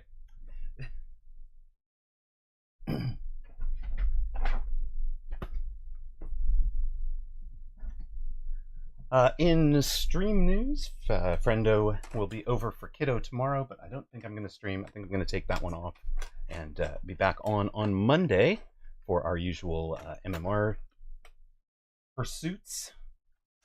We may also have it depends on Kiddo's mom, but we may be taking a break and missing Weekend Tournaments 92. Spam musubi is a Hawaiian sushi. Okay, awesome. Very cool. So we may be taking Kiddo out for a weekend away, a special weekend that you guys have really provided for us. So really appreciate you guys. So that may be happening next weekend. So I might miss those weekend tournaments, but that just lets us get back in time for weekend tournaments on just after the midpoint when we have the Hound. We'll do sneak preview stuff. We'll do Hound previewing, all sorts of fun stuff. So, and then of course we'll have tournaments once Hounds have started. Doxin, near side blue, facing the number 1 seed in Weekend Tournament America's number 91 is Ozawa Shurin.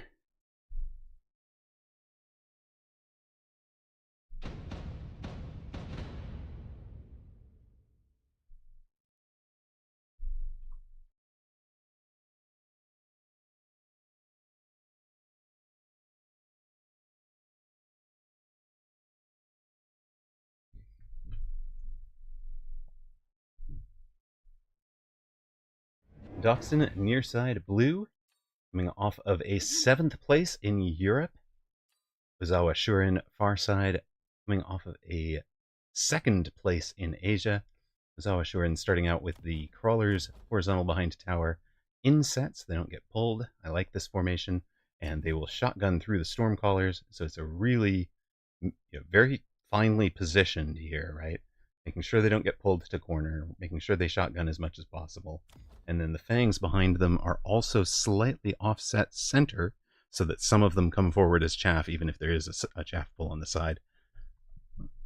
Dachshund, a aggro position with the vertical fangs. That is painfully good first volleys from those Stormcallers. That is why you tend, if you're going to use a fang as a Stormcaller distraction, you tend to want it horizontal instead of vertical. And eeps. Horizontal fang can survive the Stormcaller volleys in a way that a vertical fang cannot.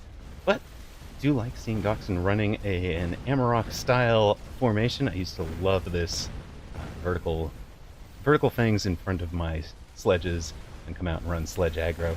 And despite losing all those fangs early, Dachshund is going to win the round.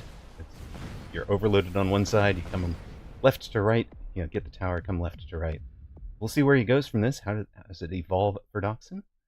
He's on 4,700 hit points. He's dropped Ozawa Shurin down to 3,760. Ozawa Shurin, instant marksman. Same work for Dachshund. So definitely looking like a classic range war build for Ozawa Shurin, even though he's behind, kind of forced to start out behind towers. We've got the marksman for Dachshund.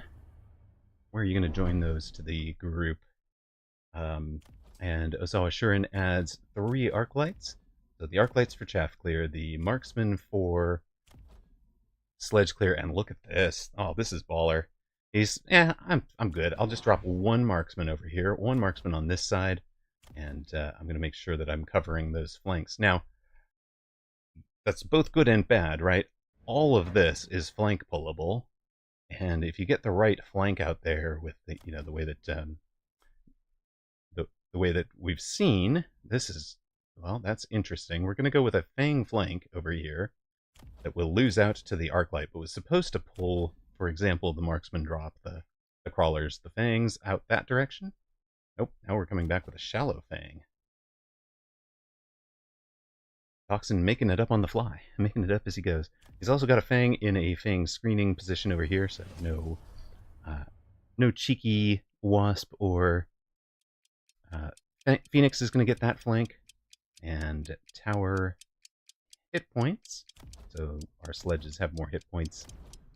Missile to protect this flank.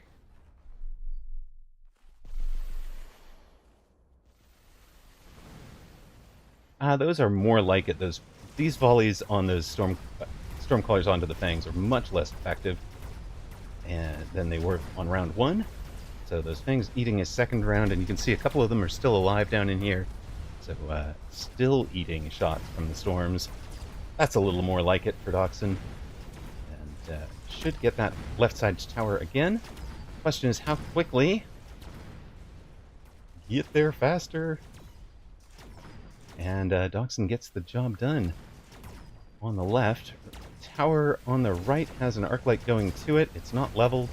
That arc light is going to win the tower and win the round for Ozawa Shurin. Dachshund dropped to 4,400, I believe, and Ozawa Shurin on 3,760. We go to round 3.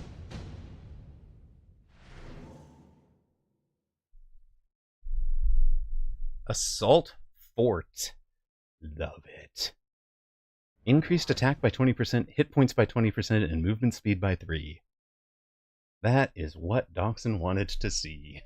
So the bit there is, it looks like sledge aggro. Now he can sell out of the sledges and into the assault forts. The assault fort it makes things better in attack, and he doesn't even have to pay extra for them.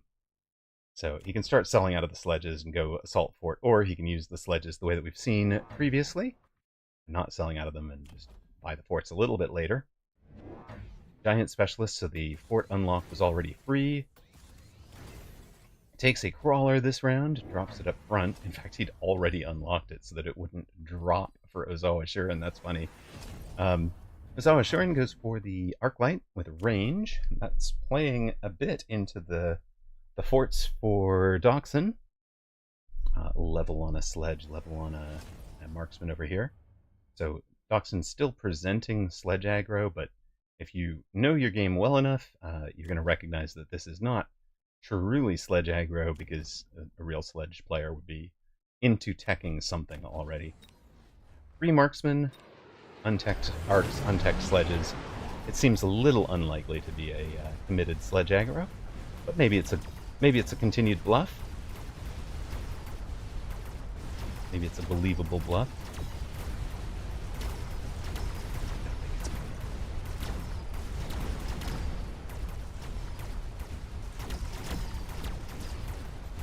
With the with this, there were crawlers on the line for Doxson that actually tanked a whole bunch of Stormcaller volleys, which made those fangs last a lot longer.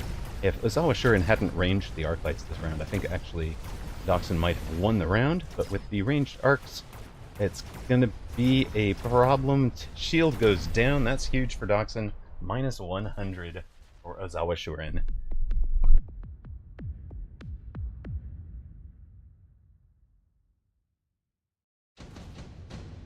Round 4. Yeah, instant super supply for Doxson. Is Ozawa Shuren going to take it as well? Yes, he does.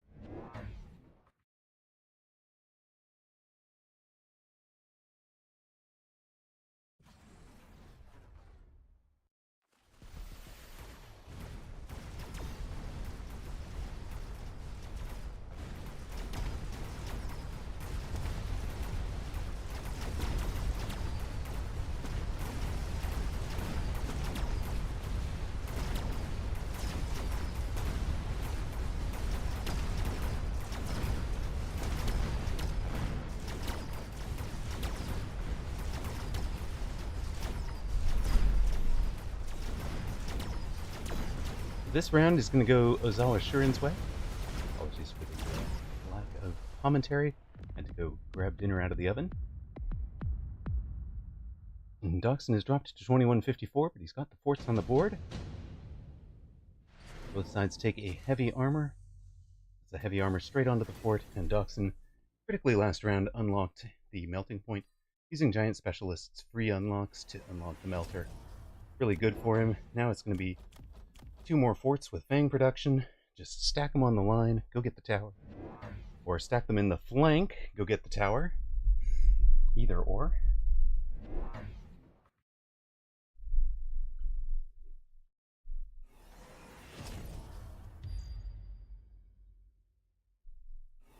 And Ozawa Shuren assumes he's done that, isn't going to wait for a drop, goes ahead and unlocks the melting point himself, just puts it back there. Also, did take a level on the storm. Oil now in front of everything, with fire on the bar. You can kind of assume he's going to light that on fire next round.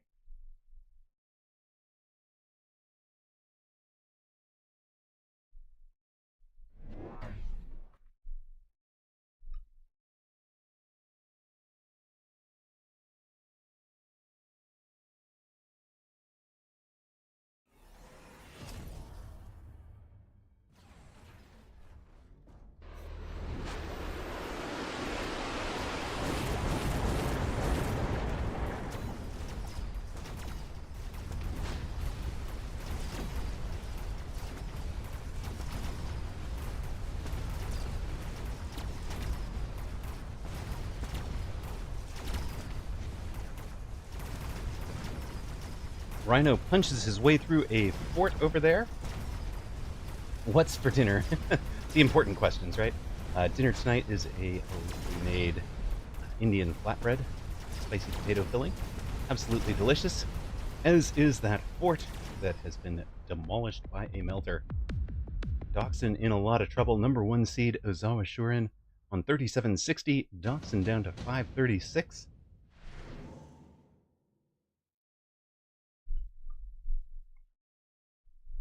Vulcans apiece. Would you like that oil lit on fire? From which side?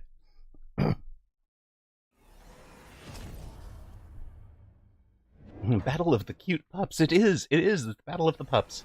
May the best dog win. The chainmail's been slowing Dachshund down, it seems like. Yes, he needed the speed specialist. He got the chainmail specialist instead. Ozawa Shurin has the shield drop this round. We're taking range on the Vulcan for Dachshund, as well as one more fort.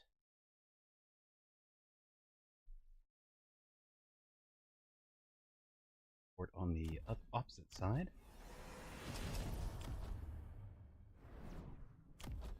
Oh, there's a missile for that fort. That's unlucky.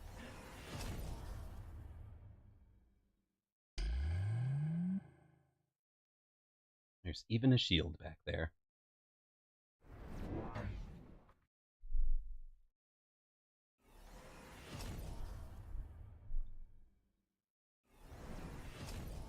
Dachshund takes his oil, not knowing those shields are going to be there.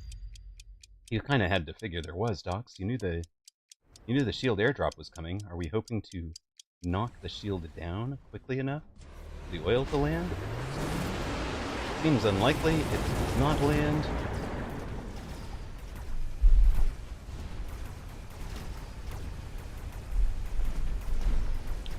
Despite all the oil on the ground. Yeah, that's not going to end well for Dachshund, is it? Nicely played from Ozawa Shurin. The Fang's going to tank the last couple of shots from the marksman. That game goes Ozawa Shurin's way.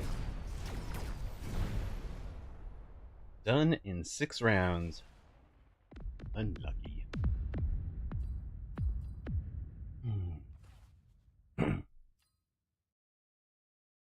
Number 1 seed through. Dachshund's assault fort plan does not go to plan. I didn't have time to come online, I don't think. Those of you supporting Ozawa Shurin get paid out 3-1. Codius Prime is looking very good against the spoiler roll. HR Geeka Chad has already beaten Sparty. Let's jump into Galnerius versus Apuchi.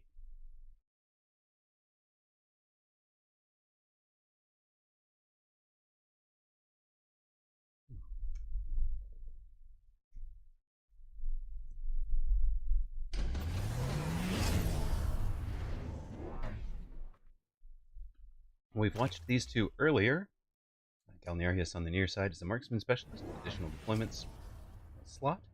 Apuchi on the far side, a Farseer specialist. Galnerius is into, I guess it's Exodia, right? The Vulcan with incendiary bomb, melters with range, and does have the ability to attack the marksman and bring on best partner if needed. Apuchi in all the tarantulas has a flanked tarantula. Has the spider mines. Wins that flank, but needs to get the tower. Tower is still level 1. You can see how well the tarantula spider mines do at distracting things.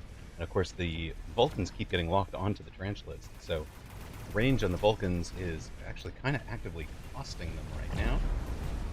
The Vulcan sort of needs Ignite or Scorch to handle the tarantula. It doesn't have it.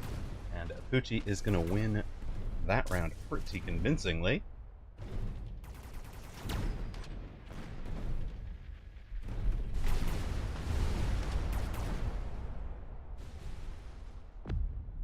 Is that game? Not quite. Galnerius down to 588.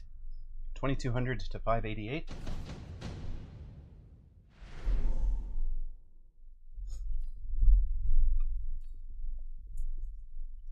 Apuchi, a quick triple Typhoon here. Petroleum Crusader says, I wonder what's the most damage that's ever been dealt in one round. I mean, I've seen some games with like negative 5,000 or so.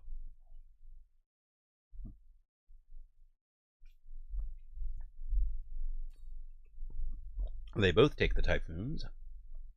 It is really rare, though. It takes a pretty evenly balanced Giants versus Giants board for that to happen, and then all of a sudden one side gets a landslide victory where a small edge somewhere snowballs it.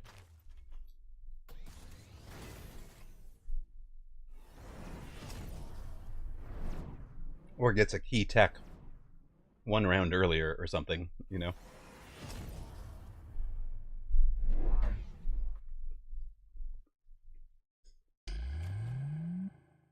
Galneria is trying electromagnetic barrage. We'll turn the techs off.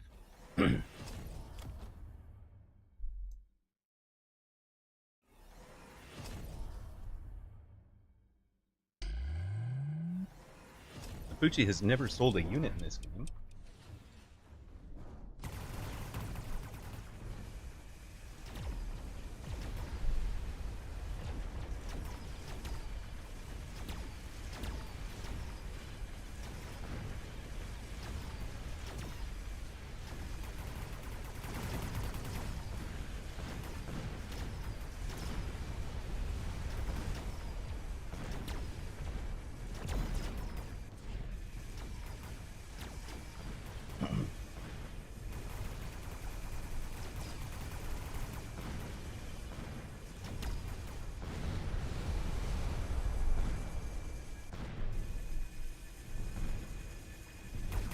Uh-oh. Spider-Mine's going to tower. They might have been slowed down, but it's not going to do the job. And Apucci will win in 7 rounds.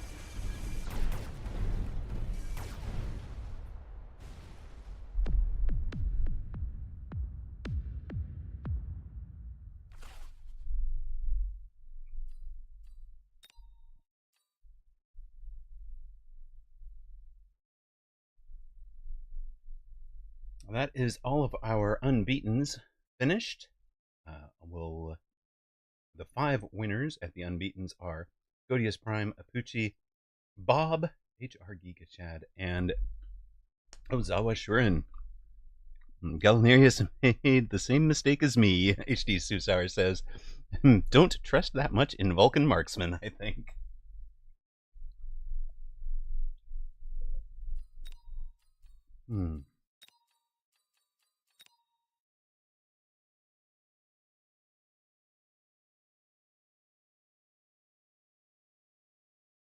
This will take Kliss and Rakamakafon.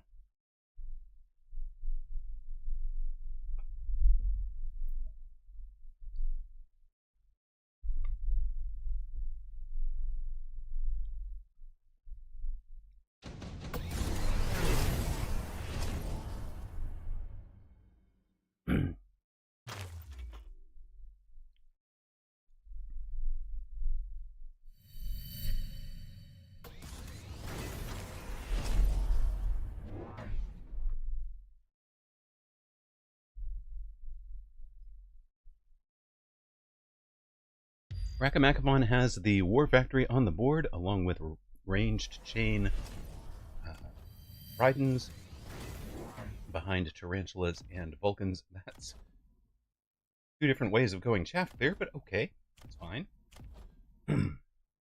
The level 2, thanks to the intensive training. And we'll hit the tower with a mobile beacon if we can. Towers are pretty well defended, but they're only level 2. It's a whole bunch of linked damage sharing sledges for Chris. How does that work? How does that work into this board? I bet that tanks the chaff clears forever, doesn't it?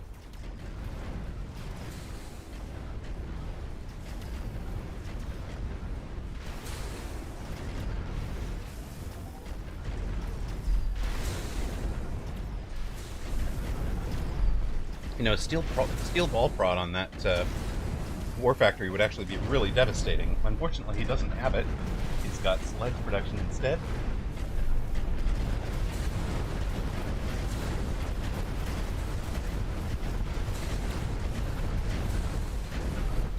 But there's just nothing on the board that is going to destroy the War Factory, which has also taken out a whole bunch of anti-missile. So Rakamakafon wins round 9 hard. Kliss down to 1566.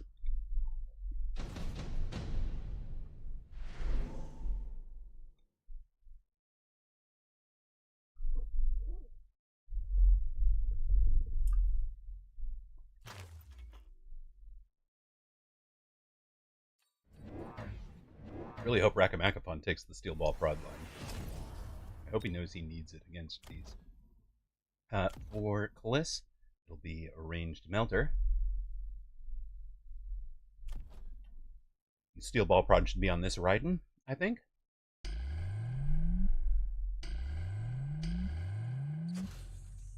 Rakamakapon's still thinking about it.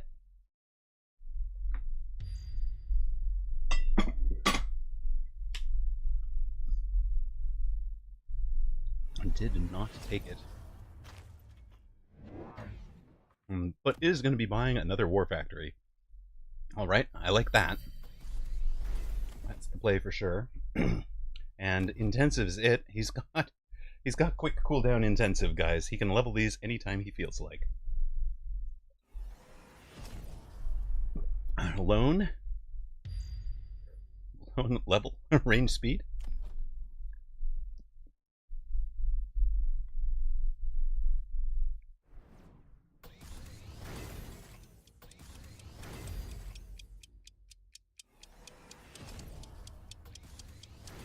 Level goes on the Vulcan, not the War Factory. Interesting. But I guess it doesn't matter if it gets locked onto by the melter. Everything else that we care about.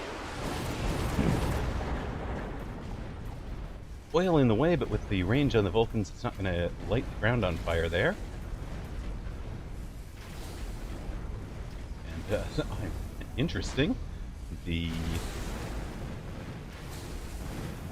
Raidens did a pretty good job of keeping things out of the oil for Rakamakapon to get in on tower there. Does Ion work into linked sledges? In theory, yes. But I think it would be 70 or 40% of the damage of the single target spread amongst all of the sledges, not 40% of the total damage of the entire sledge pack. Kaliss gets the W, and Rakamakapon the L, despite the double War Factory play. Nice attempt. Nice attempt. We've got a minute left till our next set of matches. Our top group is Sparty in the spoiler role against Apucci, Godius Prime against the number 1 seed, and HR Giga Chad against a Bob. Right.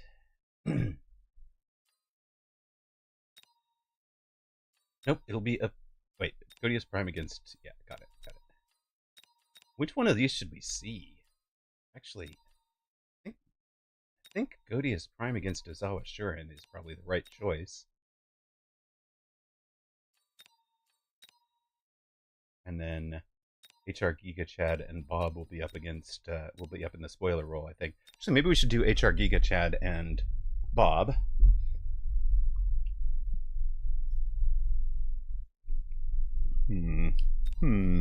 Godius Prime has gone from being capable of upsets to playing at a really high level. It's fun to watch. We'll take HR Giga Chad, I think. I'm going to put the channel point predictions up and send you folks to add.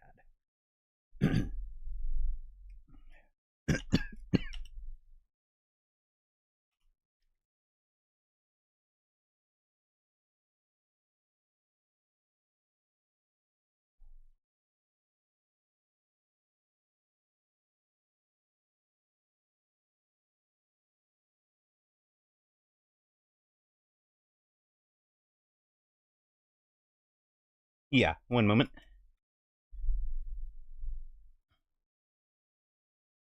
All right, channel point predictions are up for you guys. We'll be back in a minute.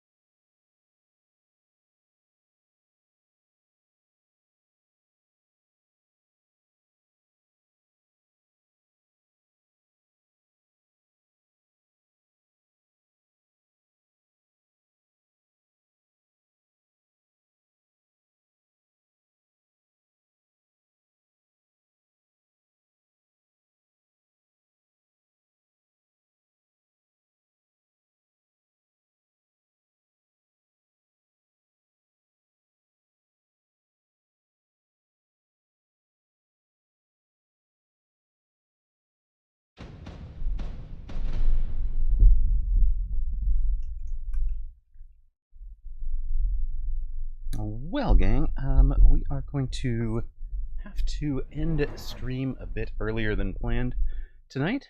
Yeah, apologies for that. We'll be back on the air on Monday. The ion only works on the units it hits. Can confirm, says I'm going to delete and return those points. I apologize for that. We will raid you over to somebody who's playing some mecha, which I think is most likely Apucci, since he's possibly online for a title here. Really appreciate you guys being here. Thank you so much. And as always, thank you to our many supporters, including Zach, Zalex, Tab, and Hexton III, who have been here for moderation and gift subs from Just Nash XYZ, our longtime supporter, subs from Stale Donuts, and Fab4200, and we've had a lot of support from Toast, Blue Feral, Ocelotus Gaming, Mr. John Thursday, and Salt Monkey is Zach. I'm going to raid you folks on over to Apucci now. Thank you guys so much for being here with me. Apologies for the abrupt ending. I will try not to do that again. Be back on Monday. Good luck, guys.